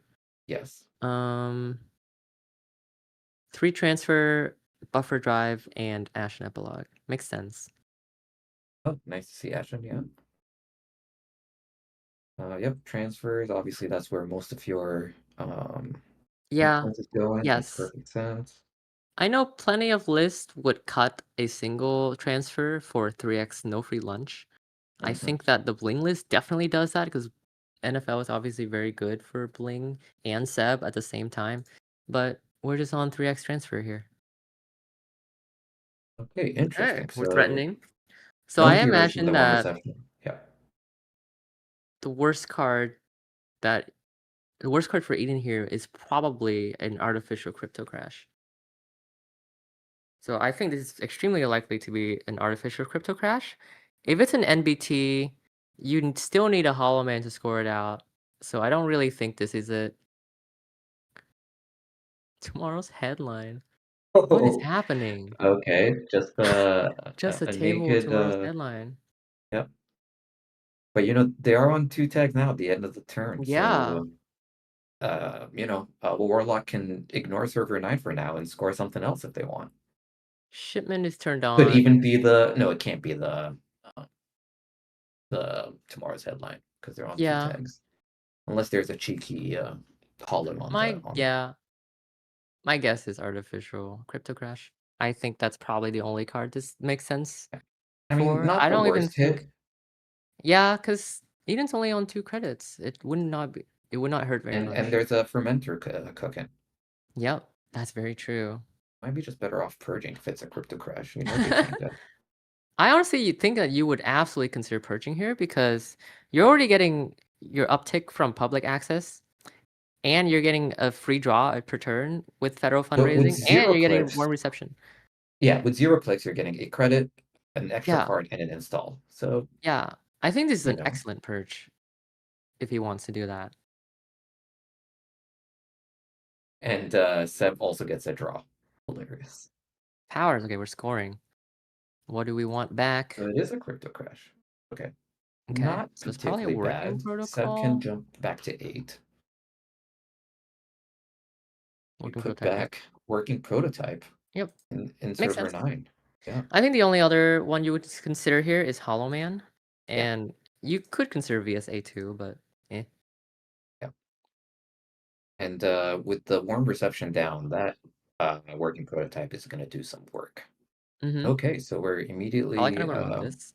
challenging the powers that be. Yeah, Yeah, I think that this is just going to be a trash turn. You want to trash multiple assets at once in a single turn if you can against Epiphany. So we're exactly. probably going to see that trash. We definitely imagine we will see a federal fundraising trash here as well. Yep. There's no way you're trashing a balance coverage, unfortunately. Oh, we are. Okay. Wow. Oh, Gourmand. That makes sense. Oh, we're And then ignoring the you, federal fundraising? Oh, man. I'm telling you, Am I wrong? Am I crazy? I mean, seeing the working prototype really wants you to either trash the working prototype or the warm reception. I think, Yeah, that makes in my opinion, sense. the working prototype is the more important one, but being behind ice, I'm just obviously, what everyone surprised wants. that Eden didn't go for both. I would have imagined running federal fundraising and running the warm reception if that was the case. I don't Yeah, really see a reason to be checking server 8 or server 10 or whatever. yeah, yeah. I'm between federal and balance coverage, I prefer the federal to be trash. Me too. You have that public access plaza cooking. Yeah, and to be fair, Eden didn't know Yeah, what was on the server, but yeah. yeah. I'm a little surprised. Do we know what's in server 8? We don't, right? I do not remember. I think we do. Maybe it's a behold. Yeah. So we know server 9 is a working prototype. I think Yes. that's the only one we know right now. And it's probably Okay. fairly safe. Although the balance coverage trash makes a lot of sense because Warlock needs money right now, and Mhm. having that would be really nice. Yep. And especially if federal fundraising is up, there's no way. You can't allow the corp to have federal fundraising and balance coverage. That's way too Wait. much. It is just Yeah, it's so just 2 credits a turn. That's really good. yeah. All right. But I Go personally, ahead. I usually trash federal fundraising and then don't bother with balance coverage because it's kind of a hit or miss. If they don't know what it is, it's like a 50% chance or something. Yep. And 'Cause yeah. you can use your epiphany counters to kind of get a Yes, better yes, idea. But then, and I've yes. done this a lot, I end up revealing agendas Yeah, because you you don't can't wanna duck be them or revealing mine. agendas. Do not wanna be It's doing always that. funny when you just show them agenda. You're like, "Yep, okay." What am I gonna pretend I Yep, don't know the top of the deck? yep. I mean, yeah. Or you can just be like, I totally forgot what it was. Done that as Teehee. well. Teehee. Yep, it's like, yeah. Even though I have Cyber Feeder with its secrets feature, I don't remember. Teehee. It's a lot easier to bluff on paper though, because that's very easy to forget on paper. Bigger Okay. Oh, we picture. see the one bigger picture. Probably just 1. Yep. Yep. 2. Down to 0. Wait. Wait. We just Yeah, what? removed 2 tags. Wait. That's Wait, interesting. why? Oh, are we on like some secret like sauce here? Like maybe he's removing tags so that Amanuensis doesn't? I don't know. Amanuensis doesn't trigger. That sounds so funny. Yeah, I that don't allowed them to understand use removing the Praxis. second tag. Yeah, I don't understand removing the second tag. I wonder what Oh, Warlock's thinking. there's that Hannah. A lot of times I just wanna pick Oh, some like higher players' minds. Like I just want to ask them what they're thinking here. Because yeah. obviously he removed the second tag for a reason. So we just saw one of the main reasons why you want to do it, Manuel, but Eden tagged. Oh Right, we see a man. first fresh steal. Wow. Eden could easily get lucky here. So the thing with Okay, this is where this is looking really you don't want to be scary. against Epiphany. Seeing the bounce coverage and the federal. You would probably bounce friend of a friend if you can. Yes, I would assume either friend of friend and Or Manuel's Manuel. pretty good too. Yeah, those are the two that. Manuel is so important in this matchup though. So Yeah. I think the the easiest way that Warlock could lose right now is and runner just run R&D over and over again. Exactly. Yeah. And seeing 2 each time. Although, to be fair, with the federal fundraising not being trashed, R&D is probably pretty locked down. But then HQ is not controlled, so the agendas could easily get into HQ, which is how we saw the artificial crypto crash stolen last turn. Yeah, and the other thing is that federal, if you opt to draw that extra card, that does leave the second card unknown to court. So yeah, still not exactly. a surefire Not ideal. defense, yeah. So I think that's kind of the problem with Epiphany, is that it's not a very like stable deck. As with any assets deck, you can't just get randomed, right? And that's what makes me nervous about these types of decks. And I think that's why a lot of people prefer to play Glacier, because Glacier is like you can kind of control everything and locking out the runner. With Epiphany, you can't really. The runner can always find a way. Yeah. There's been several games where you see the Epiphanies on 17, 20, 25 credits even sometimes. Yep, working prototype, pitching friends of a friend, which is very important. That card is so much money.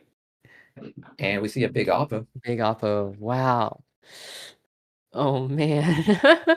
How will Eden dig itself out of this?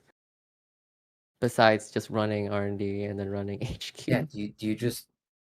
I think you run Archives to get Spin Doctor to reshuffle R&D, and then you run R&D, probably. Shipment. Trashing the shipment. Perfect. That's a great hit. Yes. And considering that Warlock is on 3 next big thing, that is a great find. Yep. That's totally right. Okay, going to R&D. Oh, we see it, the IP enforcement. Oh, the IP enforcement is definitely going to matter next turn. Yeah. Oh, very interesting. Because I think they're just trying to... think. Oh my god. They're just trying to see the next big thing. Yeah. So we know that the top card is controlled. So the second card must be a new card, which is Oracle. So yeah, I think we're just going to see an IP enforcement on probably tomorrow's headline, and you can fast advance score it immediately, right? Yeah. And then at some point, Warlock could also click the Oracle Think Tank to shuffle it back so that he can be safer against random agenda steals. Yeah, you definitely don't want them on 4 points, because the next big thing would just end the game.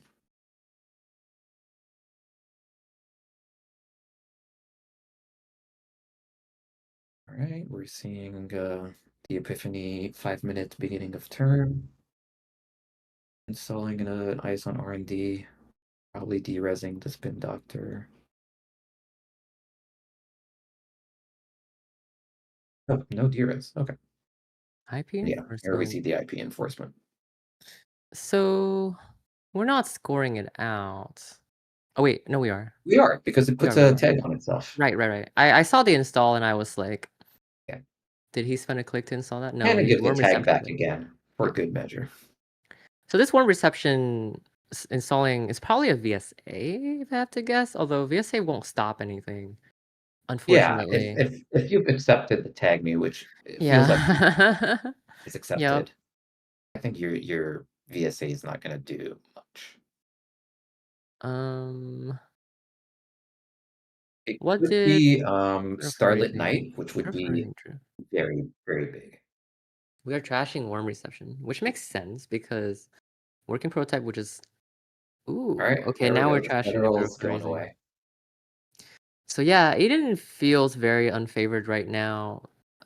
It's at least 2 agendas away from winning, which is gonna be really hard. Which I imagine is why it decided to trash federal fundraising. Yeah. But yeah, Warlock just needs to find an FOI, and that'll win it. So there is only one FOI in the deck, so that's already that's very important. A little different. I wonder if they... An IP enforcement would also win the game right now. Yeah, I wonder if they spin the IP enforcement back Yeah. Opting not to. Revealing Oppo, so we're getting I don't know what Oppo would even do here, so Yeah. probably not playing that. Alright, clicking the Epiphany. Yeah, Epiphany has so many counters. Yeah, sometimes it end up being Yeah, you okay. can't spend them all. Okay, Ooh, transfer getting trashed here. Not what you wanna see. no. Are we scoring out? I can't imagine. It's still in I the don't see a bin. way. Yeah, the shipment's still in the bin, so yeah. Yeah, I don't see a way for him to win here. Alright. I Do you just send it to the R&D, or are you checking the remotes? You know, I would actually click the third There transfer. is a second Very transfer, nice. another one. I probably would have clicked back the Oracle just to deny the runner even more chances Yeah. because it looks like the runner is just going to be on full tag me, so the tag might not even matter anymore. Yeah. I think the one reason you wanna check the remotes is, for a B. Mhm. You know, if you're or you can run R&D once and maybe they'll show their hand, but Trashed and warm again, trashing reception. for one reception. Okay, that's must Yeah, that trash. needs to Okay. go. I think one of the reason why Eden wants to be trashing things is to charge Solidarity Badge. Because Solidarity Badge clears a tag and draws 2 card with amanuenses. Yep. So definitely very good value to trash cards here. Okay, we see the spin was used to get a shipment back and a face down. Yeah, just trying to find an agenda, just try and touch that agenda. Yep. Ooh, and then a B is revealed. Dang. And then we're icing the B here, I imagine.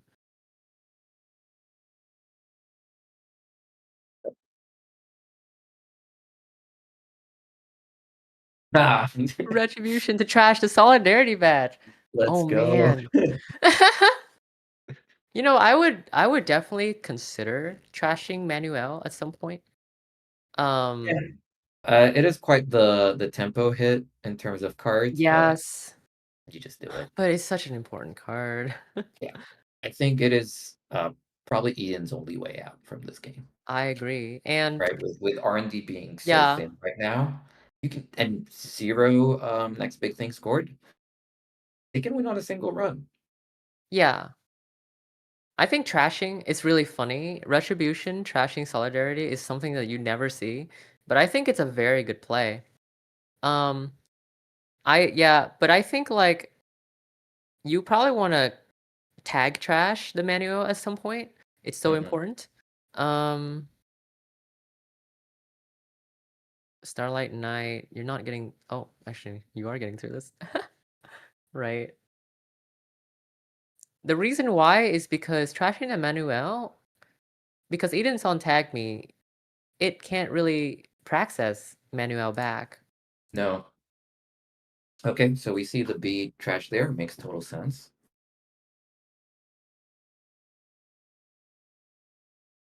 Okay, opting for HQ instead of R&D.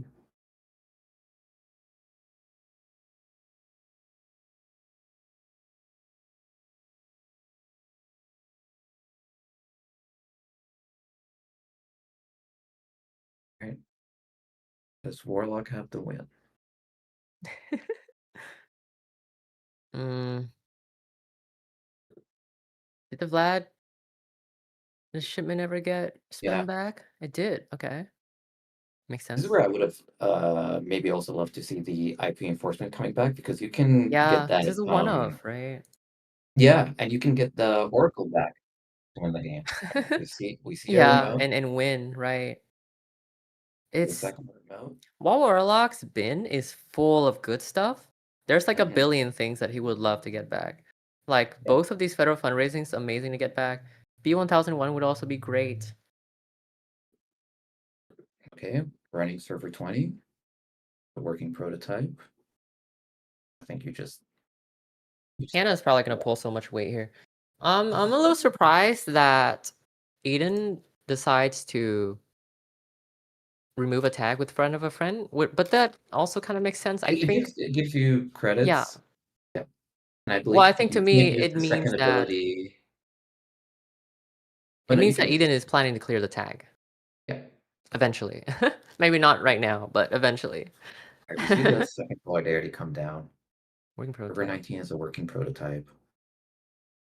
So was server 20, right? Yeah. Working prototypes on the table. That was the first trash too. And that's probably for solidarity, some solidarity counters. All right. Well, Warlock desperately looking for the win. Yeah, and I think this is a huge weakness of Epiphany. It really has trouble closing out the game. Exactly, yeah. Yeah. I remember playing against White Blades, where I remember, and you won on time. Oh my gosh, yeah, that's right. I was so far behind that game. I remember looking at Cephalopod Wizard and I was shaking my head because I was like, there's no way I was gonna win this game. But I managed to win because this deck just can't find a way to close out games sometimes. Its ice is so weak. 100%. Yeah, its ice is so weak you can't protect anything. You don't feel safe pushing out anything. And now with Hannah, the runner can check everything every turn. Powers. And the only fast advance Powers doesn't that matter. Warlock has is the shipment. Yeah. Right, So the it's FOI very is important. scored. The IP enforcement is still in the bin. I imagine we're gonna spin back the IP here for a second win con. But actually, IP will no longer win because we're down to one tag. Yeah. Neither would those shipment. friend of a friends just like slowly chipping away. Wow, Yep. okay, so they go for a Hollow Man and B, and with those 2 card draws, I think you attack HQ. Man, this is so tense. Nope. I'm not sure what Warlock has anymore. Now that we're down to one tag, we have to big Oppo again, which I think I imagine it will happen here. You have to, right? Yeah, because the you have to big Oppo. Gosh, these games are so funny. They're so swingy. I was thinking of Solidarity. U1001's perfect. I mean, we know the only upgrade is Hollow Man, so there is a fast advance upgrade right now. Right, that's right. So Epiphany could easily hit something that wins the game. But yeah, we see. Oh, we could see. Actually, it's only it's only the artificial. Nothing. Because Right? next Would big win things the game. can't be fast advanced from Epiphany. Oh yeah, you can. Out. So it needs to be that one artificial. It needs to be that one. Yeah. Wow. Huh. You know, I'm used to these decks playing Stokes. Yes. But we're not on Stokes. So interestingly enough, not on Stoke. Yeah, the one of crypto will win, but that's it. Dang. And yeah, I think Warlock has to not draw it, which with no it has to on be the right off table, of Epiphany. Control that.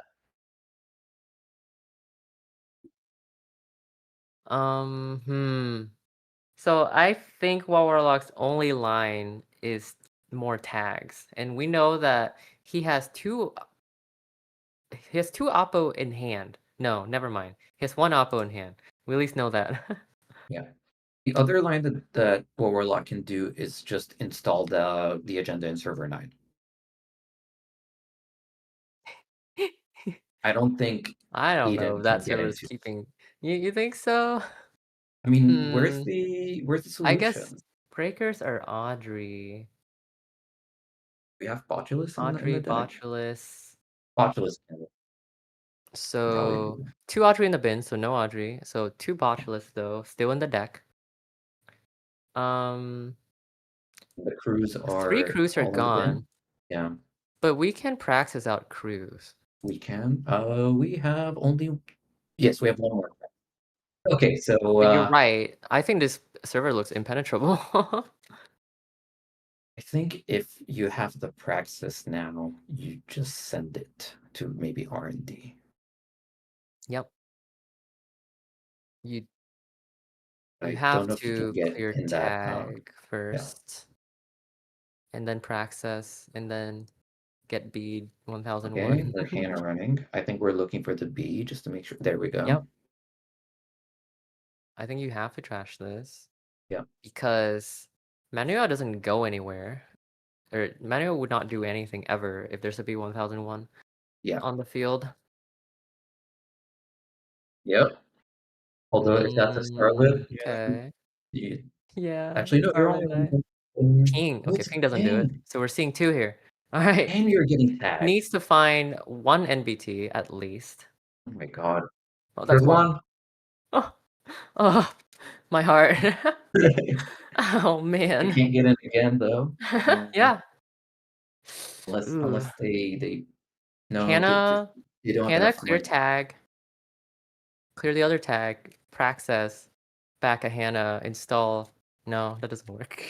No. Unless you like Praxis. Is there any way to trash this Botulus and then reinstall it with Praxis? I don't think Eden don't have has enough money. chips or anything. Yeah. No. So Hannah click. Okay. That's a starter. We're back Can't to clear 3 the clicks. tag. Hannah credit. Credit. Oh, there's a Botulus. Oh my god. Oh man. This game. That's the last Botulus in Eden's deck. Oh, because okay, it did draw out its deck, right? I missed that. Yeah. Okay. Going in again. Any agenda will do it. It's only 1 deep We though. know the top card. 2 out of 9. No, it's only 1 out of 9. We know the top card. Oh, 2. Okay, I see. 2 out of 9. Oh, No. GG. And I think Warlock takes it. The Epiphany in Grand's final. Yep. So exciting. Here we go. There it Anything is. would win there. Yeah. GG. Wow. What a cool game. Well, it was a wild ride. Seb and Epiphany is such a weird matchup. Yeah. With all the interactions with tags and B1001. Crazy. Yeah. And yeah, like you mentioned, it can end up to the RNG gods to, Yeah. decide the game. 2 out of 9. Yeah. I doubt there's anything in HQ. Yeah, I would doubt it. Yeah. BSA, Alpo, what is PAP? I'm not sure. Think of it right now. Anyways. Public access. Oh, public access plaza. Why is the A small? Give that access. Pap. Okay then. Okay. Oh, I'm so excited for this next. So it's gonna be Warlock versus It's gonna be Rotom, Warlock Grands. versus Rotom for the grand finals. I don't know who's gonna play what though. I don't know what the side bias is. Yeah. Great run from Eden. That was a close one. That was so close. 2 out of 9 on R&D. Man. I mean, Yeah. I've won off of worse odds, I'll tell you. Yeah, not gonna lie. Whenever I have probabilities, I'm not thinking about it rationally. It's always gonna be the worst scenario. Yeah. I just know. Like finality with twinning is 6 deep. A very common scenario is finality against like RH or Leo. Against like maybe 2 agendas in like 20. Yeah. Seeing 6 deep. Yeah. I mean, funnily enough, considering it being an acid spam deck, Pinhole would have been very crucial in that game, right? Yeah, it would It's have always funny. trashed You the think Hollow that Man. you think that Pinhole is not important in acid spam, Yeah. and you end up pinning them and overdrawing. I do. They do come out. They do come up ahead sometimes. Well, because You those find Epiphany value decks out are of not it. going to go full iceless. I don't think there's any realistic way that you go full iceless. So those like few those few pieces of ice end up being really important. Yeah, exactly. Especially when they're like really hard to get through ice, like Ping and Starlight Knight. Yeah, that's a great include. It's interesting that ping has been like easily the best ice in these lists that I've seen, Yes. which is really Yeah. funny. It's great gear check. Yeah. Good tempo swing. If you have And if you have the B1000 down, and like we mentioned, there's a lot of mm-hmm. single run solutions around right now, whether it's a Yeah, modulus or it's dolls, exactly. whether even boomerang, which I feel like has fell out of favor recently. Yeah, Uh, because in favor of dolls, of course. But exactly. I think Rake's able to run boomerang. I think there's a place for it, but yeah, ping is really great for that surprise tag and the run. Mm-hmm. There's a really powerful. So, do you remember my game versus Whiteblade in Grands? My last Yes. game was my last click was running Funhouse. Oh, that NFL pop. That NFL pop, yeah, because I was anticipating a B1001. Yeah, and Now, it was there. if that was a ping, I would not have won there. Just think about that. Right? That got me earlier yesterday when I finality into R&D with NFL on the board, thinking that I would be safe to any like tags plus B1001 shenanigans. But then the corp res the ping and just ETR'd immediately. And I did not realize that's how that interaction works. I did not have a window to NFL. Oh, right, because they use it all in the same window. Yeah, yeah. So they res and then they have priority to also end the run. Yep. They can do it all in a single window before you even have the chance to respond. So that's even more powerful than the Funhouse interaction because like most people play NFL, or like at least most criminals play NFL because we hate open market. So, like it's hard.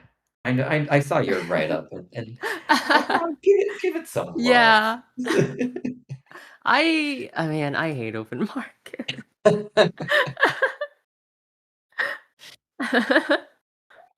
Yeah, no, honestly, when I was playing NFL, I was like, it's still 3 It's credits, even okay. if it's not a Yeah, tag easy deck. it's an easy mark. The It's an thing easy with mark. easy mark is that like it really pulls you out of the water. So like if you get bottomed out on 0 credits, NFL is there to save you, Yeah. So it's kind of really cool.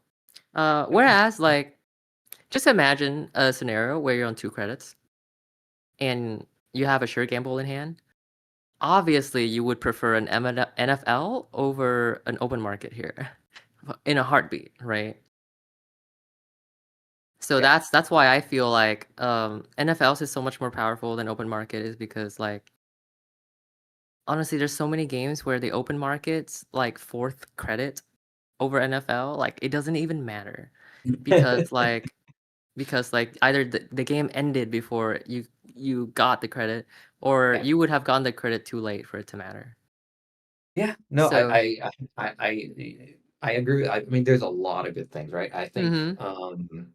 What's the other one that I was thinking about? Messi Chesto, kind of fell out of favor with Yeah, Nebula not being so great, but yeah, you having can that duck below NFL and Messi chess Chesto. piece, you're like, all right, Mm-hmm. I do lose 3 credits. Thank you Yeah. very much. Yeah, exactly. You get to duck Messi Chesto, you get to duck Afshar. Yeah. Great cards.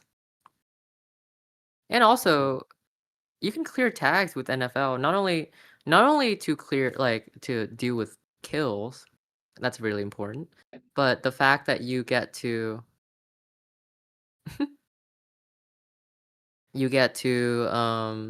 value clear your own tags with transfer.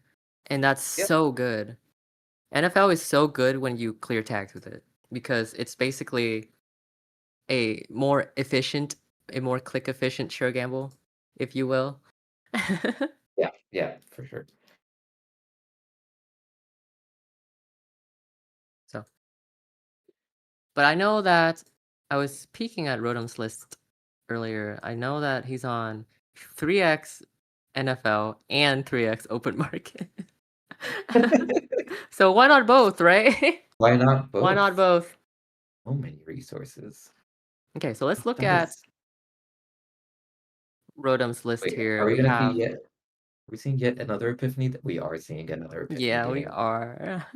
Let's go. I want to see how Rotom approaches this matchup because I have my own way of approaching this matchup. Yeah. My approach to this matchup, now that I have cut all of my asset tech, and Rotom has kind of cut most of the asset tech. There's no Fencer, there's no Baya Bands, right? Yeah, So our deck is no, similar in that way. Yeah. My approach to this matchup is that you don't want to be trashing that many things. Generally just keep it to the very must trash. In this case, it's federal fundraising. That's absolute must trash. I trash it the first chance I get. B1001 is also a must trash, but it's a little optional. There's some like leeway to it. Like you can maybe get some value runs in and see if the Corp clear tags for you, you know? But eventually you probably would have to trash the B1001. So we're off. Again, both take a mulligan.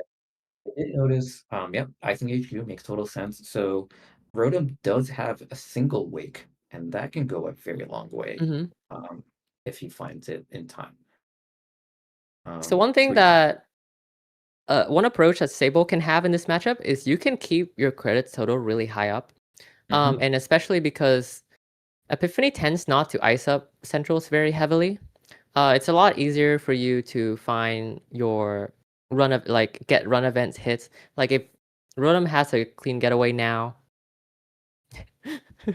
Well, that's the other thing about Sable, right? You were going to incidentally run R&D for single accesses.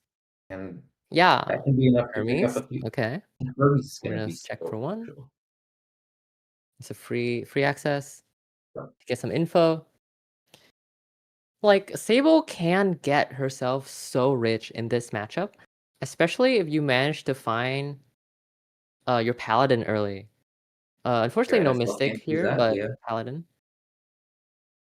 I was just saying your NFL can't install class action. Okay, it kind of can, right? Yeah, well, open market class act is possibly one of the best draws that Rotom could have here. Class act is a very, very powerful card. At least the first class act is very powerful. Second, third class act doesn't matter too much. I usually pitch them or bottom them with the first class act. But turn one class act is so important. It's such a swing. It's such a tempo. It's such a swing. Yeah. Because it generates so much value over the course of the game. Okay, we see why am I forgetting his name? Working prototype, that's the one. Working prototype, public access plaza, spin doctor. All right, already getting to 3, but we just took credits out of it. Honestly, working prototype might not have good targets here until the twinning comes down. Until the twinning comes down. Yeah. 100%. But yeah, we're trashing it anyways. Makes sense. I would even consider trashing the public access here while you can do it. You want to trash it. This is the best time to trash it. Especially because you just trashed. Yeah, you're not at threat 3. You can clear 2 tags. Yeah, I think I would probably check server 4 and then. Okay, we're probably gonna draw. I don't think you check. Yeah, it's not over there. All right, there's your card. I'm really interested to see what Rotom cut in order to make room for 3x no free lunch, 3x open market. So they're on, or he's on 1 Chesva. Oh, we're on Chesva each. Okay. Yeah. That's actually perfect for this matchup. You really don't need more than 1 Chesva against this matchup. Yeah. The second Chesva is just auxiliary, so. Yeah, you do have those pinholes if you're feeling spicy, but yeah. Yeah, so, and we're on only 2x pinhole. That makes a lot of sense. Also, funnily enough, the only companion is Paladin. Yeah. You know, people were debating whether we would prefer Mystic or Paladin.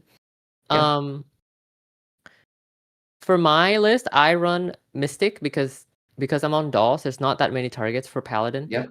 But Paladin here has so many targets. You have all of your regular breakers, and then you have all of your open markets will install off of Paladin.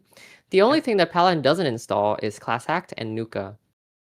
So but it installs Boomerang, it installs Hermes, it installs Chespa, your breakers. Yeah. So Paladin gets a lot of value here. Yeah. We get a small oppo. Check for single. I might even consider clearing a tag with no free lunch here, just to value clear it. Yeah. Just for tempo, because you have 2 more incoming. But I think no free lunch is very important to save in this matchup because you want to save it for the B1001 stuff. Any shenanigans or shenanigans. Yeah. I guess it doesn't really help against ping, but yeah, I guess yeah. Warlock is not on Funhouse. No. They are on VSA, so VSA has the same timing. That's true. Stuff. But I think Rotom should have a very easy time with VSA. Yes, they are playing. Yeah. Although they are playing Shibboleth, so at some point that's going to be the most inefficient break of VSA. You just go through. Oh man. Yeah. Oh yeah, VSA is on 2 strength. Wow. Yeah, +3. that one extra strength on VSA is like all the difference, right? Well, at least for the time being, Shibboleth is actually like the best card possible to break VSA with. So okay. We see install, protecting server 6. The other thing with Epiphany is that you actually don't have to check face downs a lot because they tend not to have a lot of threats on board. Like all of their important cards needs to be res for it to matter, and then you can go trash it once it's res. Yeah. And Warlock's build has a single 3/2, I believe. Well, it has also Oracle, but you're probably not trying to score them. Wait, did this federal fundraising survive a turn? Wow. I think it did. It survives. I wonder if you run server 6 directly or just use your pinholes, because your pinholes are, again. I think you can pinhole to check at the very least. Yeah, and then trashing the Fed fund, that makes a lot of sense. I wonder if he's gonna try and trash anything else while he can. Yeah. I would have. There's a small ordering mistake there. I feel like he should have ran server 8 first. But it doesn't matter. Yeah. We're not on Behold, so we're not really worried about that. Okay. No updates from server 6. Thought that could be a Holloman. Small oppo. So we're on. That's 2 small oppos already. Whew, things are rough. Well, Paladin's starting to pile up here. The thing with Paladin as compared to Mystic, in my opinion, the reason I like Mystic is because when you spend Mystic money, usually it's to play a money event. So it's basically a huge burst of cash. Whereas Paladin is like you install Paladin, or you spend Paladin credits to install a card, which might not even matter this turn. So I kind of like that aspect more about Mystic. It's nuance in that way, which I like. Yeah, I think Paladin is more of like a slow burner. You slowly realize that you're saving 1 to 2 credits every turn. Rather than like, it sure is. Sweet, it sure is. 8 credits sure gamble. Mystic always feels so much more impactful because you're always like, oh, I'm gonna sure gamble and gain 7 credits. Take that. So interestingly, we do see the Chespa install. Okay, server 6 is a working prototype. And we see the second federal also second federal fundraising. So if the working prototype gets up to 5, I imagine it would be a bounce on Paladin, but it just doesn't feel very good. Yeah, I mean, it's one of those things where like, the filtered draw of Class Act is pretty big. You could certainly bounce Class Act. I don't think that would be bad. Yeah. It's just, it also feels bad, right? Because like, yeah. Okay, we're icing up centrals. Oh, and we're just clicking it as if it's a Just regular. clicking Okay. working prototype. Okay. Okay, so So interesting game. Runner's on pretty low money, but we're yeah, not on but I big think oppo threat anytime I think soon. they can set up this turn, right? I don't think other than the federal, I don't think Warlock is presenting any scoring Yeah. this turn. So maybe Rotom can find his breakers, has the Chesby down. We'll have to address ice on central, so Yeah. keep those Sable runs flowing. I think he needs to set up. Yeah. So the thing about Sable is that even though your central runs, your cash for central runs is ever flowing, the same cannot be said for assets. You really want to be limiting your asset trashes because you do not have that much liquid cash, or you do, but it runs out really aggressively. And I talked about how Lat runs out of money. Sable really runs out of money once you've played all your events. And we've played a lot of events already. We have 2 cleaning gotaways, 2 sure gambles, 1 carpe diem. Right, like we've been chewing through our money cards. So the upcoming draws are probably gonna be more like breakers and other like boomerangs and stuff.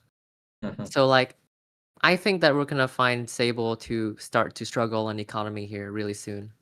Yeah, and for the folks who like played Sable pre-elevation, we were spoiled with Miss Bones, and I think a lot of us has that mental model of like Yeah. the entire board.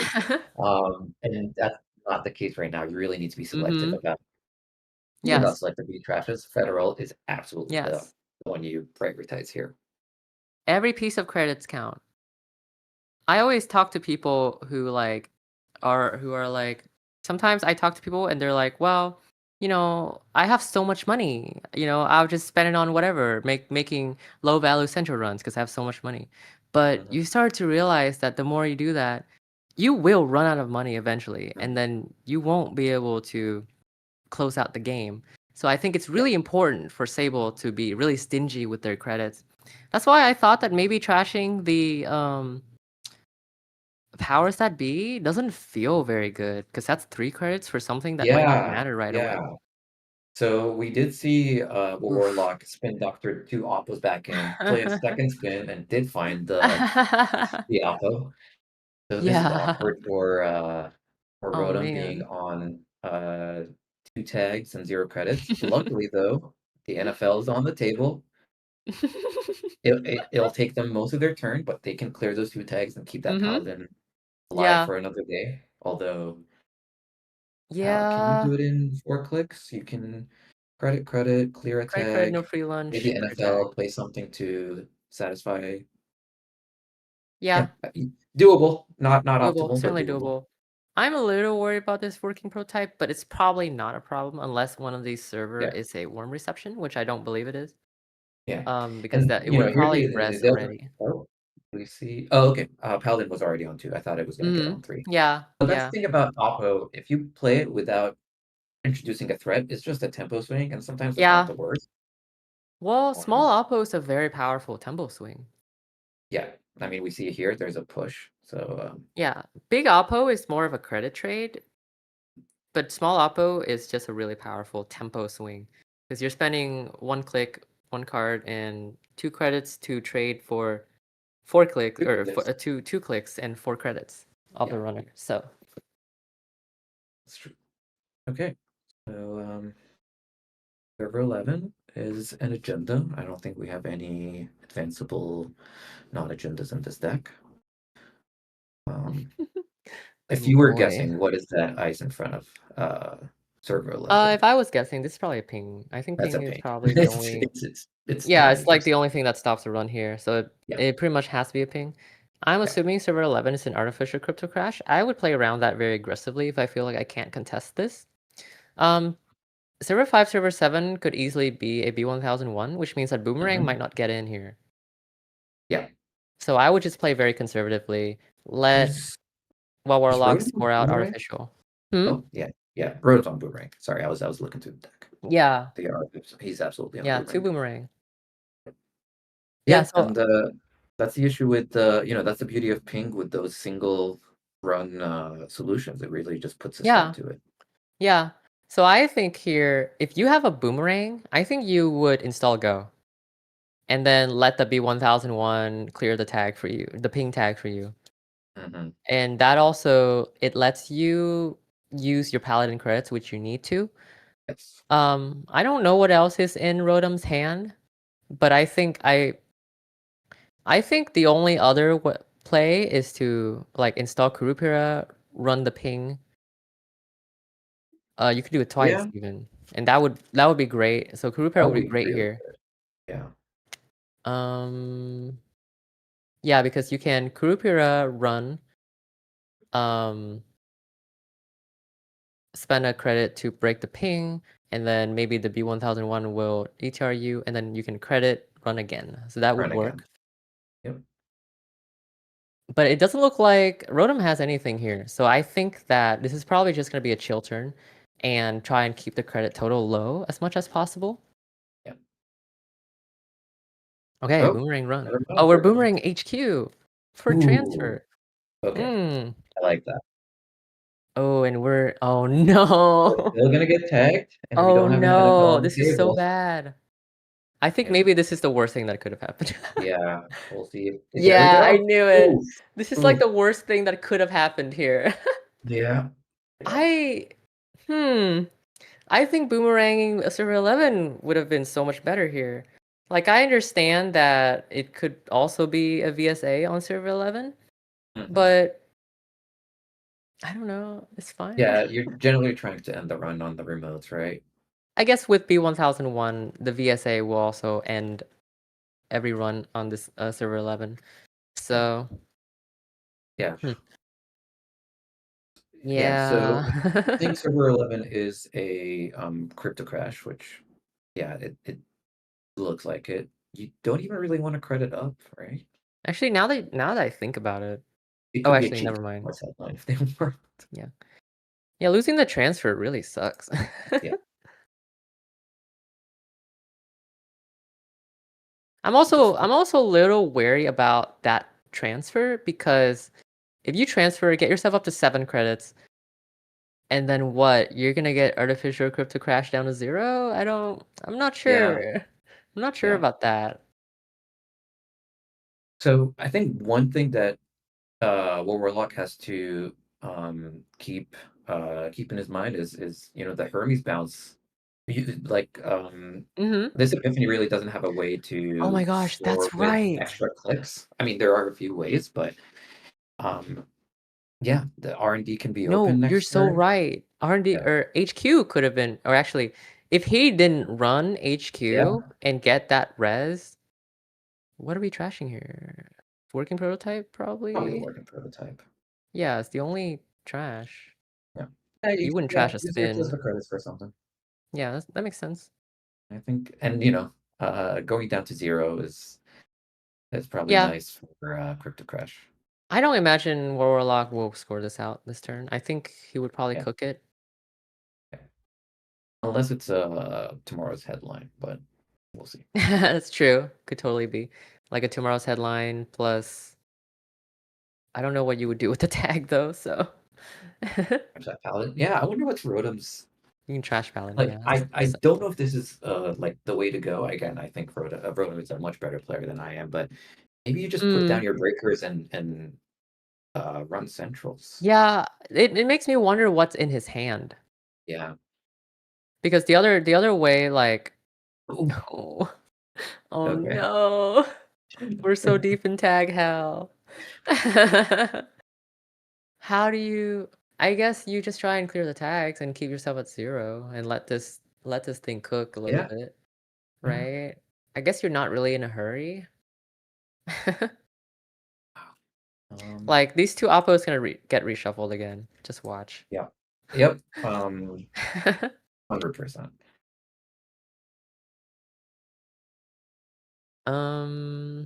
So you just clear one tag? This open market's gonna get trashed. Oh no.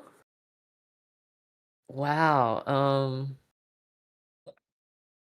See, no You hit Nuclear the Lynch would have been market so much this- better here. You hit the open market, right? You do. I 100%. I'm like a billion percent sure that I wonder if that that's what you was should do.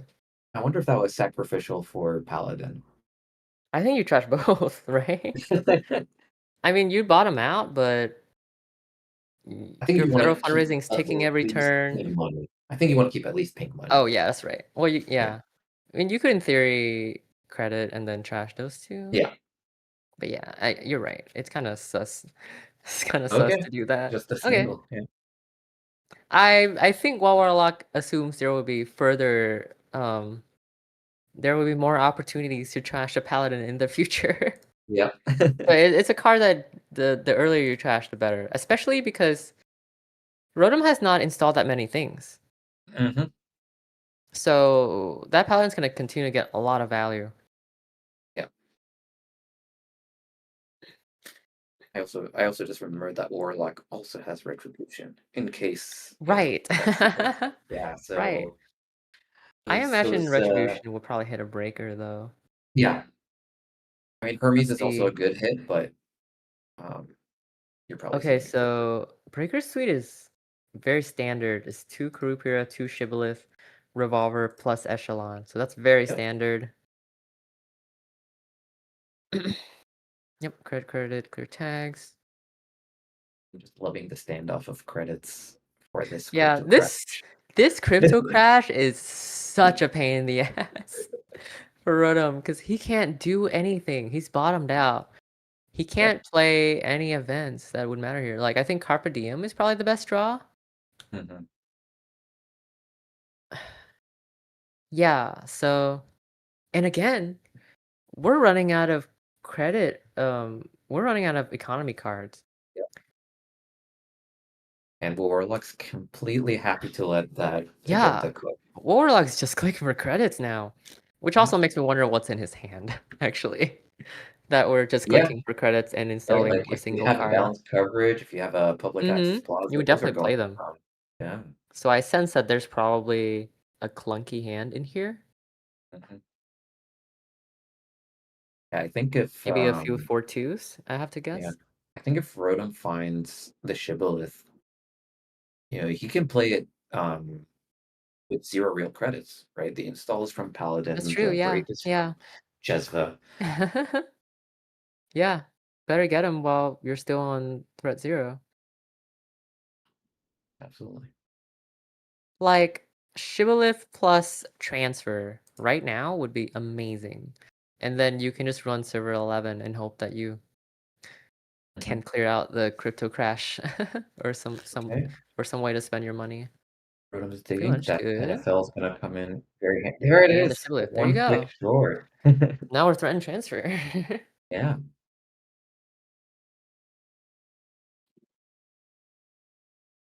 Okay, I think now you score it just because of that Hermes scare, right? If Rotom runs HQ, finds an agenda, it can be Hermes would ruin everything here. Yes. Wow, Rotom. I think Rotom's kind of dug himself out of this because Warlock has a really hard choice now. Yeah. Okay, that helps. Yep, there we go. There we go. And we're gonna pull back probably a working prototype is probably the best card here. Yep. Yeah. But that does mean that a server is gonna be unprotected. And he's gonna have to pitch 3 cards. Yeah. Which it might be an opportunity for him to fix his agendas. Although this means that the oppos are going to stay in the bin. Yeah, I think that's like something that is very important to note, that like just because they have a spin on the table doesn't mean it's all for nothing. You're really giving the corp a choice of what do I want to shuffle back in? Exactly. So actually, I think that a couple turns ago it was feeling pretty Epiphany favored. Now it's starting to feel pretty Sable favored. Sable has got no free lunch money, so she can start doing things now. She can start running she can start running HQ for free. Yeah. Interestingly, we don't see the R&D ice popped. We saw the working prototype. And I guess that's just respect for, that econ boost. Yeah. Yeah. But that means that R&D is not open. Okay, using the NFL for money. Bravado Ooh, and that's oh, it's so that's good. that's I yeah. forgot we still have 3 bravados. There's gonna be so much money Break that coming in VSC for here. free. Do a Trash Hollow Man. not Cannot trash trashing the it. Hollow Man. Sad. Not enough money on chess, bro. Yeah, we're so back. We're so back. And yeah, that's like that was the beauty of the artificial like standoff, right? Like Yeah. the second that Warlock scored it, Mhm. Rotom was like, all right, time to money up. So Kruper install here, which tells me that he's probably gonna run R&D right now. Otherwise I would have saved Kurupera for next turn. Yeah. You do it. I Just to mean, get an extra credit out of Paladin. mhm. I think something that you learn playing companions is that like one of companions is you really just want to get as much value as possible. So he's obviously anticipating a ping here. Yes. And this breaks both ping and yeah, there's no reason to rest. That makes perfect sense. Exactly. Yeah. So yeah, the Kurupera install was great. Ding ding. Sweet. It's bounce something though. And yeah, Yeah. I mean, how many agendas is Warlock's deck? We have 3, 4, 7. Okay, not the biggest thing, but still, 9? like Okay. Hermes Spirit. Yeah, because we're on 3 NBTs. Yeah, 3 NBTs, right? Like this deck can be very swingy. Oh man, okay. I'm personally rooting for WoW Warlock because I want to see another game. Please win, please win.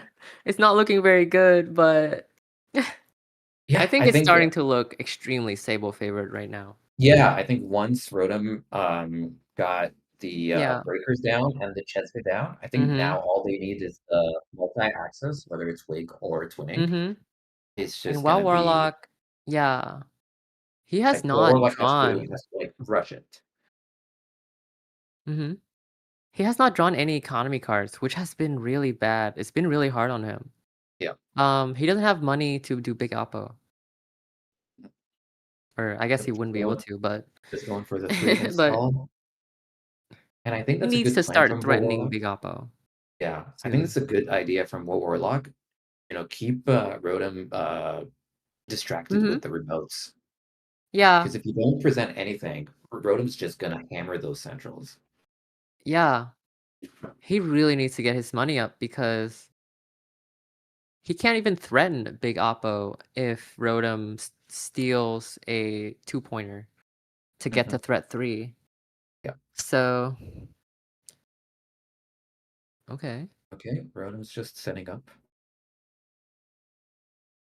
Carp. Okay, click those 3 credits there. Yep. Forcing the spin. Forcing spin. 2 unseen. Yeah. That's so Oh, the Warlock retribution was is out.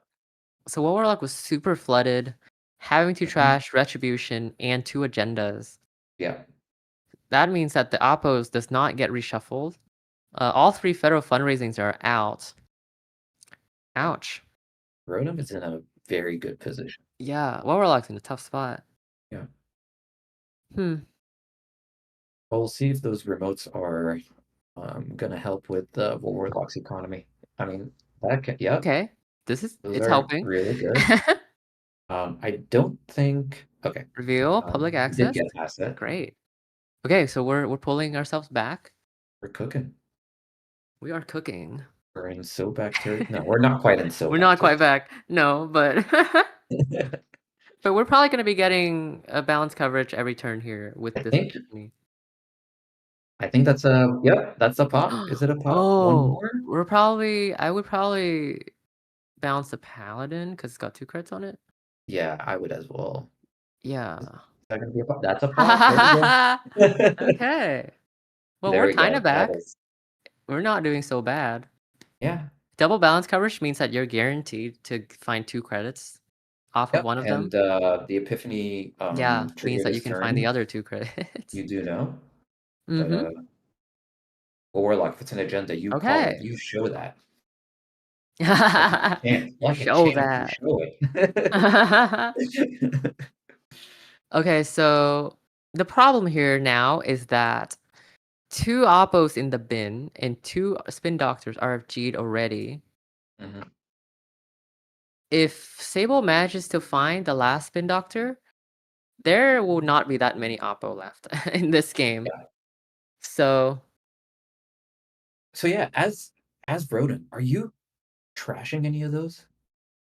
I would probably not trash any of these. I don't even think the working prototype. So I Like, think the that bait the only is card that matters right now is the Spin Doctor. If you can find a Spin Doctor, like if you just lock R&D and find a Spin Doctor, how does Warlock win? He only has a single Oppo left. You just have to make sure that your credit total is more than 8, right? Yep. And remember that there's not a lot of things that Epiphany can spend money on. Oppo is the big one, but there's not much else.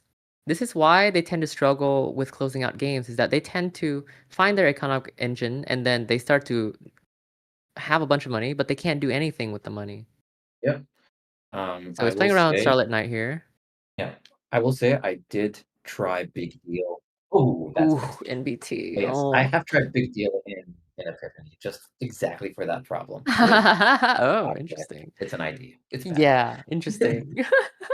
Yeah, I'm like, I'm not sure. What time to get desperate? All right, we pop the R&D ice. NBT could be good for Warlock because he could click it. Yeah, really cleans up the hand. But unfortunately, Oh, GG. GG. Okay. He knows the cards. Oh, it's double NBT off the top. Oh wait, never mind. Oh, okay. So we do know it's 2 agendas, just not.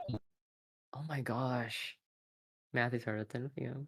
Yeah, fair. No, that's the awkward. That's the awkward part of of Epiphany, when you see agendas and you're like, well, Warlock, please, game 2, pull this back.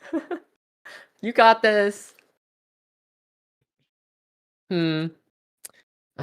Yeah, he's in such a tough spot. Yeah, what are you doing as well? His only out is maybe finding the Spin Doctor and spinning back. So NBT could dig for Oppo research. Yeah, right? but like you're on. Well, but you don't know the top, so you can get. Don't know the top, but you get at least 2 credits. Yeah, choose ice. You get 2 credits and then 1 from. It's VSA. That's so funny. Oh, Rhoda was telling him. He told him after. Yeah. Okay. Yep. Next big thing. So I think you probably want to leave 1 agenda in hand and then maybe shuffle the rest back.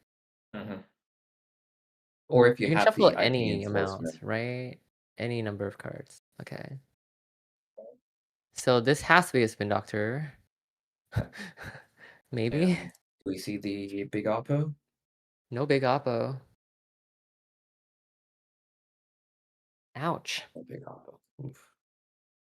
I pitched a card. I'm surprised that he pitched a card instead of just reshuffling it. Yeah. So I don't know what this could be. Yeah, I think like Roden doesn't need to do much right now, you know. Yeah, he does not. Poke I mean, in fact, and go for just those poke archives here. Yeah. Definitely poke 19 too, just in case Warlock gets desperate. Exactly, yeah. But I think it's a Spin Doctor. I mean, it has to be a Spin Doctor for Warlock to have any chance here. Yeah. I think that was a B that was discarded. Oh, yeah. Okay. That makes sense. So here's the thing is too, like, Rotom doesn't have to trash anything anymore. No. And if he doesn't trash anything, he doesn't turn on. Just to check it, just to keep yeah. Warlock honest. Oh. I don't even think you clear a tag here. You just let it through. So tough. I mean, yeah. Yeah, just let it through. GG. It is. Oh, GG's. wow. Yeah, what a lockout game. Yeah, the moment that the breakers came Yeah. down and the jet was there, you just poke for singles and I think Warlock just had a really, really stiff draw. yeah, just no econ at the beginning of the No game. econ in the beginning. Probably flooded, as you mentioned. Mm-hmm. That was Yeah. tough, and I think this is what we see from Epiphany, right? It can look amazing in a game, and then the next Yeah. game Yeah. just spit out the wrong cards. Yeah, exactly. And there was the turns where they were dancing around Artificial Crypto Crash, while Warlock was just clicking for credits for like 3 turns straight. And that to me was a sign of like his hand is not doing so hot, because Yeah. if I was Warlock, I would just be like, I would just be Install those running out econ, yeah. agendas, just installing a bunch of cards. Yeah. Whew, well, Well, what a good great news run by Rotom. Good news for Aksu. Bad news Aksu can go to sleep. Yeah. Congrats to Rotom. Yep, congrats to Rotom. Is Rotom undefeated? Yeah, that was through the winners bracket. Do you mean for the whole tournament? Yeah, the whole tournament. Yeah, I think Rotom lost yesterday in the Swiss, but undefeated today, I believe. Yeah, going through the winners bracket. Okay. Yeah. Oh, yeah. Yeah, so amazing run by Rotom. Congratulations. Yeah, 100%.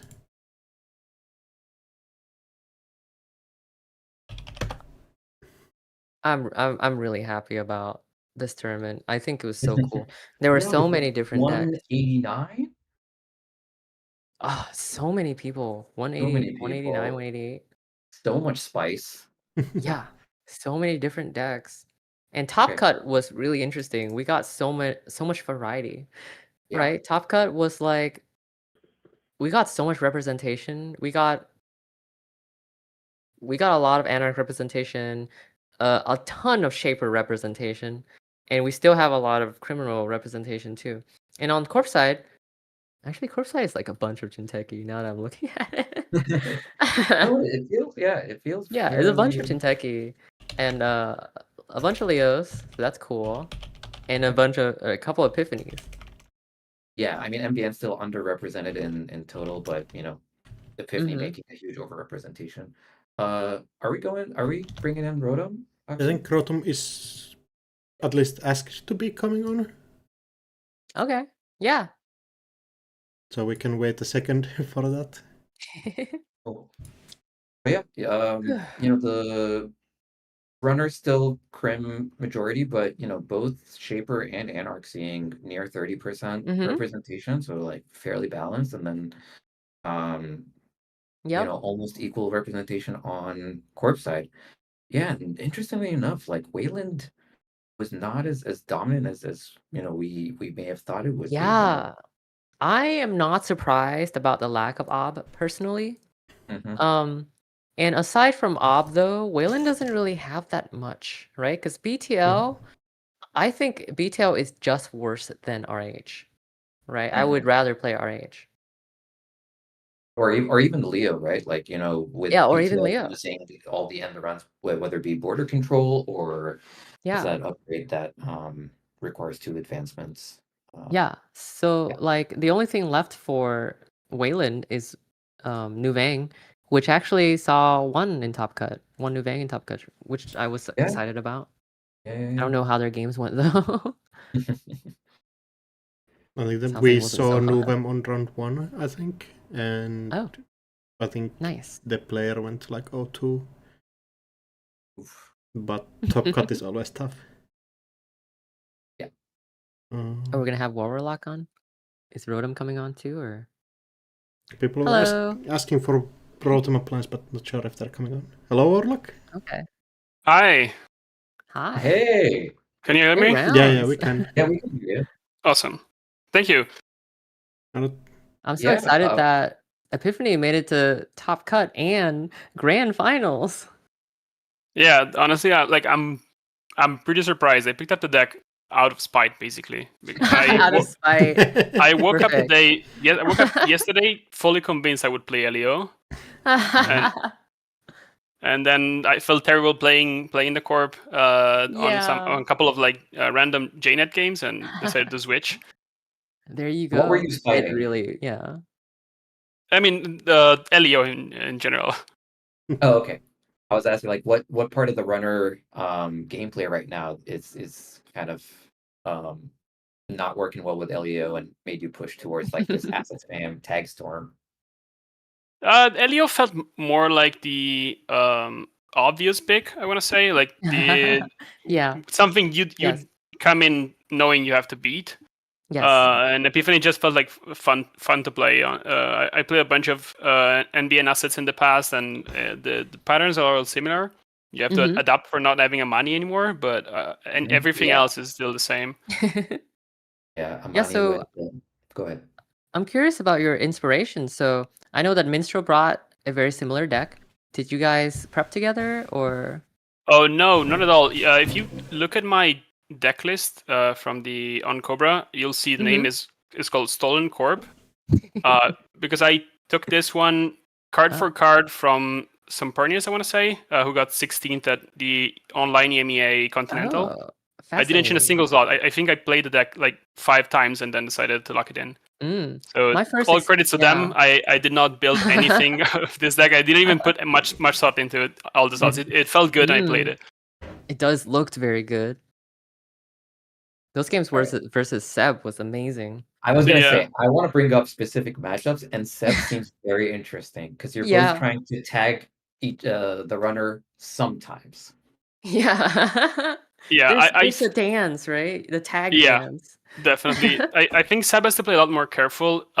Seb will usually have like the whole amanuensis and badge online, so they'll definitely end up drawing a lot of cards. But you turn off the free install a lot of times because Seb only triggers if you don't have a tag before getting the tag. And so you kind of like you enjoy giving them a lot of tags because once they have a lot, they can't play Praxis, they don't trigger the ID as often, and you start gaining the great advantage that way, giving them a lot of cards but not giving them the money. And Eden kind of ran out of credits throughout both of our games. Oh, I have one more question. So here's a specific play that I was wondering about on stream. So when you played Bigger Picture versus Eden, Eden was on 3 credits. You played Bigger Picture, and then you cleared both tags. Yeah. I'm curious what your thought process was for that one. So as soon as I pass the turn, the Solidarity Badge is going to clear the other tag, and the Amanuensis is going to trigger drawing 2 cards. So Amanuensis still has 3 counters, and like I don't care if I remove one of them by leaving the tag there. So I'd rather take one more tag away and make sure that Eden only draws 1 card instead of 2. Right. Oh, you are so smart. I totally forgot about the Solidarity Badge. Yeah, that's freaking awesome. Glad you enjoyed. I think we also have Rodham on the call. Oh, we do? Yeah, hi. Oh, Good evening. Hello. Congratulations. Thank you. I'm shocked. You did. I mean, you went undefeated and cut. Yeah, I was very scared of the Epiphany deck because I got absolutely destroyed by WoW Warlock in the Swiss. Like, it wasn't even close. Oh, so that was a rematch? Yeah. Oh, wow. Cool. Our game in Swiss was particularly brutal, I want to say. It was. I think it's a bit easier for the runner when you know like what all of the ices and all the assets are. I think I probably gained more from that than you gain from I see. stuff. You know, I think it's because this final game, it was looking a tiny bit Epiphany favored, and then it started to really look Sable favored after the artificial crypto crash was scored. So I always think that it's kind of interesting how like the favoredness of certain matchups kind of swings back and forth, and I think that Epiphany is like a great corp for like swinging things back and forth all the time. Yeah, I think I had a couple. Oh, go ahead. I watched the semi-final and it was very swingy, wasn't it, against Eden? Like, yeah, it was so swingy. It wasn't clear. Go ahead. Sorry. I think I like one or two pivotal point in that game were me failing to get to 5 counters on prototype. I think a few times I couldn't find enough assets to install, and clicking that for 6, bouncing the paladin back on the stack would have gave me a lot more tempo. Yeah. So I got stuck clicking for 3s. And, yeah, I did notice that you had to click for 3s on a lot of turns. Yeah. Yes. So regarding that artificial crypto crash, I want to hear from both of y'all about that standoff of Rotom, you staying low on credits, and Warlock, you just refusing to score it. Yeah, I think having Paladin really helped stay low because it just meant I could basically just set up while I think you staying installed and played the Shibboleth without credits, right? Yeah, the Shibboleth felt like a big breakthrough when I found it, because otherwise DSA was just a hard gear check. Yep. Yeah, I mean, on my end, I wasn't particularly happy slow rolling the agenda. I was hoping to catch Rotom on some amount of credits, but the agenda was clearly there. I had to keep my credits up because the ice in front of it was a Starlit Knight. So I had to keep 5 credits. Yeah, I had to keep 5 credits to address the ice, and the rest of my hand was quite bricky. So the only time I know I could have scored and I decided to slow roll it again was when I found the powers to be, and I decided I could take one more turn and wait. Oh, so that's so funny.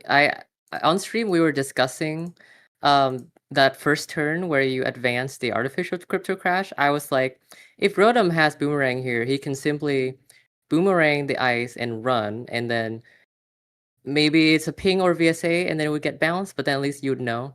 But it turns out that it was a Starlit Knight, so Boomerang would have gone through no matter what. Yeah, I was playing the odds game. I knew Rotom would make the math and figure out, okay, there's a 6 out of 8 chance that I don't get through with this Boomerang. I'd rather play a different line. Yeah.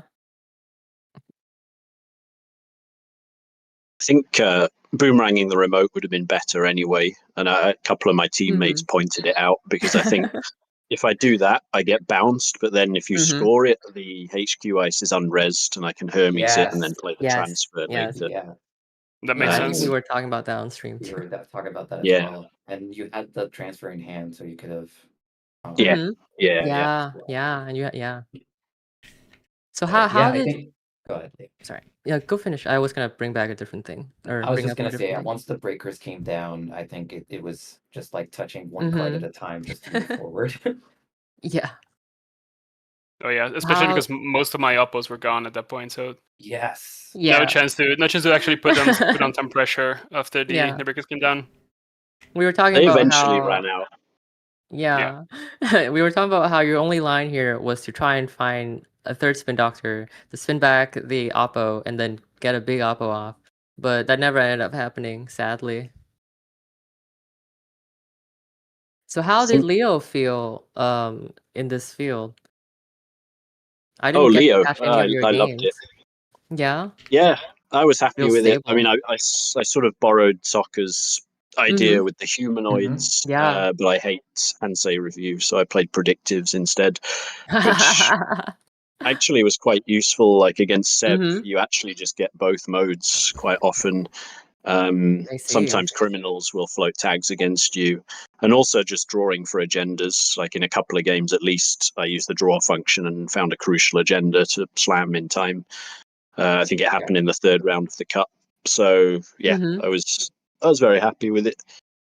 Yeah, one thing I saw from those decks, the 7 agenda decks, at least the ones I've seen on stream, is you end up digging for agendas more than one game. I've seen that. So I think the predictive there, like you said, like just the previous version was on like regoliths, but it was too slow, and I did often find I couldn't find an agenda when I needed one. I was often losing on time or like tying on time.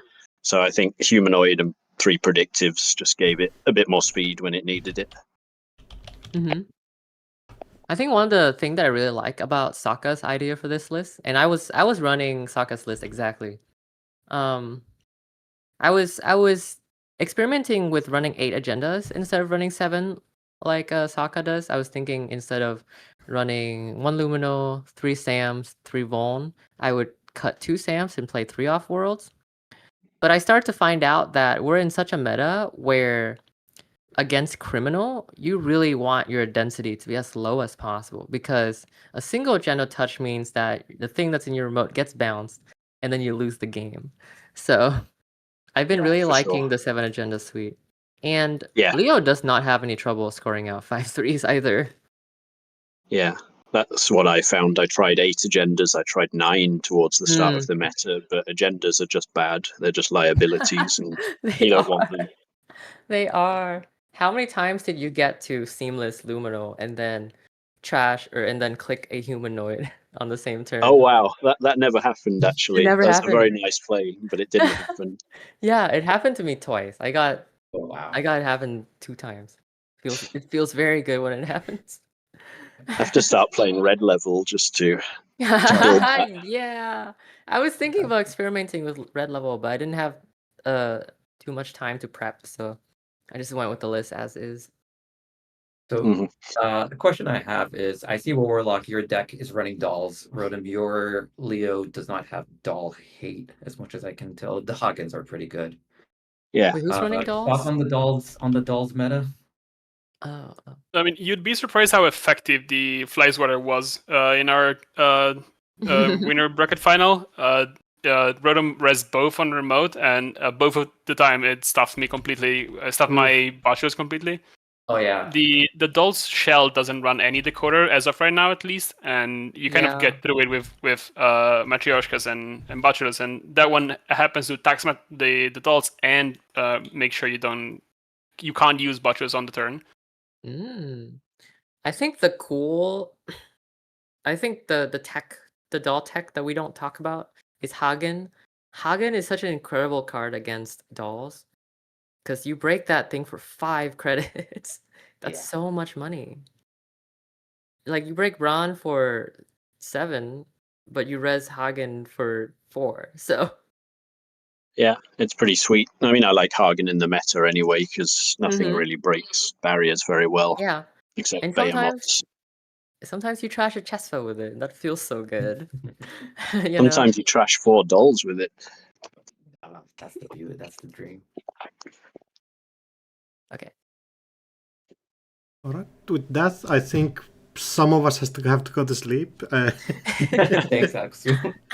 And I think I can talk for everybody that the tournament was kind of sick. And great tournament. Lots of fun. Yeah. Thank you, Abraham, for hosting the tournament. 100%. And thank you, everyone who casted. Yep. Thanks, Aksu. Thanks, Metropole Grid. For all the commentators, judges. Yeah. Huge thank you. All right, Aksu.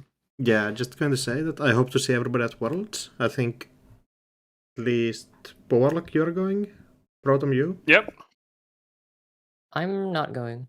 Oh, sadly. I'll be there. No. But anybody who's going to be there, I hope you have fun. And I think Manitomood probably will be updating people on like the Ultimate Showdown and stuff. So keep eyes on it. All right. With that, I'll cut off the feed. Hold up. Just one more shadow if I can.